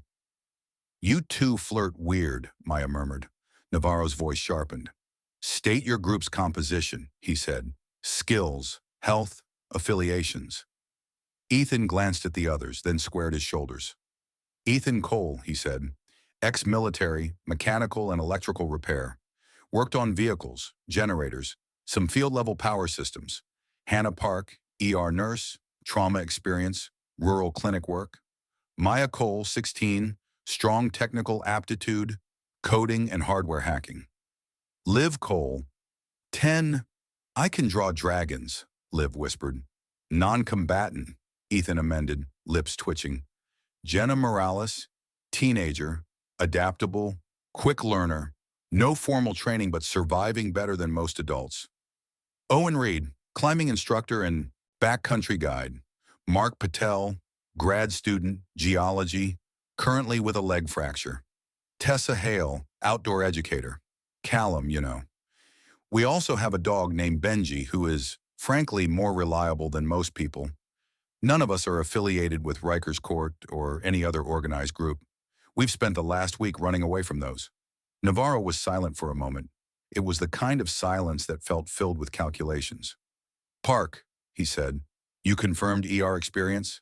Yes, Hannah said, stepping up beside Ethan. 10 years. Chicago, then smaller facilities. I've managed wards with no power and too many patients. I know how to stretch supplies. I know how to say no when I have to. I don't like it. I do it anyway. And you, Reed, Navarro said. Guide, you said. How many rescues? Owen cleared his throat. Officially, he said, 6. Unofficially, more like a dozen. I know these mountains and the people who think they can beat them. Navarro's voice shifted, just slightly. And Patel, he said. You're the one-legged rock enthusiast? Mark huffed. I prefer temporarily imbalanced, he said. Doctoral candidate in structural geology. I can tell you which slopes are more likely to fail and which cracks in your bunker you should worry about. We do not have cracks, Navarro said a little too quickly. Sure, Mark said, and my leg's just taking a nap. And the children, Navarro said. They are non-negotiable, I assume. Yes, Ethan said flatly. Children consume resources, Navarro said. They require educational infrastructure, psychological management. They introduce volatility. Children are the entire point, Hannah said. If your plan doesn't include them, it's not survival. It's just delayed extinction with extra charts. There was a faint sound in the speakers that might have been Navarro exhaling. And the camp below, he said. 3 adults, 2 rifles, 1 half-functional radio. They've been shouting at my cliff for days. Sarah, Dave, and Miles, Ethan said. They're not hostile. They're competent. They're running out of options. They are persistent, Navarro said. They are also outside my design parameters. Design parameters change the moment the sky fried half the planet, Callum said harshly. You can either update the model or become the guy mumbling to himself in a cave full of dead servers. Let them in, or at least talk to them. Navarro ignored him. Cole, he said, what do you want from this facility? Ethan hesitated. The true answer was messy. Safety, stability, a place where his daughters could sleep without worrying about gunshots or fires or collapsing bridges. A place where Hannah didn't have to triage the apocalypse alone. A place where his ghost might be quiet enough to let him breathe. What he said was simpler. Time, he said. Time to think without dodging bullets or bargaining for food. Time for you to do whatever you think you need to do with your data. Time for us to figure out what comes next. Navarro was quiet for a beat longer than felt comfortable. You understand that entry into this facility comes with conditions, he said. Rules, rationing, restricted access. This is not a democracy, it is a machine. I built it with fewer seats than the Titanic and more lifeboats, but there are still not enough for everyone who wants one. Understood, Ethan said. We've seen what happens when there are no rules. It's not impressive. And you understand, Navarro continued, that leaving will not be something you do casually. Once you are inside, you become part of a system. Systems do not appreciate random variables wandering off. You're saying it's a one-way door, Jenna said. I'm saying, Navarro replied, that if you walk in and then decide 6 weeks from now that you miss the romance of roadblocks and wildfires, you'll be walking out without my support, and I will not be responsible for your survival once you leave my models. Sounds fair, Owen said dryly, in a creepy clinical way. Hannah looked at Ethan. He saw his own calculations mirrored in her eyes. Risk, reward, trade-offs. We're not walking back down that mountain, she said softly. Not with these injuries. Not with Riker's people sniffing around the lower roads. No, Ethan agreed. We're not. He raised his voice. We understand the rules, he said. We're not asking to run your facility. We're asking not to die on your doorstep. Another silence. Then the LEDs at their feet flickered from orange to green. A hiss cut through the air. The seam in the rock above them widened, stones splitting apart along a perfect line. Dust rattled down. Behind the sliding section, darkness yawned, then lights flickered on in sequence, revealing a tunnel carved into the mountain, walls lined with smooth concrete and cables. A heavy door sat a few meters in, thick and round, with a central locking mechanism that looked like it had been designed by someone who had trust issues with both nature and humanity. Step inside the entry tunnel, Navarro said. Slowly, stay between the blue lines. Reyes, if you fall again, I will revoke your chair privileges. Love you too, boss, Callum muttered. They moved into the tunnel. The air was cooler, tasting faintly of metal and ozone. Narrow strips of LED lighting ran along the ceiling, humming softly. Blue lines were painted on the floor, guiding them toward the inner door. As soon as the last of them crossed the threshold, there was a low, grinding rumble behind them. They all turned. The outer rock panel slid closed, seamless once more. The mountain swallowed the daylight with a final, muffled thud. Liv's hand found Ethan's without looking. Her fingers were cold and small, gripping tighter than usual. Breathe, he said quietly. In through your nose, out through your mouth. The mountain's not going anywhere. Neither are we, Jenna murmured. That's the point. The inner door hissed as locks disengaged. A small panel above it glowed, displaying a series of numbers and symbols that Callum glanced at with professional curiosity. Pressure equalization, he said. He's doing a full airlock sequence. Paranoid, but not wrong. No biospray, Navarro's voice said dryly through a speaker embedded in the wall. I'm not wasting disinfectant on your charming troupe. The door swung inward with sluggish grace, pivoting on massive hinges. Beyond a larger chamber opened up, part hallway, part staging area. They stepped through. The first impression was light, not the harsh, clinical glare of hospitals or the dim flicker of failing bulbs, but a steady, even glow from recessed panels, warm enough to feel almost natural. The second was sound, the constant, low-level hum of machines, servers, fans, air systems, 1,000 mechanical lungs breathing in rhythm. The third was space. They had expected cramped tunnels, perhaps, or tight, coffin-like corridors. Instead, the main corridor ahead was wide enough for two people to walk abreast without touching shoulders. The ceiling arched slightly, lined with conduits and pipes, all labeled in neat print. Signs marked side passages: control, labs, living quarters, storage, hydroponics, hydroponics. Hannah's eyes went briefly wet at the sight of that word. Welcome to the vault, Navarro said. His voice no longer came from dull tunnel speakers, but from a more refined system. The acoustics better, the tone sharper. A figure stepped into view from one of the side corridors. Dr. Elias Navarro looked exactly like someone who had decided the world was too fragile to trust. He was in his late 60s, maybe early 70s, but there was nothing frail about him. His frame was lean, his movements efficient. His hair, mostly white with streaks of stubborn dark, was pulled back into a short tail. A neatly trimmed beard framed a mouth that seemed permanently caught between a smirk and a lecture. His eyes were the most striking thing. Dark, intense. Alive in a way that made it hard to tell if he hadn't slept in 2 days or 2 years. He wore a simple gray shirt and dark pants, both clean, both functional. A badge hung from a lanyard around his neck, more symbolic than necessary now. He took in the group with a swift, encompassing glance that made Ethan feel catalogued. Reyes, he said, walking straight to Callum. You look terrible. You should see the other rock, Callum said. Navarro's gaze moved to the splint on Callum's leg, the bandages on his ribs, the sling. Hannah's work. Nurse Park, he said without being introduced. Your arm. Bandaging is competent. If you had more supplies, it would be impressive. If I had more supplies, I wouldn't be here, she said. He snorted softly. Fair. His attention shifted. Cole, he said, studying Ethan, you look taller than you sounded in your emails.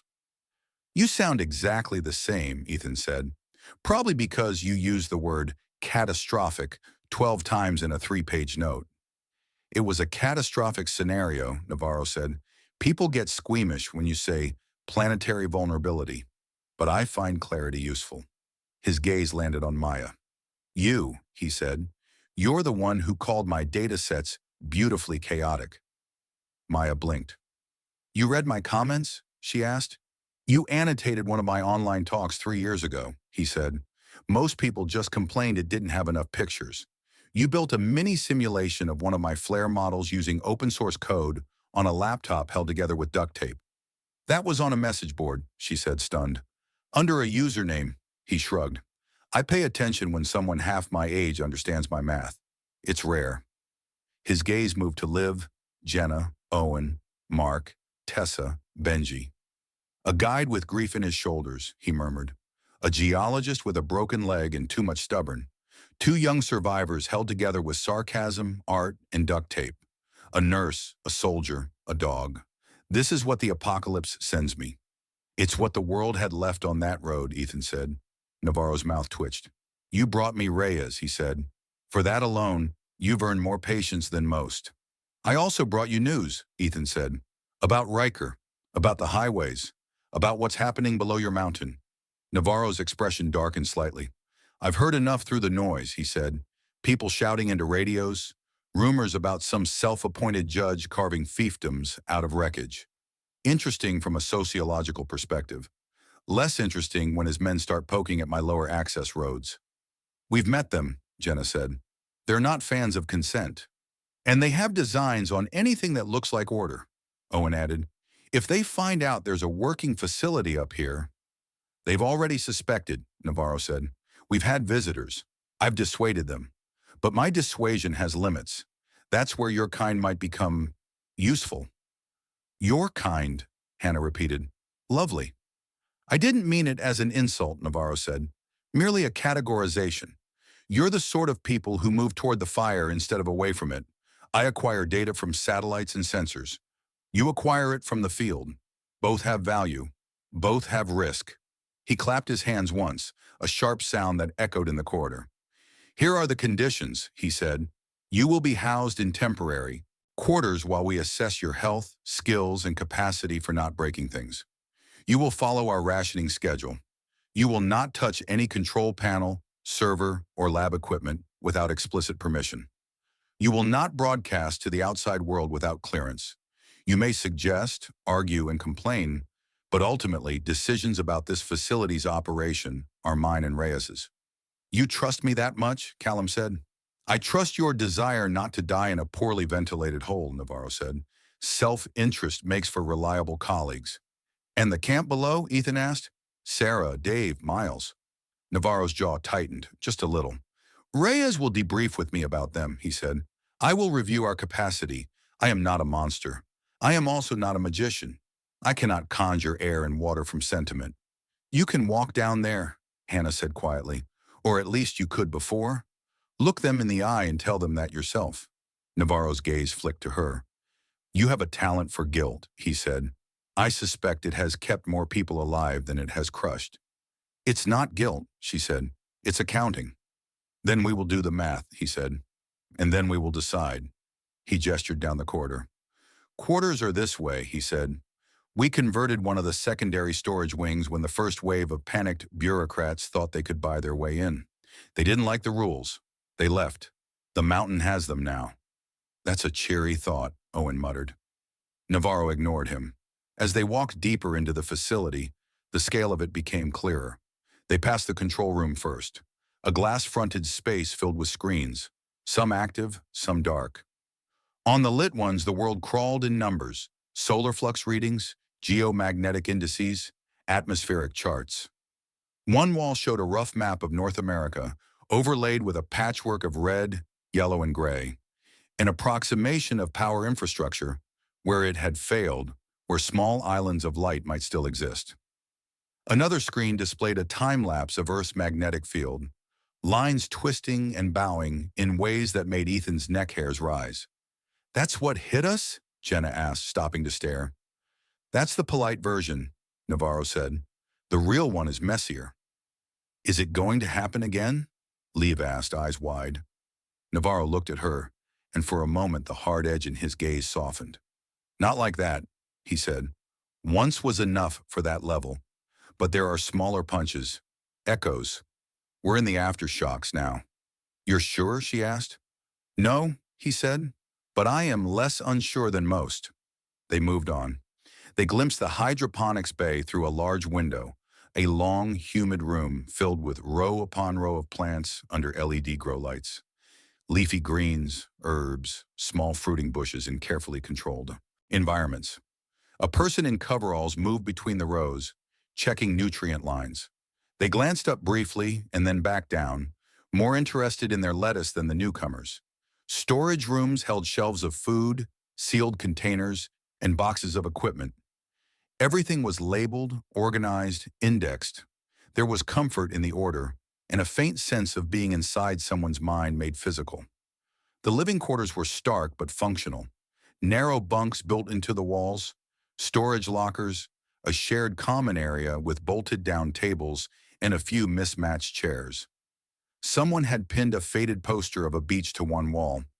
The ocean's impossible blue a joke in this subterranean world. This section is for provisional residents, Navarro said. You keep it clean. You keep it quiet during designated sleep periods. You do not wander at night. There are areas where an unexpected visitor might be mistaken for a security breach. By who? Maya asked. Your sense of humor? By the automated systems that don't have one, he said.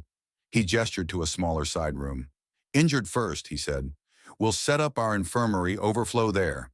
Reyes, Patel, and your bridge casualty. His voice hitched just for a moment at the memory of Jamie. Will be monitored, he finished. We do not have infinite painkillers. We do have antibiotics and imaging equipment that still works. That makes you better off than most hospitals on the continent. Hannah's eyes widened. You have imaging? She asked. X-ray? CT? Limited use, Navarro said.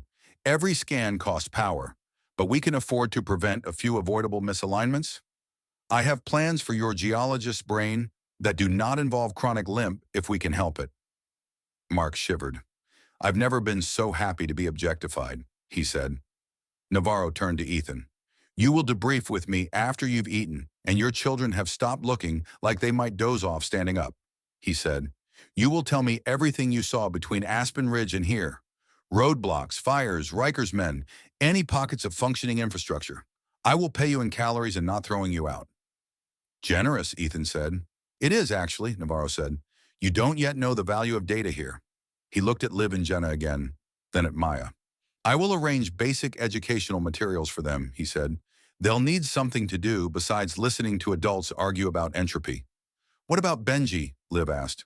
Navarro glanced at the dog, who had been trotting along with his tongue out, sniffing every nook and cranny like he was cataloging smells for a personal database. He seems to already have a job, Navarro said. Security morale officer. Benji wagged his tail as if accepting the promotion. When Navarro left them in the care of a quiet woman named Laura, another staff member, eyes tired but kind, it felt like a curtain dropping between worlds. One moment they were in the orbit of his intense focus, the next they were in the softer, more human part of the facility. Laura showed them their bunks, pointed out the communal bathroom, with working toilets that made Liv gasp with delight, and explained the meal schedule. Breakfast at 0700, main meal at 1400, lighter meal at 1900, she said. Adjustments as needed depending on power and workload. You'll get work assignments after Navarro and Reyes finish arguing. Do they argue a lot? Jenna asked. They argue all the time, Laura said. That's how we know they're still alive. When they finally had a moment to themselves, the exhaustion they'd been holding back crashed down like a wave. Ethan sat on the edge of a bunk, elbows on his knees, head in his hands. The hum of the facility's systems wrapped around him like an unfamiliar blanket. For the first time in days, he wasn't immediately planning the next move, the next turn, the next mile. The road had led here. For now, there was no road. Hannah sat beside him, their shoulders touching. We made it, she said quietly. We made it inside something, he said. Whether it's a sanctuary or a cage, we'll see. She leaned her head briefly against his. Every place is a cage if the door only opens one way, she said. But some cages at least have warm beds and antibiotics. Across the room, Maya and Jenna unpacked a few essentials. A notebook, a pen, a folded section of the map. Liv spread her sketchbook on the bunk, Fang propped against the pillow, and began to draw. The tunnel, the big door, the mountain with a hidden heart. Benji curled up at the foot of her bed with a sigh, as if finally, for the first time in days, his job allowed for a nap. Ethan looked at the drawing, at the lines Liv made for the door. Heavy, thick, no handle on the outside. He thought of the bridge, of Jamie's scream, of the bus, the fire, the makeshift camps. He thought of Riker's men with their skull and scales flag. He thought of Sarah and Dave and Miles in their small tent city below. He thought of Navarro's screens, the red and gray patches on the map, the numbers crawling like ants. Inside the vault, the world had become equations and controlled variables. Outside, it was still chaos. Somewhere between those two truths, Ethan knew, they would have to find a path that didn't end with everyone locked in a mountain while the rest of the planet burned. Or with the mountain cracking under the weight of too many desperate hands. For now, though, he let himself lie back on the thin mattress, stare at the unfamiliar ceiling, and feel the alien weight of safety.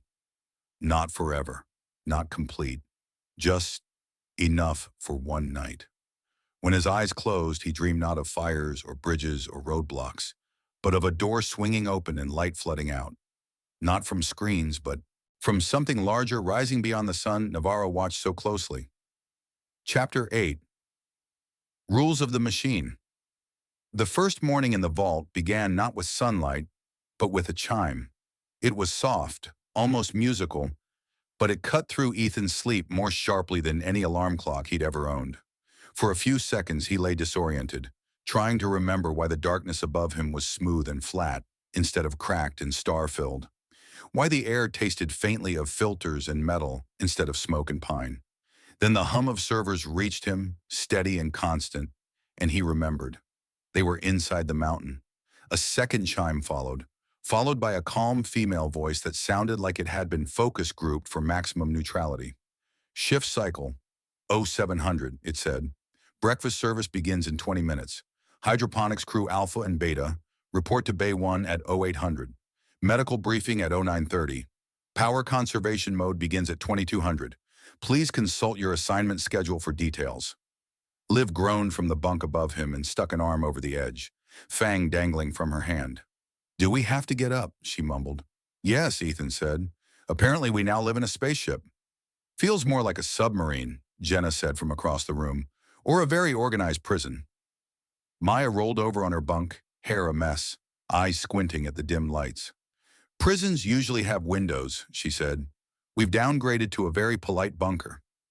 Hannah stepped into the doorway, already dressed, dark hair tied back, scrub top freshly laundered by some miracle of vault logistics. She held a small plastic card between two fingers. Good, you're awake, she said. We've been assigned badges. She held up the card. It had her name printed on it, a small photo that must have been taken sometime after they arrived, and a colored stripe along the bottom. Green. Green means what? Ethan asked, levering himself up. Medical clearance with facility access, level 2, she said. You'll probably get a different color. Try not to be jealous. She tossed a badge to him. He caught it and squinted at the text. Cole, Ethan, Operations, Mechanical, Access LVL2, Temporary. The stripe along the bottom was blue. Temporary, he said. Nice of them to remind us we're on probation. Navarro lives on probation, Hannah said. He just extended it to us. Maya's badge was yellow. Technical, Auxiliary, Access Level 1. Jenna's and Liv's were gray. Civilian, Support, Access Level 0, with a note at the bottom, Movement restricted outside designated zones. Liv frowned at hers. 0, she said. That sounds like nothing. It's not nothing, Ethan said. It's no restricted doors, no dangerous rooms, no wandering into places where the air cycles aren't friendly. It's please, don't break our nuclear-grade toy, Hannah added. Do we have nuclear-grade toys, Maya asked, interested. I'm hoping not, Ethan muttered. They followed the flow of other residents down the corridor toward the mess hall. Ethan counted heads automatically, an old habit. Maybe 20 people in all, including Navarro, Lara, and the hydroponics worker they'd seen yesterday. Most looked tired but physically okay. A few carried the awkward stiffness of recent injuries. Everyone carried themselves with the cautious awareness of people who knew the concrete above them was both shelter and weight. The mess hall was long and narrow with tables bolted to the floor and benches on either side. At one end, a serving counter displayed a surprisingly colorful array of food. Scrambled eggs, something that looked like oatmeal studded with dried fruit, greens from the hydroponics bay, slices of bread. Where did all this come from? Jenna whispered. Freeze-dried stock, bulk grain, powdered eggs, and a disturbingly efficient plant room, Maya said. Plus a lot of planning and a little luck. A hand-lettered sign above the counter read, Take what you'll eat what you take. There is no away here. A tall, broad-shouldered woman in a stained apron ladled out portions with the authority of an old-school cafeteria queen. She had a buzz cut, dark skin, and eyes that missed nothing. New arrivals, she said as Ethan's group reached the front. I'm Gita. I control your happiness levels from now on. You're in charge of food? Liv asked. And spices, Gita said gravely, which makes me more powerful than Navarro on alternate Thursdays. Liv giggled despite herself. Gita handed them each a tray, eyeing their badges. Blue, green, yellow, gray, she noted. We're turning into a rainbow down here. Is that a problem? Hannah asked. Only if someone starts thinking their color means their poop smells better, Gita said. Eat up. You've got debriefs and assignments, and I don't want anyone fainting in my mess hall. Makes the place look bad. They found a table near the edge of the room. The food was simple but tasted like actual cooking, not just survival. The eggs had herbs in them, the bread was warm, the greens crisp. Liv closed her eyes after the first bite and made a small involuntary sound. I forgot food could taste like anything, she said. That's because the last week was mostly canned and exhausted, Jenna said. She took another bite, chewing slowly, as if afraid that if she finished too fast, it would vanish. Across the hall, Navarro sat at a small table near the wall, a tray in front of him, his attention locked on a tablet displaying scrolling numbers. Callum sat opposite him, one leg propped on a spare chair, ribs bound tight under his shirt. They spoke in low voices between bites, their heads close together in the universal posture of two people arguing about something that mattered. Does he ever look up? Maya asked. Occasionally, Lara said, sliding onto the bench beside them. Usually when something catches fire. Comforting pattern, Ethan said. Don't worry, Lara said. He trusts the fire suppression system more than he trusts himself. You're safe. Relatively. She handed Ethan a folded piece of paper.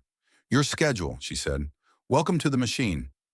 The paper was divided into neat blocks of time, each filled with small, precise writing.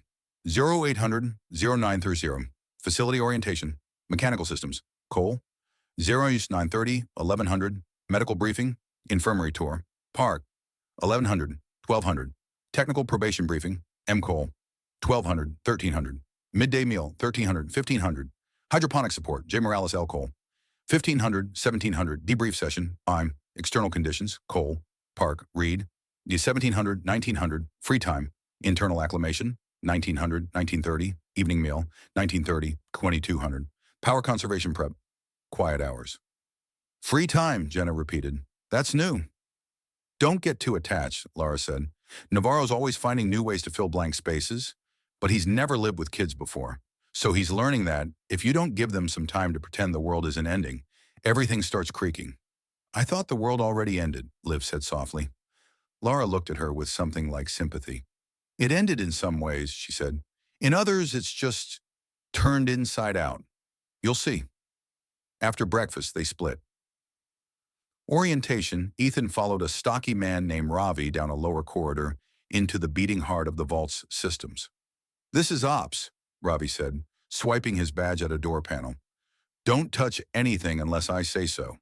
And even then, only touch it like it owes you money and you're afraid of jail. The door slid open to reveal a room that looked like the inside of a science fiction fan's brain. Racks of servers humming behind mesh panels, cables neatly bundled overhead, giant battery banks lining one wall with status lights glowing green. A large screen displayed a simplified schematic of the facility. Rooms, corridors, airflows, power lines. This is the brain and the blood, Ravi said. Power comes from a mix of microhydro, stored batteries, and a very small, very well-behaved generator we try not to bother unless we have to. Water's from a deep well and a secondary collection system. Air comes in from 3 intake points and leaves through 2 exhausts. If any of these lines go red, he tapped the schematic. We all have a very bad day. Ethan stepped closer, studying the layout. Redundancy on redundancy, he said. You could lose 2 intakes and still push enough air through the main trunk to keep everyone breathing. Exactly, Ravi said, pleased. Navarro designed for failure, not prevention. He knew. He couldn't stop everything, but he could stack the deck. Ethan ran his finger along one of the drawn lines. These junctions here, he said, they're vulnerable. Too many systems crossing in one spot. If Riker's people ever get smart enough to target infrastructure, they won't find these, Ravi said. Not easily, but you're right. We could use some reinforcement. Navarro's been too busy staring at the sky to look down here. You help us shore up the physical plant, and I'll make sure you're not sleeping next to the bathroom vents. Is that an upgrade? Ethan asked. You haven't heard the bathroom vents at 3 in the morning? Robbie said. Ethan cracked a smile. It felt strange in this room of humming machines, but not unwelcome. He spent the next hour walking through systems, asking questions, making notes in his head of weak points and workarounds. It felt good, concrete, manageable. The vault was a machine, yes, but it was one he could understand, even poke at, without everything collapsing. Out there, the world's failures had been abstract and vast. In here, the failures were cables, pipes, valves, things that could be fixed with hands and tools and enough patience. He found himself relaxing into the role almost despite himself. Then Ravi mentioned access controls. These panels, Ravi said, pointing to a bank of small, sleek devices by the door, tie into the facility's security net. Badges get different levels of clearance. Navarro's top, then me, Reyes, Lara, Gita. You're currently level 2. You can move in ops, basic infrastructure, your quarters, mess, Hydro 1. No labs, no primary control, no armory. Armory, Ethan repeated. Ravi grimaced. You'll meet it eventually. Navarro hates guns, but he hates being surprised more. And the door we came through, Ethan asked? The one in the mountain. Outer and inner gates are on separate systems, Ravi said. Navarro keeps the override codes in his head and one backup sealed in a safe I've never seen open. He's serious about not wanting anyone to waltz in or out. So if we decided to leave, Ethan said slowly, we'd need his blessing. Or a death wish and a lot of explosives, Ravi said. And given that you brought 2 kids up a mountain to get in here, I'm guessing the first is more your style. Ethan nodded, but a knot had formed in his gut.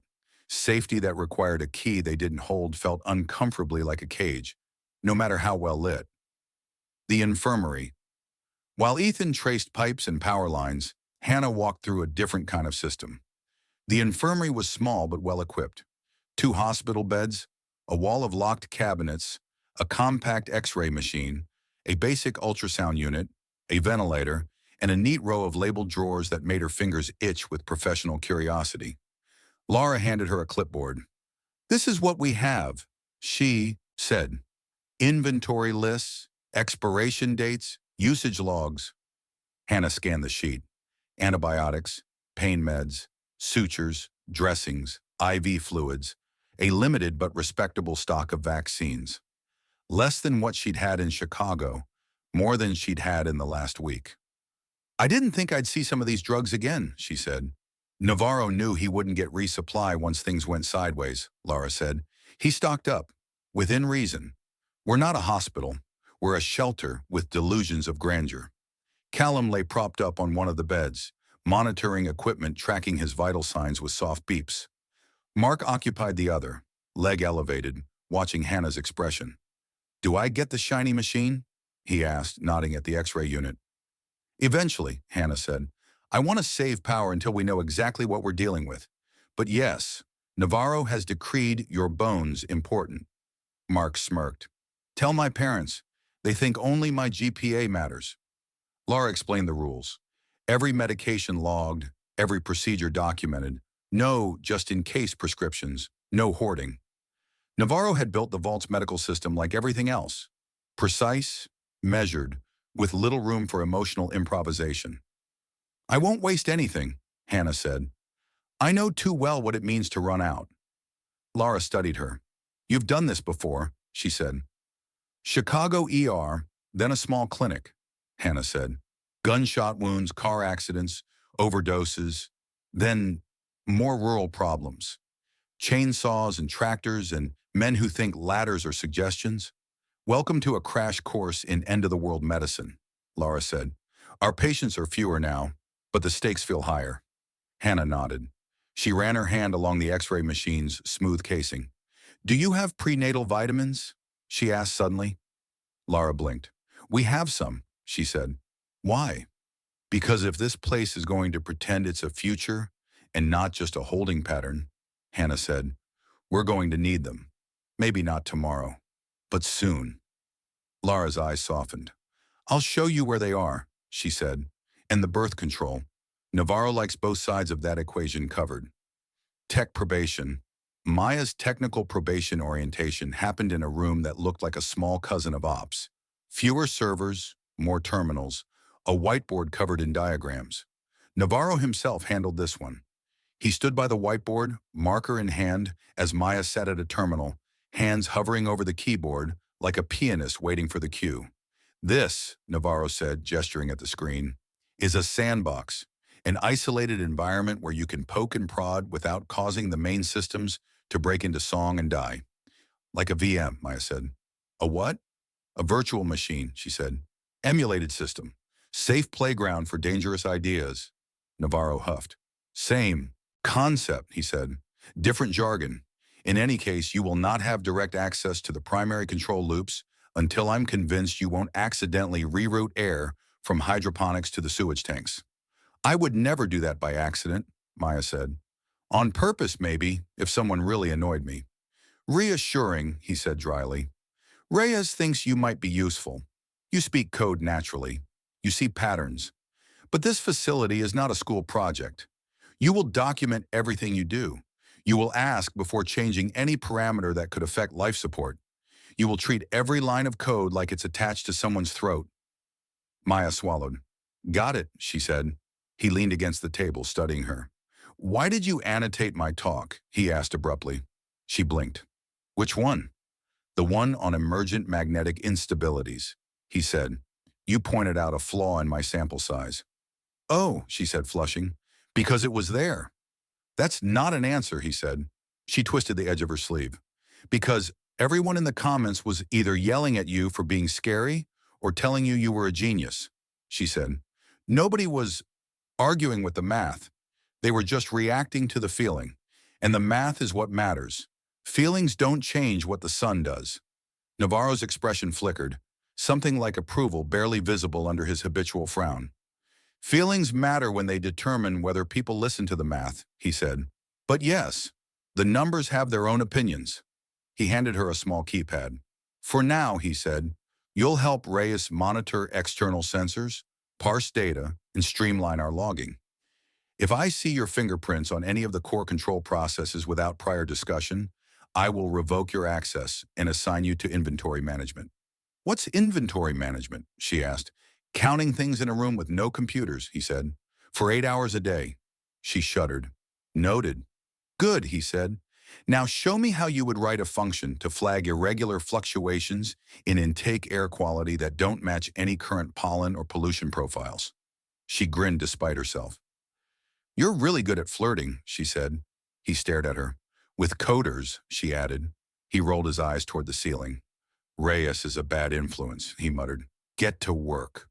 Hydroponics and small jobs. While the adults argued with systems, Jenna and Liv were introduced to the gentler side of the machine. Hydroponics Bay 1 was warm and humid, a green oasis of leaves and stems under a canopy of LED light. The air smelled faintly of basil and wet earth, even though there was no actual soil. Rows of plants grew in long troughs of nutrient-rich water, their roots a pale tangle beneath the surface. A tall, wiry person in coveralls greeted them with a nod.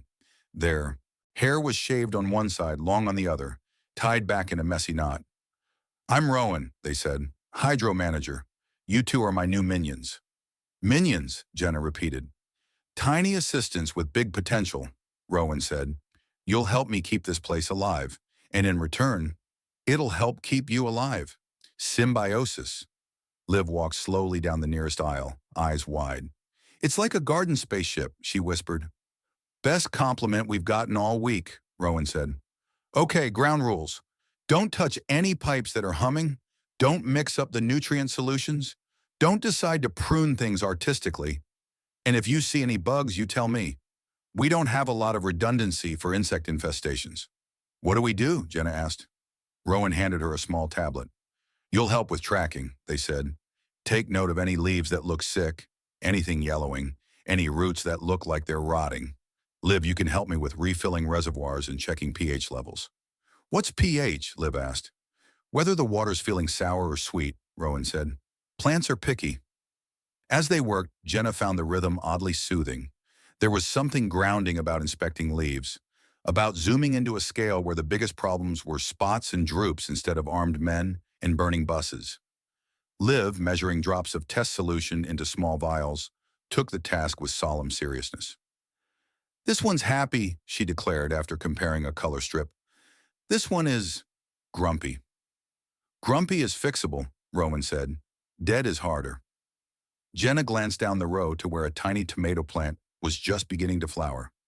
She remembered the scorched fields of Tom McKenna's farm, the way flames had eaten weeks of careful work in minutes. Here, water flowed in quiet loops. Light came on schedule. No wind, no lightning, no stray cigarette butts. "A little too perfect," she murmured. Rowan heard her.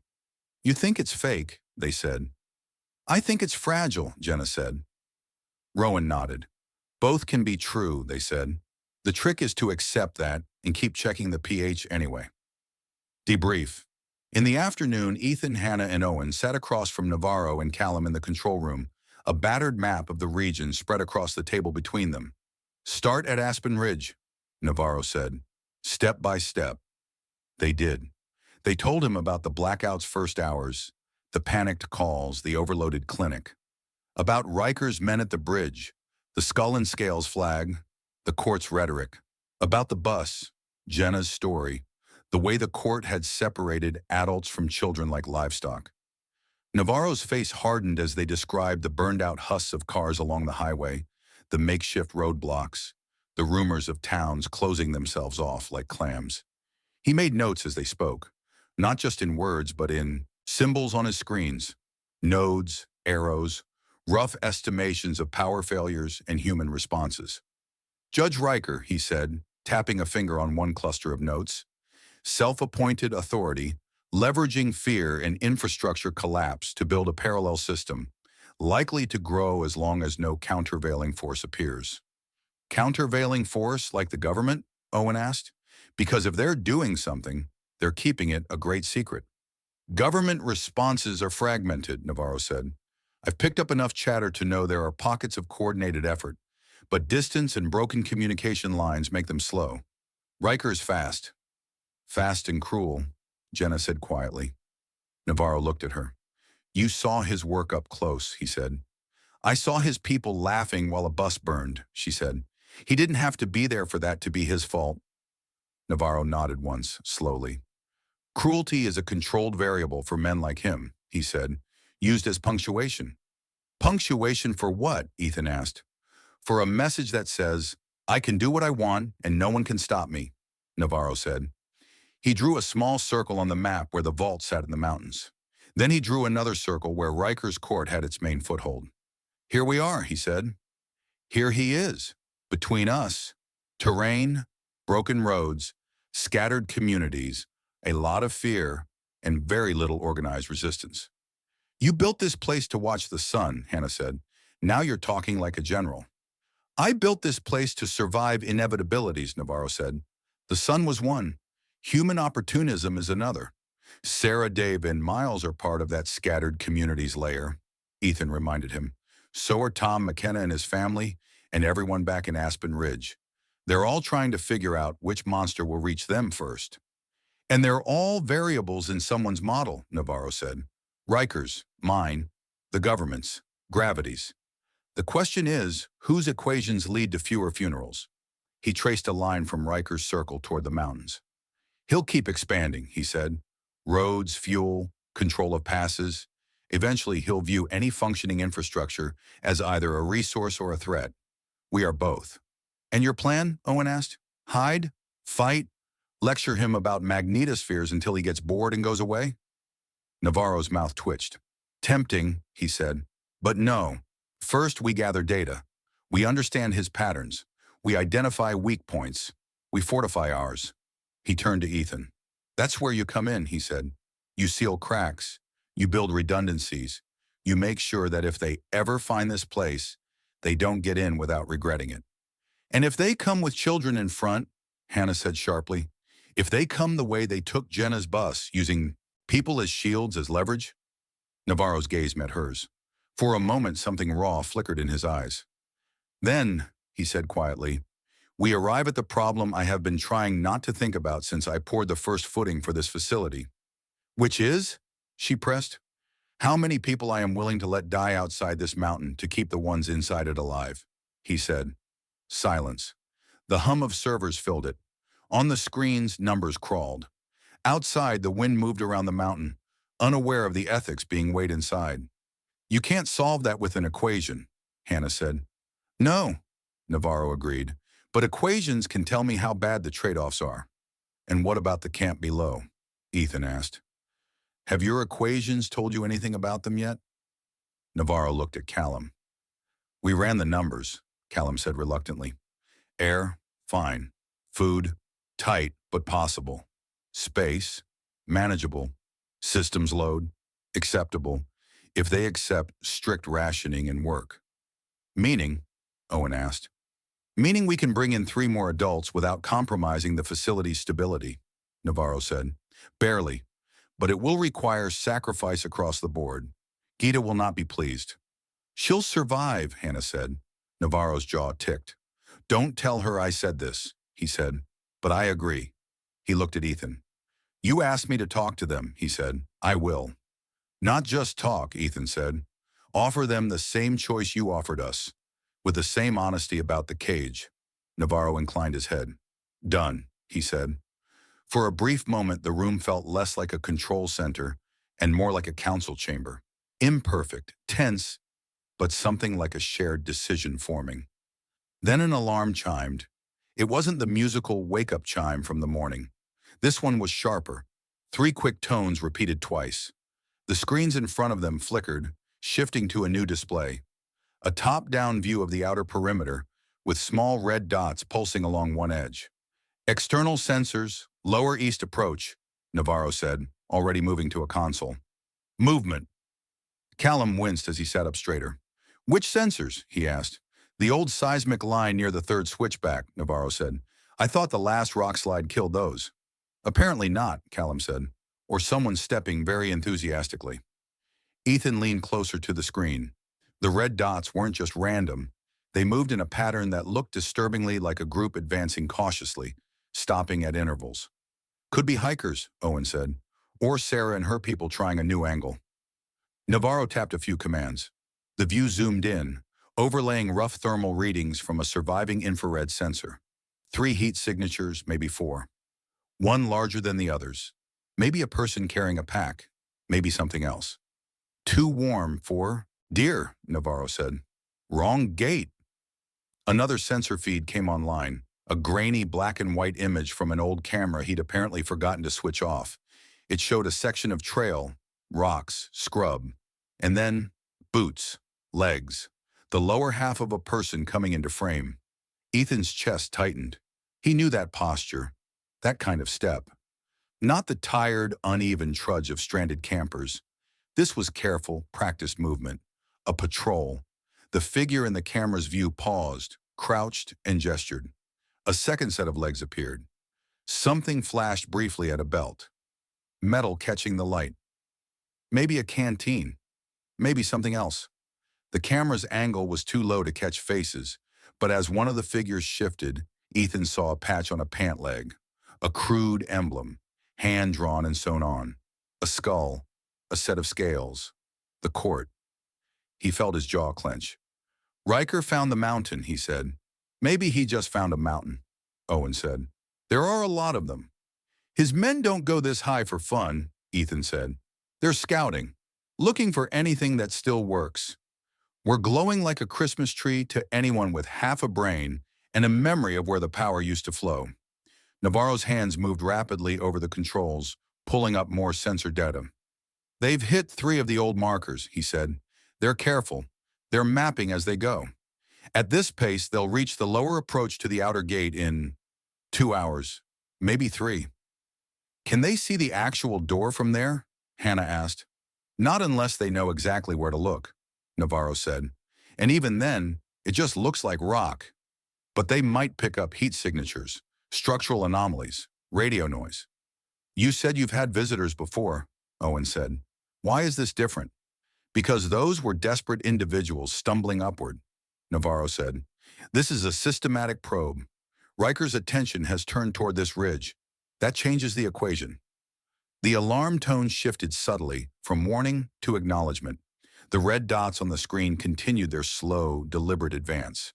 Navarro turned away from the console and faced them. Until now, he said, this facility has been a sensor platform and a shelter, a place to observe and survive. We watched the world burn and tried to understand the fire. He gestured toward the screen. Now, he said, the fire is walking toward us with boots and guns. Hannah folded her arms. So what does the vault become? She asked. A node, Navarro said. A point of leverage, a target, and potentially a thorn. He looked at Ethan, then at each of them in turn. Hannah, Owen, Maya, Jenna, even the sleeping forms of Mark and Callum on the monitor feed from the infirmary. I will not sugarcoat this, he said. If we stay purely observational, we become prey. If we act, we become players. Both options carry risk. Both will force choices none of us want to make. Ethan felt the weight of his gaze like additional gravity. What are you asking? He said. I am asking, Navarro said slowly, whether you are willing to help turn this facility from a bunker into something more active.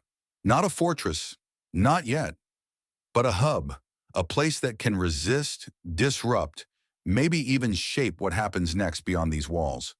Meaning we become a target faster, Owen said. Meaning we stop pretending we're outside the game just because we live in a hole, Navarro said.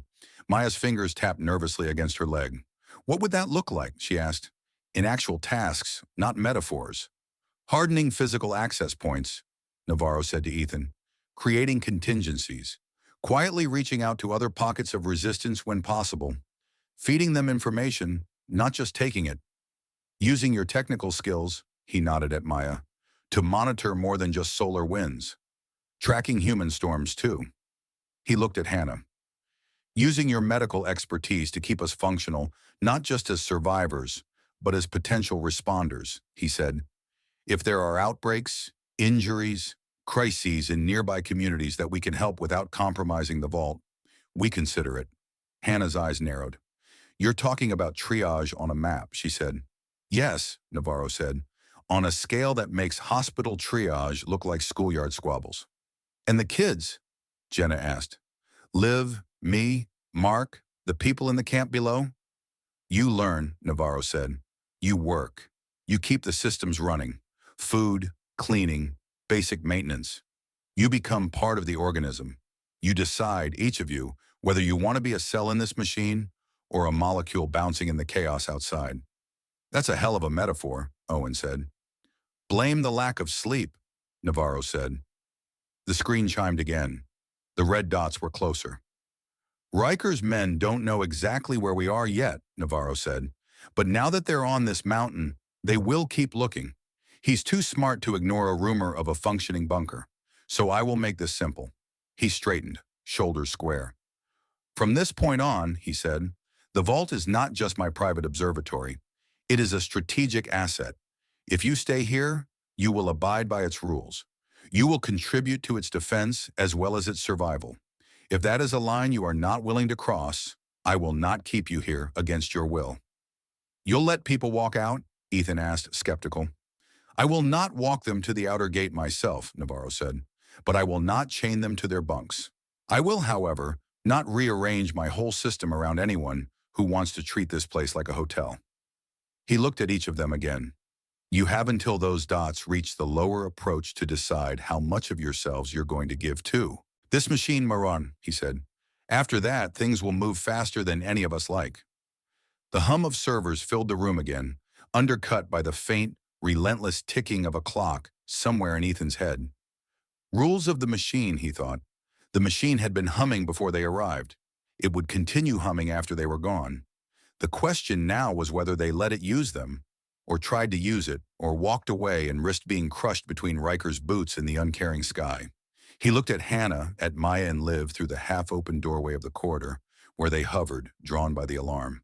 Maya's eyes were bright, her face set. Liv clutched Fang close, her expression halfway between curiosity and fear. Dad? Maya asked. What are we going to do? Ethan opened his mouth, then closed it. For once, he didn't have an immediate answer. Outside, far below the vault of rock and concrete, A group of men with a skull and scales on their sleeves kept climbing, boots crunching on stone. Inside, the vault waited for their choice. Chapter 9. Fault Lines. The red dots kept inching forward on the screen long after Navarro dismissed them from the control room. Even when Ethan walked away, when he moved through the concrete corridors and into the mess hall, he still saw them behind his eyes. Little pulsing points on a map, climbing toward the mountain like a slow infection. The vault hummed around him. Fans, pumps, voices. It felt as if the entire facility had taken a breath and was now holding it. At their table, Liv pushed a piece of bread around her plate. The crust was torn, but she hadn't actually eaten any of it. "Are they coming right now?" she asked. "The bad men?" "Not right now," Ethan said. "They're still far down the slope." "How far is far?" Maya asked, eyes dark. "Far enough that we have time to think," Ethan said. It sounded reasonable. It did not sound like comfort. Jenna stared at the wall, jaw tight. "Thinking is what got us stuck on that road," she said. "We thought about whether to wait, whether to go around, whether to trust that patrol that said the bridge was safe. Then the bus burned." "Thinking isn't the problem," Hannah said. "It's thinking the wrong things, or thinking too slowly while someone else acts faster." "Navarro doesn't seem slow," Maya said. "He seems like he's already playing 3 moves ahead." "Yeah," Jenna said. "We just don't know if we're his pieces or his teammates." The question hung between them like a low-voltage shock. Ethan rubbed his temples. Sleep had taken him last night, but it had been thin, full of half-formed images. Jamie falling, the bridge cracking, the vault's door closing, the red dots climbing. "I have a tour in hydroponics in 10 minutes, Liv said, glancing at the clock display above the door. "Rowan said I can learn how to plant new seeds." "That's good," Hannah said. "Plants like being fussed over. So do people." Liv hesitated. "What if the power goes out?" she asked. "Will the plants die?" "Navarro designed backup systems," Ethan said, "and if those fail, we'll improvise." "You say improvise like a magic word," Jenna said. "It doesn't always work." "No," he said, "but it's better than panic." He caught Hannah's gaze. The look they shared was brief, layered. "We need to talk and not hear." "Liv," Hannah said gently, "go with Rowan. Do what they tell you. We'll come find you when we're done with our grown-up arguments." Liv slid off the bench. Benji followed, tail swaying slowly. He walked her down the corridor like a small furry escort. When she was gone, the air felt heavier. "Navarro's giving us time to decide," Maya said, "but it doesn't feel like a choice. If we walk out, we die. If we stay and pretend nothing's happening, we eventually die, just slower. If we stay and help, we become targets." "Welcome to adulthood," Jenna said. "Jenna?" Hannah said softly. "What?" Jenna snapped, then sagged. "Sorry, I'm tired of having every option be a bad one." "Me too," Ethan said. "But bad doesn't mean equal." He reached for his badge, thumb tracing the edge of the blue stripe. "You all right?" Hannah asked him. "Define all right," he said. "Not helpful." He blew out a breath. "I need to understand what Navarro actually plans," he said. "Not just the pep talk version. If we sign on to make this place a node, I want to know if he means we're going to be lobbing rocks, radio signals, or bodies." "Then go ask him," Maya said. "He gave us the speech. Make him give you the footnotes." "I have a mechanical briefing with Ravi in an hour," Ethan said. "He's going to want to talk about reinforcing access points." "And I have a full scheduled shift in medical," Hannah said. "Lara says Navarro wants to review triage protocols. Again." "Does he have a protocol for half the mountain shows up at his door?" Jenna asked. "Probably," Hannah said. "I'm not sure I want to see it." They parted with the understanding that their conversations were only paused, not finished. The fault lines between what each of them needed, safety, agency, justice, had been hairline fractures before. Now pressure was building. It would only take one good hit to make something crack. In the infirmary, Hannah washed her hands at the sink, watching the automatic faucet dispense a measured stream of water. It shut off after exactly 5 seconds. "Everything here knows when to stop," she murmured. "Not everything," Lara said, adjusting a monitor. "Navarro doesn't. Reyes doesn't. The hydroponics lights will stay on until someone tells them otherwise." "And me?" Hannah asked. "Do I know when to stop?" Lara looked at her reflection in the metal cabinet door. Depends, she said, on whether you're talking about saving people or arguing with Navarro. A soft ping drew their attention to the small monitor mounted on the wall. Mark's heart rate, blood pressure, oxygen saturation, all within acceptable ranges. His pain med timer showed 32 minutes since the last dose. More? He asked, noticing where her eyes went. Soon, Hannah said. If I drown your nervous system too often, it'll stop telling us when something's actually wrong. He made a face. You and Navarro say the same thing, he said. Has he started offering you spreadsheets yet? Not yet, she said, but I see them lurking in his eyes. She turned as Navarro entered the infirmary, holding a tablet. Reyes in a wheelchair behind him, legs splinted, ribs wrapped. Callum's color was better today. The raw pain in his eyes had dulled to a manageable ache. Park, Navarro said by way of greeting. We need to talk prioritization. That word never leads anywhere fun, she said. Fun isn't on the menu, he said. Survival is. We have a finite array of medical resources, drugs, machines, your time. We must decide how to allocate them as our population changes. Meaning as you take people in from outside, she said. Meaning in general, he said. But yes, the camp below, Riker's injuries if they escalate, potential outbreaks. The more variables we absorb, the more precise we must be. He handed her the tablet. On it was a table, a familiar format, though the columns made her stomach clench. Patient ID, condition severity, resource cost, strategic value, survival probability, priority index. You're assigning point values to people, she said. I'm assigning weights to factors, he said, which people happen to be attached to.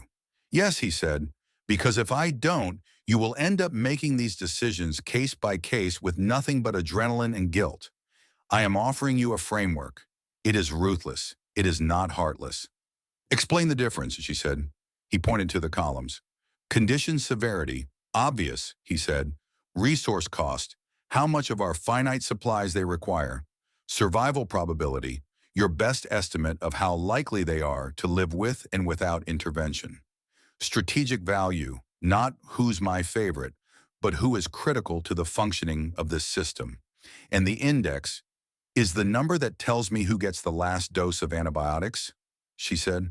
In a crisis, yes, he said. When you can't save everyone, you save the most you can. That's triage, Park. You know this. I do it based on immediate need and likelihood of survival, she said, not whether someone is strategically valuable. If we were in a normal hospital, I'd agree, he said. We're not. This facility depends on certain people more than others. If your one hydroponics expert dies and you save 3 patients who can't tell lettuce from algae, the net casualties down the line will be higher. So you're saying Rowan should get antibiotics before 3 kids, she said. I am saying the kids will die slowly without food in a month, he said.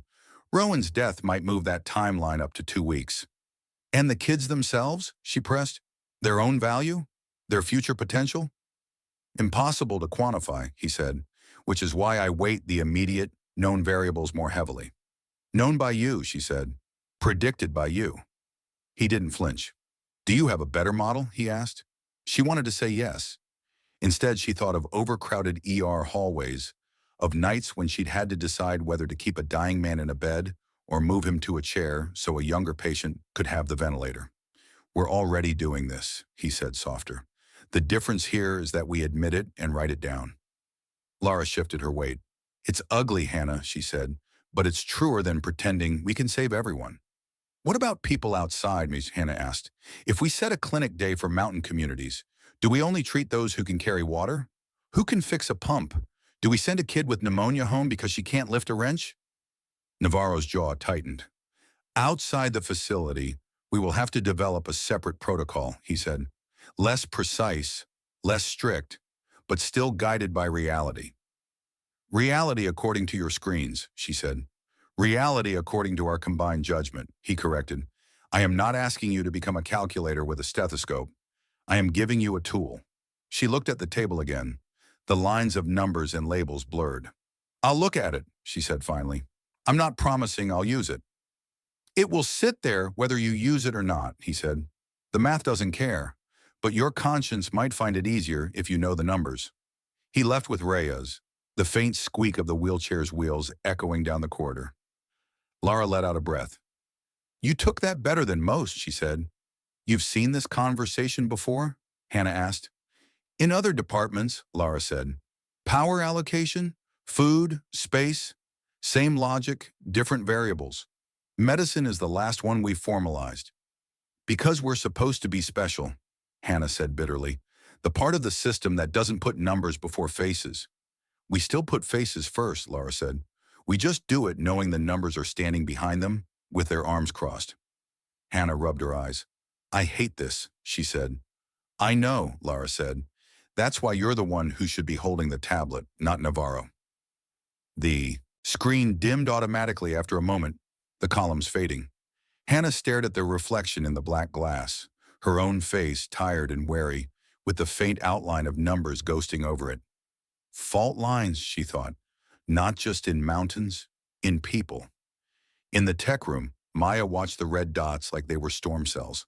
Navarro had given her access to a composite feed, seismic sensors, thermal readings, the old camera, and now, thanks to Reyes's tinkering, a directional microphone hidden in a rock near the lower trail. The microphone was temperamental, picking up wind and the occasional bird. But every so often it caught a human sound, a muttered curse, a snatch of conversation, the clink of metal on stone. "But he said it's up here somewhere. If this was just a rumor, he wouldn't care so much. Just keep your eyes open for vents. Guy on the South Road said he saw steam." "Steam?" Maya whispered. "Idiot. That's how people find dragons in movies." Navarro stood behind her, arms folded, eyes on the same screen. "They have partial information," he said. "Enough to make them curious, not enough to be precise." "How did they even hear about this place?" she asked. "A guard who drank too much, a ham operator who picked up one of our test signals, a rumor that grew teeth," he said. "Information leaks faster than radiation, even after the grid falls." She adjusted a filter, cleaning some of the wind noise. "We could spoof something," she said. "Send out a fake signal from a different ridge. Make them think the bunker's over there." "They're not listening for radio," Navarro said. "They're following footsteps, survival patterns. Where people go, where rumors cluster, we are not the only thing they're hunting." "Then why does it feel like we are?" she asked. "Because we can see them," he said, "and most of their other targets can't."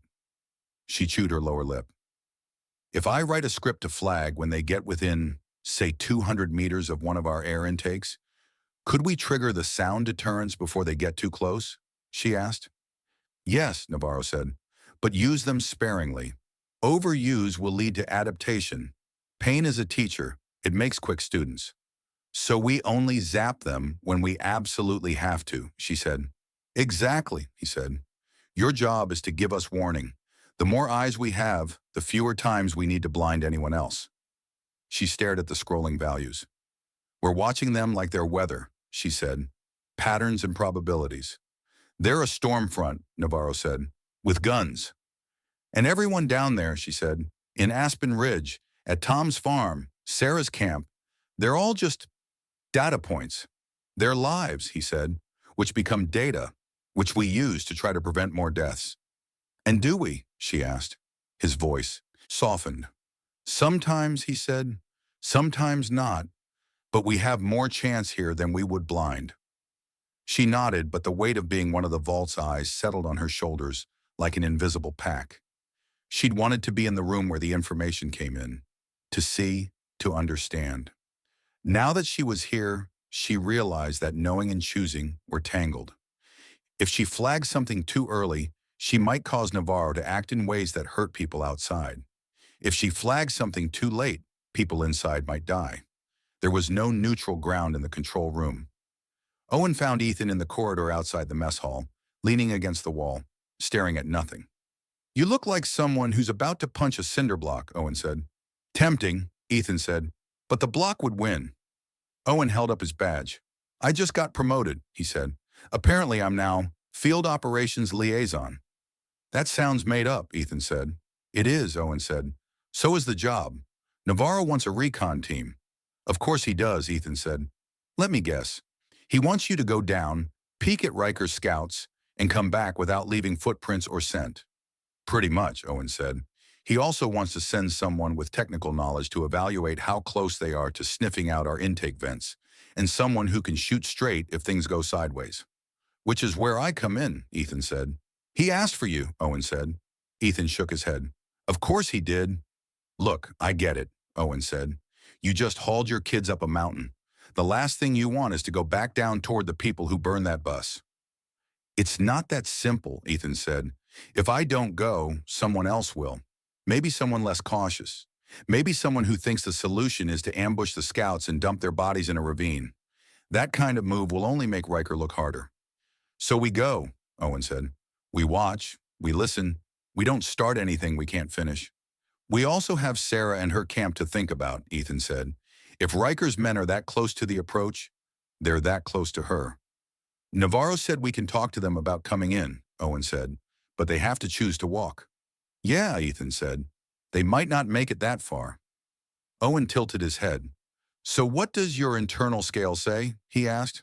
Stay and reinforce the bunker, or go out and see what's trying to crack it? Ethan looked down at his hands.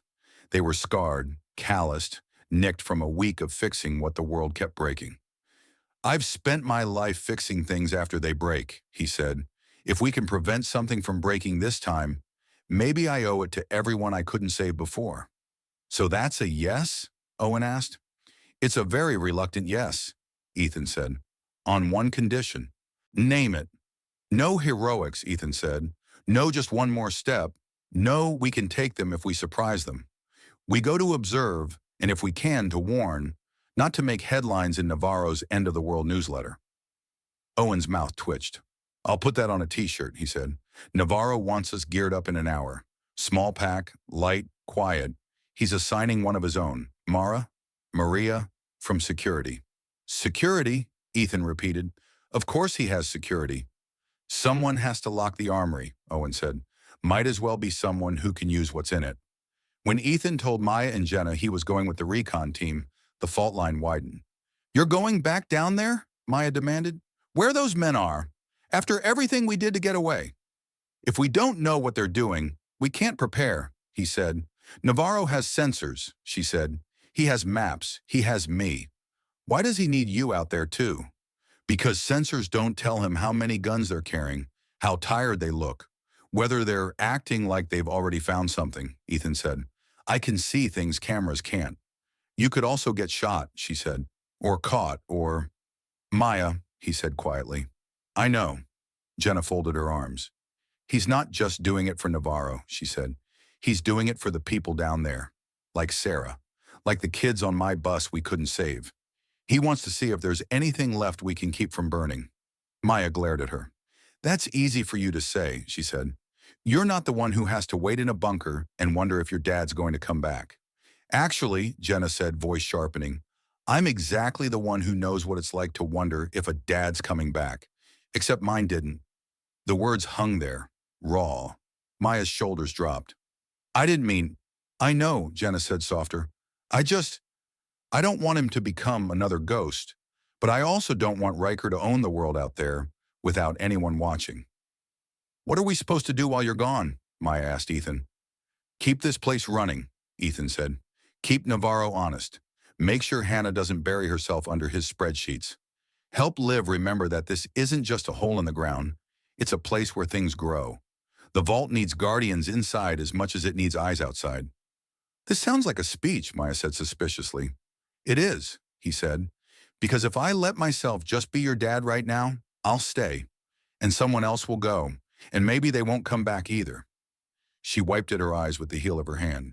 Fine, she said, but if you don't come back, I'm hacking Navarro's door controls and throwing him off a metaphorical cliff. Metaphorical? Jenna asked. We're in a mountain, Maya said. Metaphors will have to do. He hugged them both, one in each arm, feeling their bones and anger and fear. Benji pressed against his leg, sensing the tension. Watch out for each other, Ethan said. And for Liv. We will, Jenna said. Maya nodded, jaw set. Just don't be stupid heroic, okay? She said. Be boring heroic. I can do boring, he said. I've had practice. The armory was smaller than Ethan expected, but dense. Racks of rifles, drawers of ammunition, shelves of non-lethal gear, tasers, batons, tear gas canisters, sonic emitters like the ones Navarro had mentioned. It smelled of oil and steel and old training. Maria, the security lead, stood by a workbench, checking a rifle's action. She was in her mid-30s, compact, with a calm intensity that reminded Ethan of instructors he'd had long ago. Her dark hair was braided tightly, tucked under a cap. Her badge stripe was red. "Cole," she said when he entered with Owen. "Reed, you both passed the don't point it at your own feet test?" "I've been carrying one of these since I was 19, Ethan said. "Feet are still intact." "Good start," she said. "You'll carry sidearms only, no long guns. Rifles change the way people move. Sidearms let you pretend you're still just hikers if you keep them covered." "What about you?" Owen asked. "I'll carry both," she said. "Someone has to ruin the aesthetic." She handed Ethan a pistol and 2 magazines. The weight was familiar, heavy in a way that wasn't just mass. He checked the slide, the sights, the safety. Muscle memory took over. His hands knew the dance even if his heart protested. Owen got a pistol as well, plus a compact pair of binoculars and a small high-gain radio. "Rules of engagement?" Ethan asked. "Observe first," Maria said. "Avoid contact. If you're seen, you're hikers who got lost. If that fails and they threaten you, you defend yourselves and fall back. We are not starting a war on a switchback." "What about Sarah's camp?" Owen asked. "Do we detour?" "Yes," Maria said. "Navarro wants them given the choice formally, and he wants an updated count. If they're willing to pack up and move, we'll coordinate a retrieval once we know how hot the lower slopes are." "And if Riker's men get there first?" Ethan asked. "Then we adapt," she said. "Or we bring back information we don't want." They left through a different exit than the one they had first entered. A narrow service tunnel that sloped upward and then down, ending in a disguised hatch behind a cluster of boulders further from the main trail. As the outer panel shifted aside and cold air rushed in, Ethan tasted the world again for the first time since the vault swallowed them. Pine, rock, distance. He hadn't realized how much the filtered air inside had flattened the world until now. They stepped out into a thin band of sunlight. The sky was a hard blue, the wind sharper up here. The mountains stretched below them in folds of green and gray. The vault, for all its humming complexity, was an invisible scar in the rock behind them. "Feels like stepping out of a submarine," Owen said quietly. "You forget how loud the ocean is until you're above it." "Stay low," Maria said. "Stay quiet. And remember, our goal is not to be interesting." They moved along a narrow goat path that skirted the main trail, staying in the shadow of trees and rock outcroppings. Maria led, Owen behind, Ethan taking up the rear. Benji trotted between them, uncharacteristically subdued, as if he understood the stakes.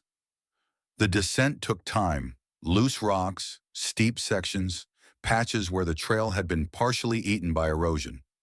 Twice they paused to let their breathing even out, both for stealth and because the climb back up would be worse.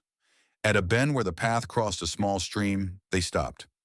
"Sarah's camp is over that ridge," Owen said, pointing. "We can swing by, then circle back to approach the sensors from the east." "Do it," Maria said. "We need to know if they've seen anything." They moved toward the plateau where the tents had been. Ethan felt tension coil in his gut as they approached. He imagined empty fire rings, torn canvas, the silence of a story cut off mid-sentence. Instead, they heard voices.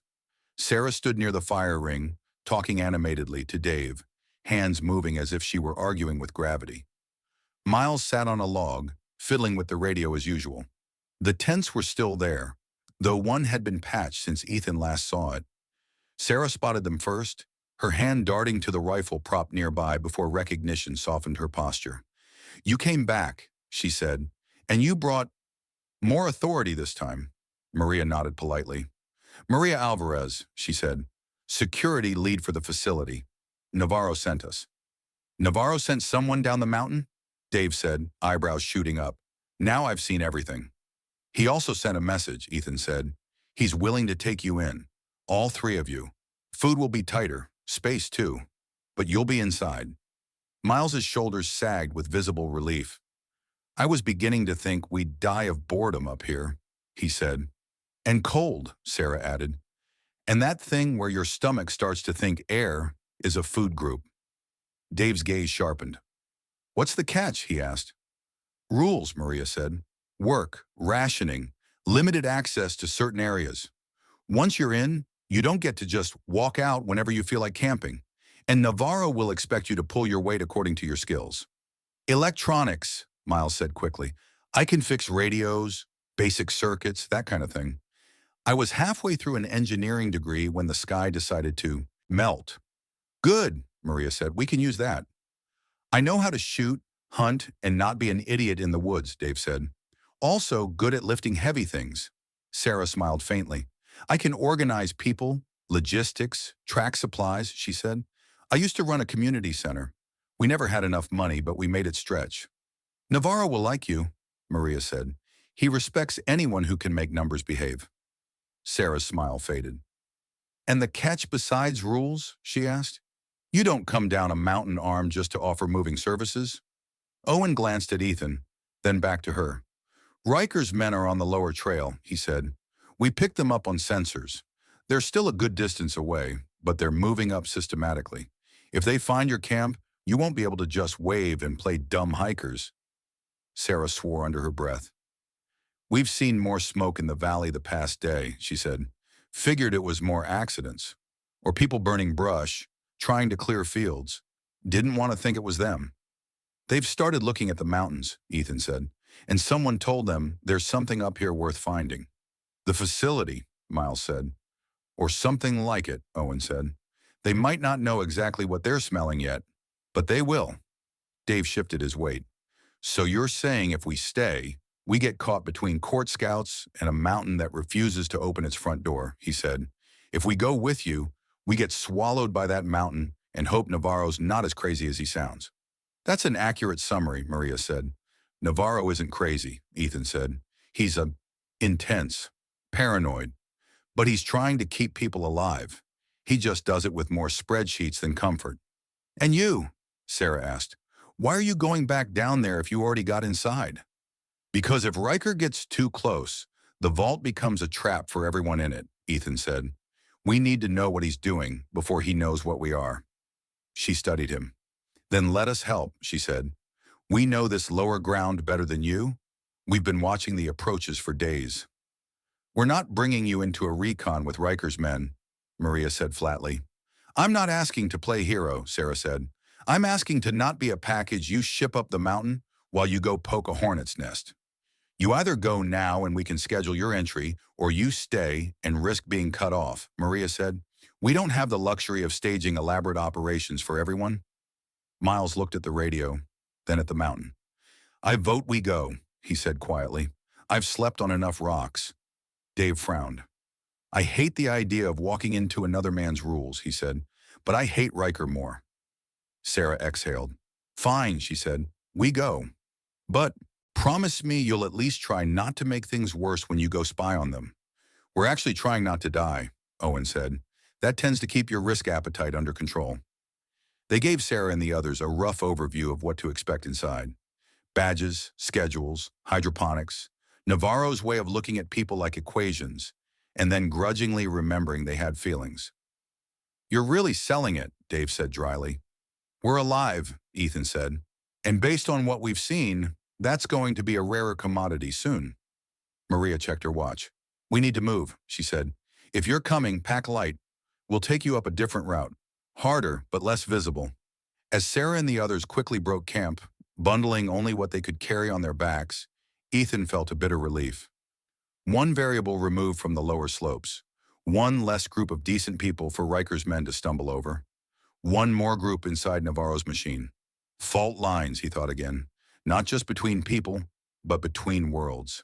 They parted ways at a narrow saddle.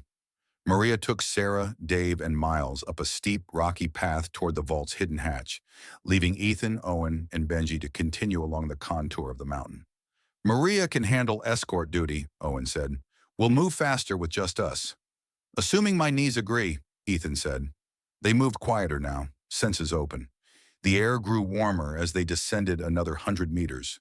The trees thickened, then thinned again near a rocky outcrop that overlooked the old access road. what had once been a rough, unpaved path for maintenance vehicles. Now the road was scarred with fresh tracks. Owen motioned for Ethan to drop. They belly crawled the last few meters to the edge, peering down through scrub. Below, 3 men moved along the road. They wore mismatched clothing, hiking gear, military surplus, work jackets, but each had a scrap of cloth tied somewhere visible, a patch with the skull and scales emblem. 2 carried rifles, the third a shotgun. All moved cautiously, scanning the slopes. One of them knelt by a rock and scratched something onto its surface. When he stood, Ethan saw the symbol, a crude arrow pointing upward, the court's emblem beneath it. "They're marking a trail," Owen whispered. "Like leaving breadcrumbs for the next team," Ethan said. The men talked quietly. The mic feed in Maya's room might be picking some of it up, but here the wind distorted their words. Still, certain phrases floated up. Judge said, "If there's a bunker, first claim." One of the men turned, scanning the ridge.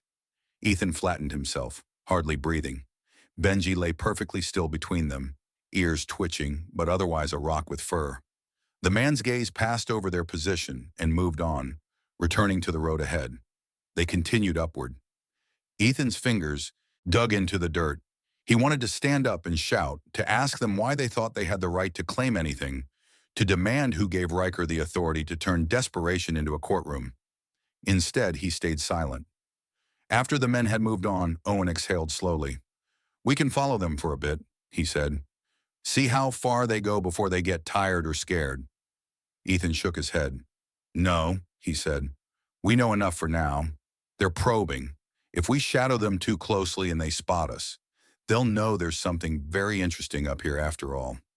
"You're really committing to this boring, heroic thing," Owen murmured. "I promised my kid," Ethan said. They eased back from the edge. On their way back, they took a different route, cutting across a ravine to approach another vantage point above the old maintenance shack, the one that had long ago housed spare tools and fuel. Now it housed something else. From a distance, they saw the new additions. A tarp stretched over the roof to break up the outline, a small fire pit dug discreetly behind, a pair of crude benches built from scrap. Someone had turned it into an outpost. "Forward base," Owen said. "They're not just scouting, they're planning to stay." As if to underscore his words, a 4th man stepped out of the shack, stretching. He wore a court patch like the others, but he also had a radio on his belt, a model Ethan recognized as one used by Highway Patrol years ago. He clicked it on and spoke briefly into it. They couldn't hear the words from here, but the tone was relaxed, familiar. "Reporting in." "They've got comms," Ethan said. "Limited, but enough. If they confirm anything, it gets back to Riker." "And Riker sends more," Owen said. "We can't take out that shack," Ethan said, preempting the thought he saw forming in Owen's eyes. "Not without leaving a signature. Explosions, gunshots, anything loud enough to erase this little base will be loud enough to echo up to the vault." "Even if we did it quiet," Owen said, "they'd come looking when their guys don't report in." "Exactly," Ethan said. "Best case, we slow them down. Worst case, we paint a big arrow on the mountain. Something up here is worth killing for." "So we do nothing?" Owen asked. "For now," Ethan said. "We report. We adjust. We make sure the next recon team doesn't trip over them. We assume this path is contaminated and lean harder on the more difficult approaches." "Navarro's not going to do nothing," Owen said. "Navarro will not dragging a war up to his front door," Ethan said. "He's a paranoid bunker engineer. Caution is his love language." On the way back up, every step felt heavier, not just because of the climb, but because of the knowledge they carried now. Riker's reach had extended a tangible feeler onto the mountain, and it had found something solid enough to hold on to. By the time they reached the hidden hatch, Ethan's legs were shaking. Maria waited just inside, having already delivered Sarah's group to intake. She raised an eyebrow as they entered. "Well?" she asked. "Scouts with rifles," Owen said. "Marking the trail. Forward base at the old maintenance shack. Radio contact with someone below. They're not guessing anymore. They're mapping." Maria swore softly. "Navarro is going to talk about accelerated timelines for the rest of the day," she said. "Come on, he wants a full debrief." As the hatch sealed behind them and the mountain reclaimed its seamless facade, Ethan felt the divide more sharply than ever. Outside, open air, danger, small camps clinging to ridges, men with skulls on their sleeves and maps in their hands. Inside, concrete, humming servers, eyes on screens, a man who turned every choice into a line on a graph. They walked back into the vault's light. The debrief was tense. Navarro listened without interruption as Ethan and Owen described what they'd seen. The marked rocks, the forward base, the radio, the casual way the scouts moved. He used a stylus to add new symbols to his map. A small square for the shack, a dotted line for the patrol route, a shaded area for contested approach. Riker is committing resources, he said. This is not an idle curiosity. He's giving his men a place to rest, resupply, maybe rotate, Owen said. They're not going to forget about this mountain. He'll send more, Navarro said. More men, more radios, eventually someone with enough technical sense to notice our heat signatures, our cold spots. So we harden, Ravi said from the back of the room. We collapse some of the old vents, reroute through deeper channels, mask what we can. We use the sound deterrents judiciously. We turn the upper slopes into a maze without visible cheese. And the shack, Maria asked. Do we leave it standing as a signpost that says, look here? Or do we take it out and hope they interpret that as, this mountain is haunted? If we level it, we confirm intelligence, Navarro said. We tell them there is something with agency up here, something that can hit back. They might become more cautious or more determined. If we leave it, we let them dig in, Maria said. They'll start watching patterns, counting who comes and goes on the lower trails, if anyone. Ethan cleared his throat. We can't think of this shack in isolation, he said. We have to consider what Riker is doing everywhere else. If we swat his hand here, he might punch someone else harder down there. The people in the valley on the roads, they'll pay for our message. We are not responsible for Riker's cruelty, Navarro said sharply. He chooses where to direct his violence. We're responsible for anything we do that gives him more targets, Ethan said. If we escalate, we need to be damn sure the gain outweighs the cost. Hannah, who had come in midway through, spoke up from the doorway. And part of that cost is going to walk into my infirmary, she said. If you plan anything that could lead to wounded, I need to know before, not after. So we do nothing, Maria said, frustration seeping into her voice. We sit in our hole and hope Riker gets bored and goes back to burning buses elsewhere. I didn't say nothing, Ethan said. We're already doing something. We relocated Sarah's group. We're hardening our infrastructure. We're watching. Sometimes restraint is the action. Tell that to the people who'll end up in those forward bases as prisoners, Maria snapped. Enough, Navarro said. His voice wasn't loud, but it cut through the argument like a blade. He looked at each of them in turn. Ethan, Maria, Ravi, Hannah, Owen, Maya hovering near the door, tablet in hand. These are the fault lines, he said. The places where our priorities rub against each other. Safety versus intervention, inside versus outside, fear versus obligation. He tapped the map. We won't resolve them today, he said, but we will not pretend they don't exist. He pointed at the small square marking the shack. For now, we leave the outpost untouched, he said. We continue monitoring. We reroute any surface activity away from their line of sight. We assume this approach is compromised. Maria opened her mouth to protest. He held up a hand. This is not cowardice, he said. It is conservation of unknowns. The more he knows about us, the fewer degrees of freedom we have. For now, ignorance is our shield. And Sarah's group? Hannah asked. Are they in or camping in some transitional space while your equations decide if they're worth the air? They're in, Navarro said. Fully. They're being processed now. They will receive badges, quarters, and schedules. We will adjust our rations accordingly. Hannah's shoulders eased, just a fraction. Good, she said. Now I can worry about breaking the news that our infirmary uses spreadsheets. Navarro almost smiled. Fault lines are not weaknesses by default, he said. Geologists know they're also where mountains move. Yes, Patel? On a secondary screen, Mark's face appeared from his infirmary bed, having apparently hacked into the camera feed in boredom. Somebody say my name, he asked. Yes, Dr. Doom. Fault lines are where things slip, and where new terrain gets born. Exactly, Navarro said. We will argue. We will disagree. We will make each other uncomfortable. That is preferable to silent compliance.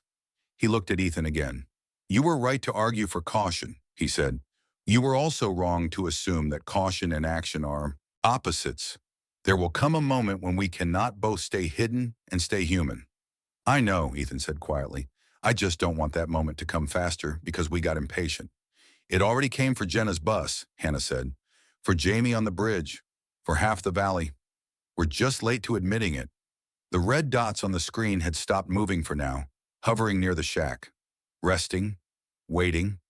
Inside the vault, the arguments slowed as people drifted back to their duties, their thoughts. No resolution, just a temporary ceasefire. Later in their bunks, Maya lay awake, staring at the dim ceiling. She could feel the fault lines now not just between people, but inside herself. The part of her that loved systems, code, puzzles, that thrilled at the thought of reconfiguring sensors to outsmart Riker's scouts, was alive and humming. The part of her that remembered smoky air, screams, and the smell of burned plastic from the bus was wary, whispering, every clever move has consequences. Jenna on the bunk above shifted. You awake? Maya whispered. Yeah, Jenna whispered back. What do you think we should do? Maya asked. Not just survive, actually do. Jenna was quiet for a long time. Survive first, she said finally. Then, make sure people like Riker don't get to write the history.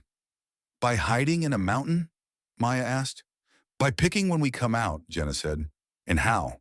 She turned over, the thin mattress creaking. Fault lines, she murmured. Sometimes they're where things break. Sometimes they're where you can pry something open. Maya stared into the dark, listening to the distant hum of machines and the quiet breathing of her sister on the bunk below. Outside, under a different sky, men with skulls on their sleeves slept in a repurposed shack, dreaming of whatever tyrants dream about. Between them and the vault, the mountain held its own silent tension. Rock pressed against rock. It hadn't chosen to be a battleground. The people inside it had. Chapter 10. The Offer. The vault had a way of turning even human arrivals into processes. When Sarah, Dave, and Miles stepped through the inner door, they were met not by Navarro himself, but by a series of stations, each with its own small ritual, its own logic. Station 1. Decontamination. Laura and another staffer named Ken handed them clean coveralls and directed them toward a shower room. Clothes go in the bin to the left, Laura said. You'll get them back once they've been washed and checked for hitchhikers. Hitchhikers? Miles asked, already untying his boots. Fleas, ticks, anything that likes blood more than oxygen, Laura said. We don't have spare bandwidth for an infestation. The water in the showers was not hot, but it was steady and clean. Sarah stood under the stream longer than necessary, feeling 8 days of campfire. Smoke, sweat, and mountain dust slide off her skin and swirl down the drain. She'd always thought hot water was civilization. Now she realized measured, guaranteed water, any temperature, was its own kind of luxury. Station 2. Vitals. They sat on stools while Laura and Ken checked their blood pressure, listened to their lungs, drew small vials of blood. Any chronic conditions? Laura asked, pen poised. Diabetes, heart disease, asthma. Nothing that needs more than ibuprofen and bad television, Dave said. Television is extinct, Laura said. We have wall charts instead. Dark times, he muttered. Occasional migraines, Sarah said. Stress-related. No meds except what I get over the counter. Had my appendix out when I was 13. No other surgeries. Miles swallowed. Mild asthma, he admitted. Exercise-induced. I've managed it with inhalers. Haven't had one since the blackout. Laura's eyes flicked up. Any attacks since then? She asked. Just tightness when it's cold, he said. No full episodes. I've been trying not to run. We'll keep an eye on it, she said. We have inhalers in stock, but they're not infinite. Avoid sprinting up and down long corridors unless Maria's chasing you. Who's Maria? He asked. You'll know when she glares at you, Laura said. Station 3, skills. Navarro handled that one personally. They met him in a small room just off the main corridor. No screens here, just a table, 4 chairs, and a clipboard thick with printed forms. It looked like an interview room in an old government office, minus the posters telling you to be patient. Navarro sat with his tablet, stylus in hand.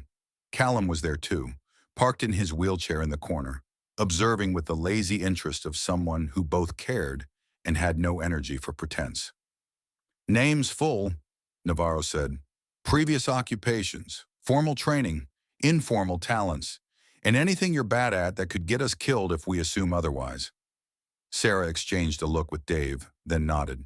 Sarah Holt, she said, used to run a community center in Denver. Before that, I did logistics for a mid-sized nonprofit. Budgeting, scheduling, volunteer coordination, grant reporting. I'm good with people, good with lists, decent with numbers, bad with sitting still when something needs doing. Navarro made a small mark. Volunteer coordination translates to shift schedules, he said. Budgeting transfers to resource tracking. Your tolerance for paperwork? High, she said, as long as it's not nonsense.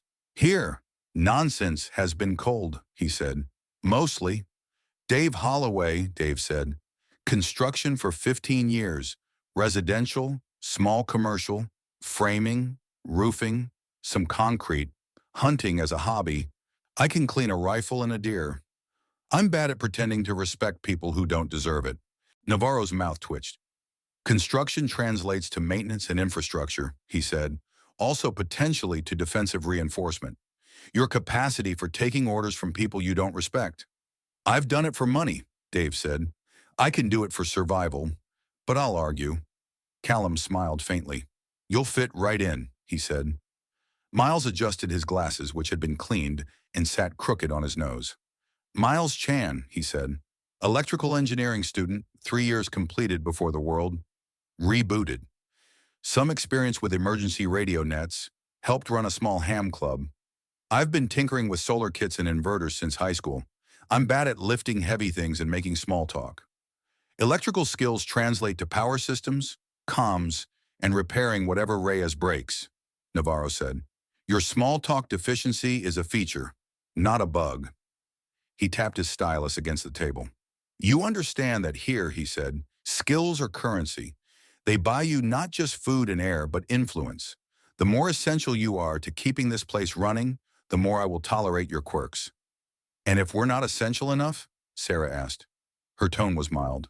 Her eyes were not. Then you will still be housed and fed, Navarro said. But your choices will be narrower. Your voice and decisions quieter. This is not a democracy. It is a machine that occasionally listens to focus groups. Dave snorted. Honest, he said. I'll give you that. Navarro slid 3 plastic badges across the table. Gray stripes for Sarah and Miles, orange for Dave. Infrastructure, labor, access level 1. You're on probation like everyone else, he said. You miss shifts, steal, or disrupt critical operations, and your access shrinks. You show initiative and competence, and we revisit your role. What about the people outside? Sarah asked suddenly. The ones who don't get badges because they never make it to your door. Do they exist in your system at all? They exist as variables, Navarro said. Population densities, resource drains, potential allies, potential threats. And as people, she pressed. He held her gaze a second longer than was comfortable. People, he said, are why we built this place. Variables are how we keep them alive. It wasn't the answer she wanted. It was the only one he had. Later, when the 3 new arrivals had been absorbed into the vault's routines, assigned bunks, shown bathrooms, briefed on meal times and emergency signals, Navarro convened a different kind of intake. He'd chosen one of the smaller conference rooms for this meeting. The walls were bare concrete, illuminated by recessed lights. A long table dominated the center. Someone had left a mug ring on its surface long ago. The only decoration was a faded safety poster reminding people to lift with their legs. Ethan arrived first, still dust sore from the climb and recon. Hannah came next, hair pulled back, the triage tablet tucked under her arm like an accusation. Owen slipped in with the quiet ease of someone used to making himself smaller in enclosed spaces. Maria took a chair near the door, back to the wall out of habit. Maya came with her tablet, Callum in his wheelchair, Ravi with a schematic poking out of his pocket. Navarro stood at the head of the table, hands braced on the wood, eyelids heavy but eyes blazing. "Thank you for coming," he said. "I know your schedules are already full. I promise not to waste your time." "Your promises are getting more expensive," Hannah said. "We're starting to send invoices." He almost smiled. "Consider this a payment discussion," he said. He tapped the tabletop twice, a small, sharp sound that drew everyone's focus. "Until now," he said, "this facility has operated under a relatively simple model. Inward-facing. We watched, we recorded, we survived. Occasionally, we sent Reyes down the mountain to recalibrate sensors or retrieve equipment. Our interactions with the outside world were limited and mostly passive." "Mostly passive is one way to describe shouting at desperate campers through loudspeakers," Callum muttered. "Point taken," Navarro said. "The arrival of Riker's scouts on our slopes, the proliferation of his court in the valley, and the influx of capable individuals like yourselves have altered the equation." "Cut to the chase," Maria said. "What do you want us to do?" "I want to formalize something that has already begun," Navarro said. "A field-capable unit, a bridge between the vault and the world beyond it, a group with enough autonomy to act in real time, but tethered enough to align with this facility's priorities." "Like a task force," Owen said. "Like an immune system," Navarro said. "We are the nervous system and the bone. You would be antibodies." "Flattering," Ethan said. "Also mildly concerning." Navarro reached for his tablet and projected a rough outline onto the wall. Simple text, no pretty icons. "Field unit, proposed structure, field lead, Ecol route and recon, O. Reed security command, M. Alvarez medical liaison, H. Park data and comms, M. Cole infrastructure support, R. Patel, R. Singh, D. Holloway, as needed." "Titles are negotiable," Navarro said. "Responsibilities are not." Ethan stared at his name at the top. The word lead glowed like it was written in a language his bones remembered and his brain wanted to refuse. "You want me to run your little apocalypse SWAT team," he said. "I want you to coordinate actions beyond the door," Navarro said. "Reconnaissance, contact with external groups, targeted aid deliveries, and, if necessary, disruption of court operations that directly threaten this facility and the communities within our reach." "Disruption is a friendly word for piss-off people with guns," Maria said. "I'm listening." "Your role," Navarro said, looking at her, "would be to ensure these actions do not devolve into suicide missions. You control engagement rules. You train anyone who picks up a weapon. You retain veto power over any plan that fails basic survival math." Maria's eyes narrowed. "Veto power except when you override it," she said. "I will not override your operational call in the field," he said. "I will define strategic goals. You decide how not to get killed achieving them." "Owen?" Ethan asked, glancing at him. "Roots and recon," Navarro said. "You know the mountains? You understand terrain, weather, human stupidity at altitude. You choose paths, evaluate risks, and decide when to turn back. And when to keep going, even if it sucks," Owen said quietly. "Yes," Navarro said. He turned to Hannah. "You, Park," he said, "would become more than our internal ER. You would be the medical liaison for any sanctioned external operation.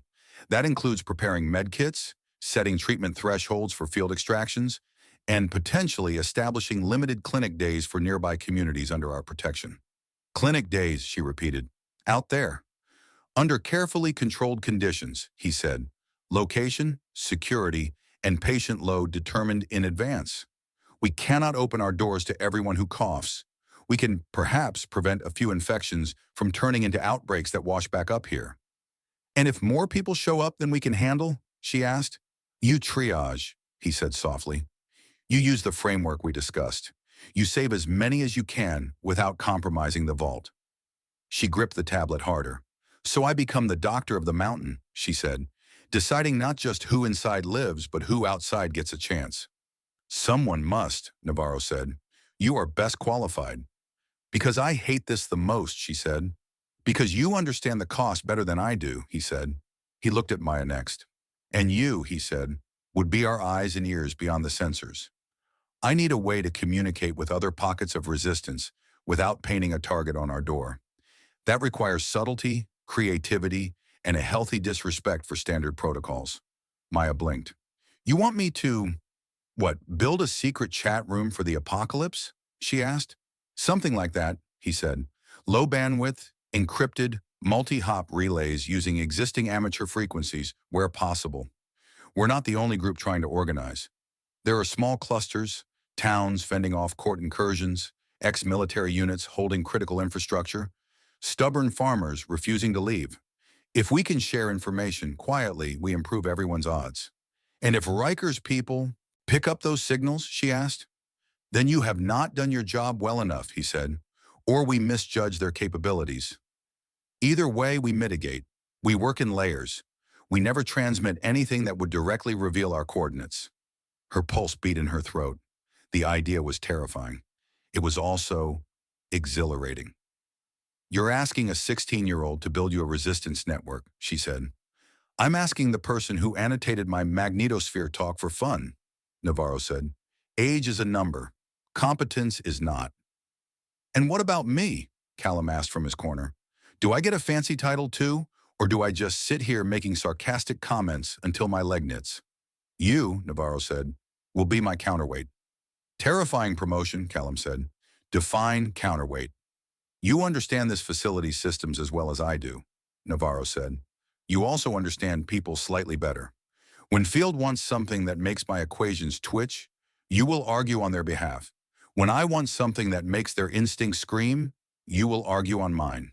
So I become the bridge between the cave troll and the climbers, Callum said. Great. I'll need more painkillers. Robbie cleared his throat.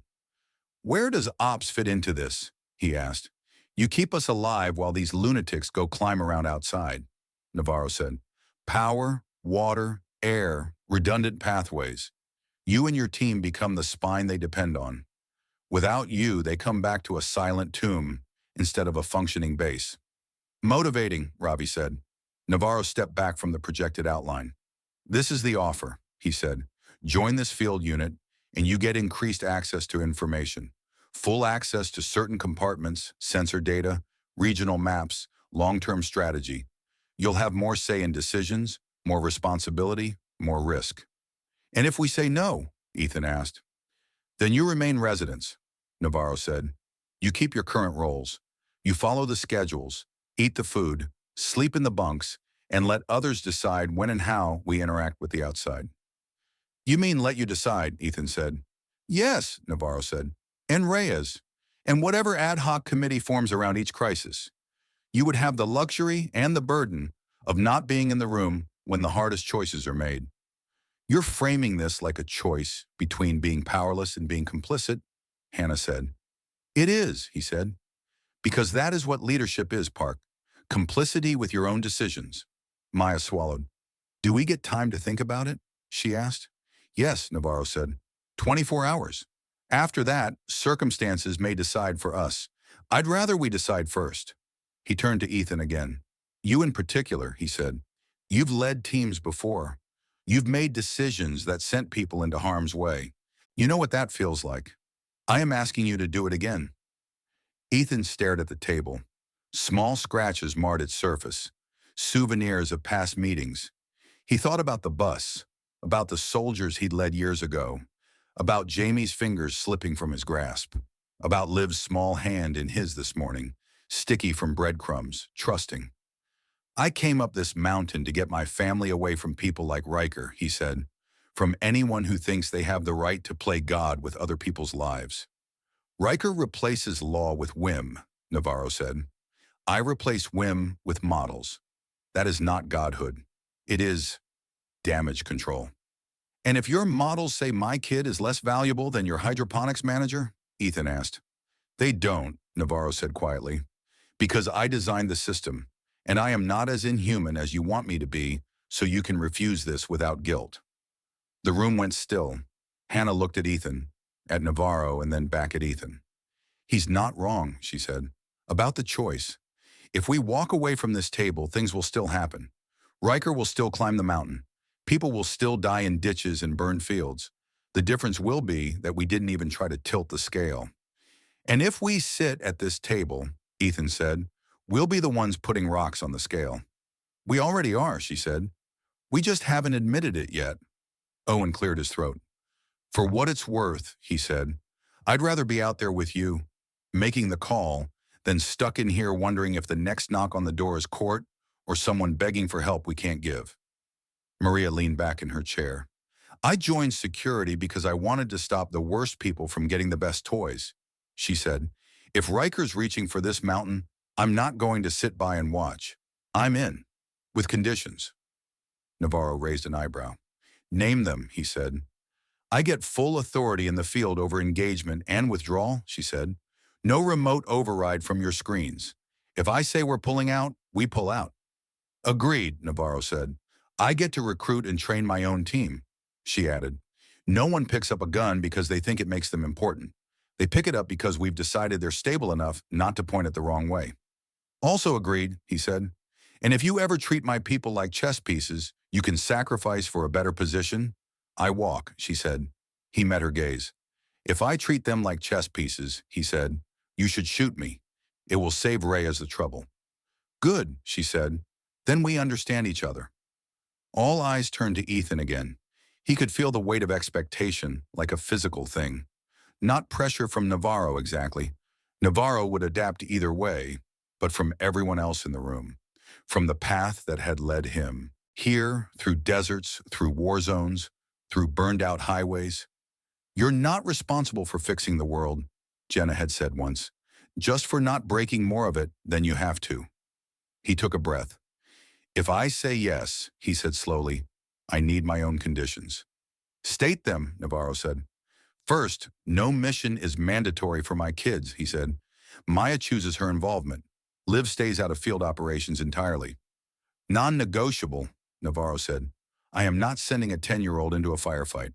Second, anytime we operate outside, we consider not just the direct risk to the vault, but the indirect risk to communities Riker might retaliate against, Ethan said. You run those models. You show them to us. We're not doing this blind. Done, Navarro said. I already do that. I will share the graphs, even if they offend your sensibilities. Third, we will not become executioners, Ethan said. We defend. We disrupt. We sabotage. But we do not drag people out of shacks and shoot them in ditches because it's expedient.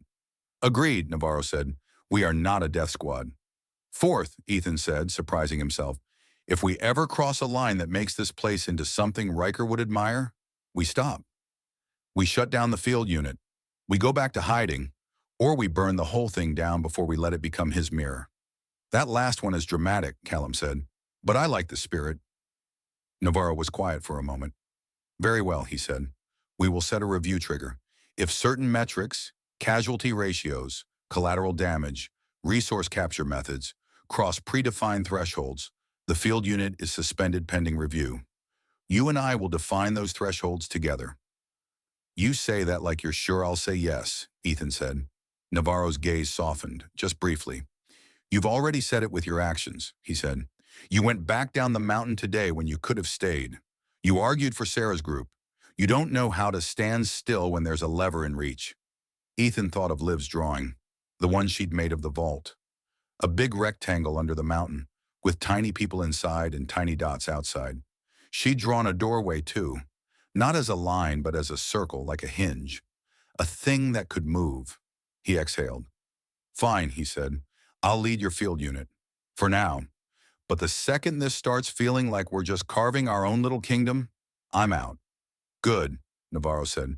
I need someone who hates kingdoms. Hannah's fingers closed around the back of his chair. Then I'm in too, she said. Medical liaison, clinic days, triage, the whole ugly package. Because if someone is going to be counting how many lives we prioritize, I'd rather it be me. Owen nodded once. Roots and recon, he said. It's what I do. Better to use it for this than to guide tourists who don't know what elevation is. Maya swallowed. If you're all doing this, you're going to need someone watching the wires, she said. I'll build your network. Quiet channels, dead drops, whatever we can manage. But I want a say in who we talk to. Not just whoever sends the loudest signal. You'll have it, Navarro said. Ravi sighed. I guess that means I'm married to the power grid, he said. Better stock up on coffee. You're all insane, Callum said. But this is the least stupid version of insane I've seen in a while. I'm in. Cave Troll Interpreter, at your service. They all looked at Hannah. She had already spoken, but now she added a quiet, almost private addendum. And one more condition, she said to Navarro. If I ever believe this place is doing more harm than good, I won't just argue with you. I'll walk, and I'll take as many people with me as I can. He studied her, then nodded. Fair, he said.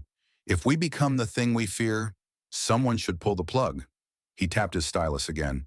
The projection on the wall flickered, then updated. The names under field unit changed from gray to green. Then it's done, he said. We have our antibodies. He set the stylus down. One more thing, he added. You will make mistakes. You will hurt people you didn't mean to. You will save people you'll later wish you hadn't. You will disagree with each other and with me. That is not failure. Failure is pretending any of this is clean. The meeting broke up slowly. Maria stayed to talk engagement protocols with Navarro. Ravi and Owen argued quietly in the corner about the best way to mark safe routes without leaving a trail. Callum rolled himself toward the door with a look of someone bracing for another long conversation later, probably with painkillers and sarcasm. Maya hung back, staring at the projection even after it faded. Eyes and ears, she murmured. That's what he wants me to be. Also brain, Ethan said. Don't forget that part. You're really going to do this, she said, looking up at him. Be the guy who decides where people go, who gets help, who doesn't. I was that guy once, he said. The difference is that this time, you and Hannah and Owen and Maria and half a dozen other stubborn people will be there to tell me when I'm being an idiot. That's not exactly reassuring, she said, but it's something. He rested a hand lightly on her shoulder. I can't promise we won't screw up, he said. I can only promise we won't stop asking whether we just did. That's very Dad, she said. Compliment or insult, he asked. Both, she said. They walked out into the corridor together. The vault felt the same as it had an hour ago. Same humming lights, same concrete, same faint scent of cleaning solution and cooked vegetables. But somewhere in its guts, the machine had shifted. New pathways had been defined. New responsibilities had been wired into place. In 24 hours, they had gone from refugees clinging to a mountain to something else, part of a structure that was, for better or worse, preparing to push back. As Ethan passed the control room, he glanced at the main map on the wall. The red dots near the shack still pulsed. But there were new marks now, small, pale circles farther out, at the edges of the map. Navarro had labeled them simply unknown allies. They were faint. They were far. Maya looked at them too, eyes narrowing.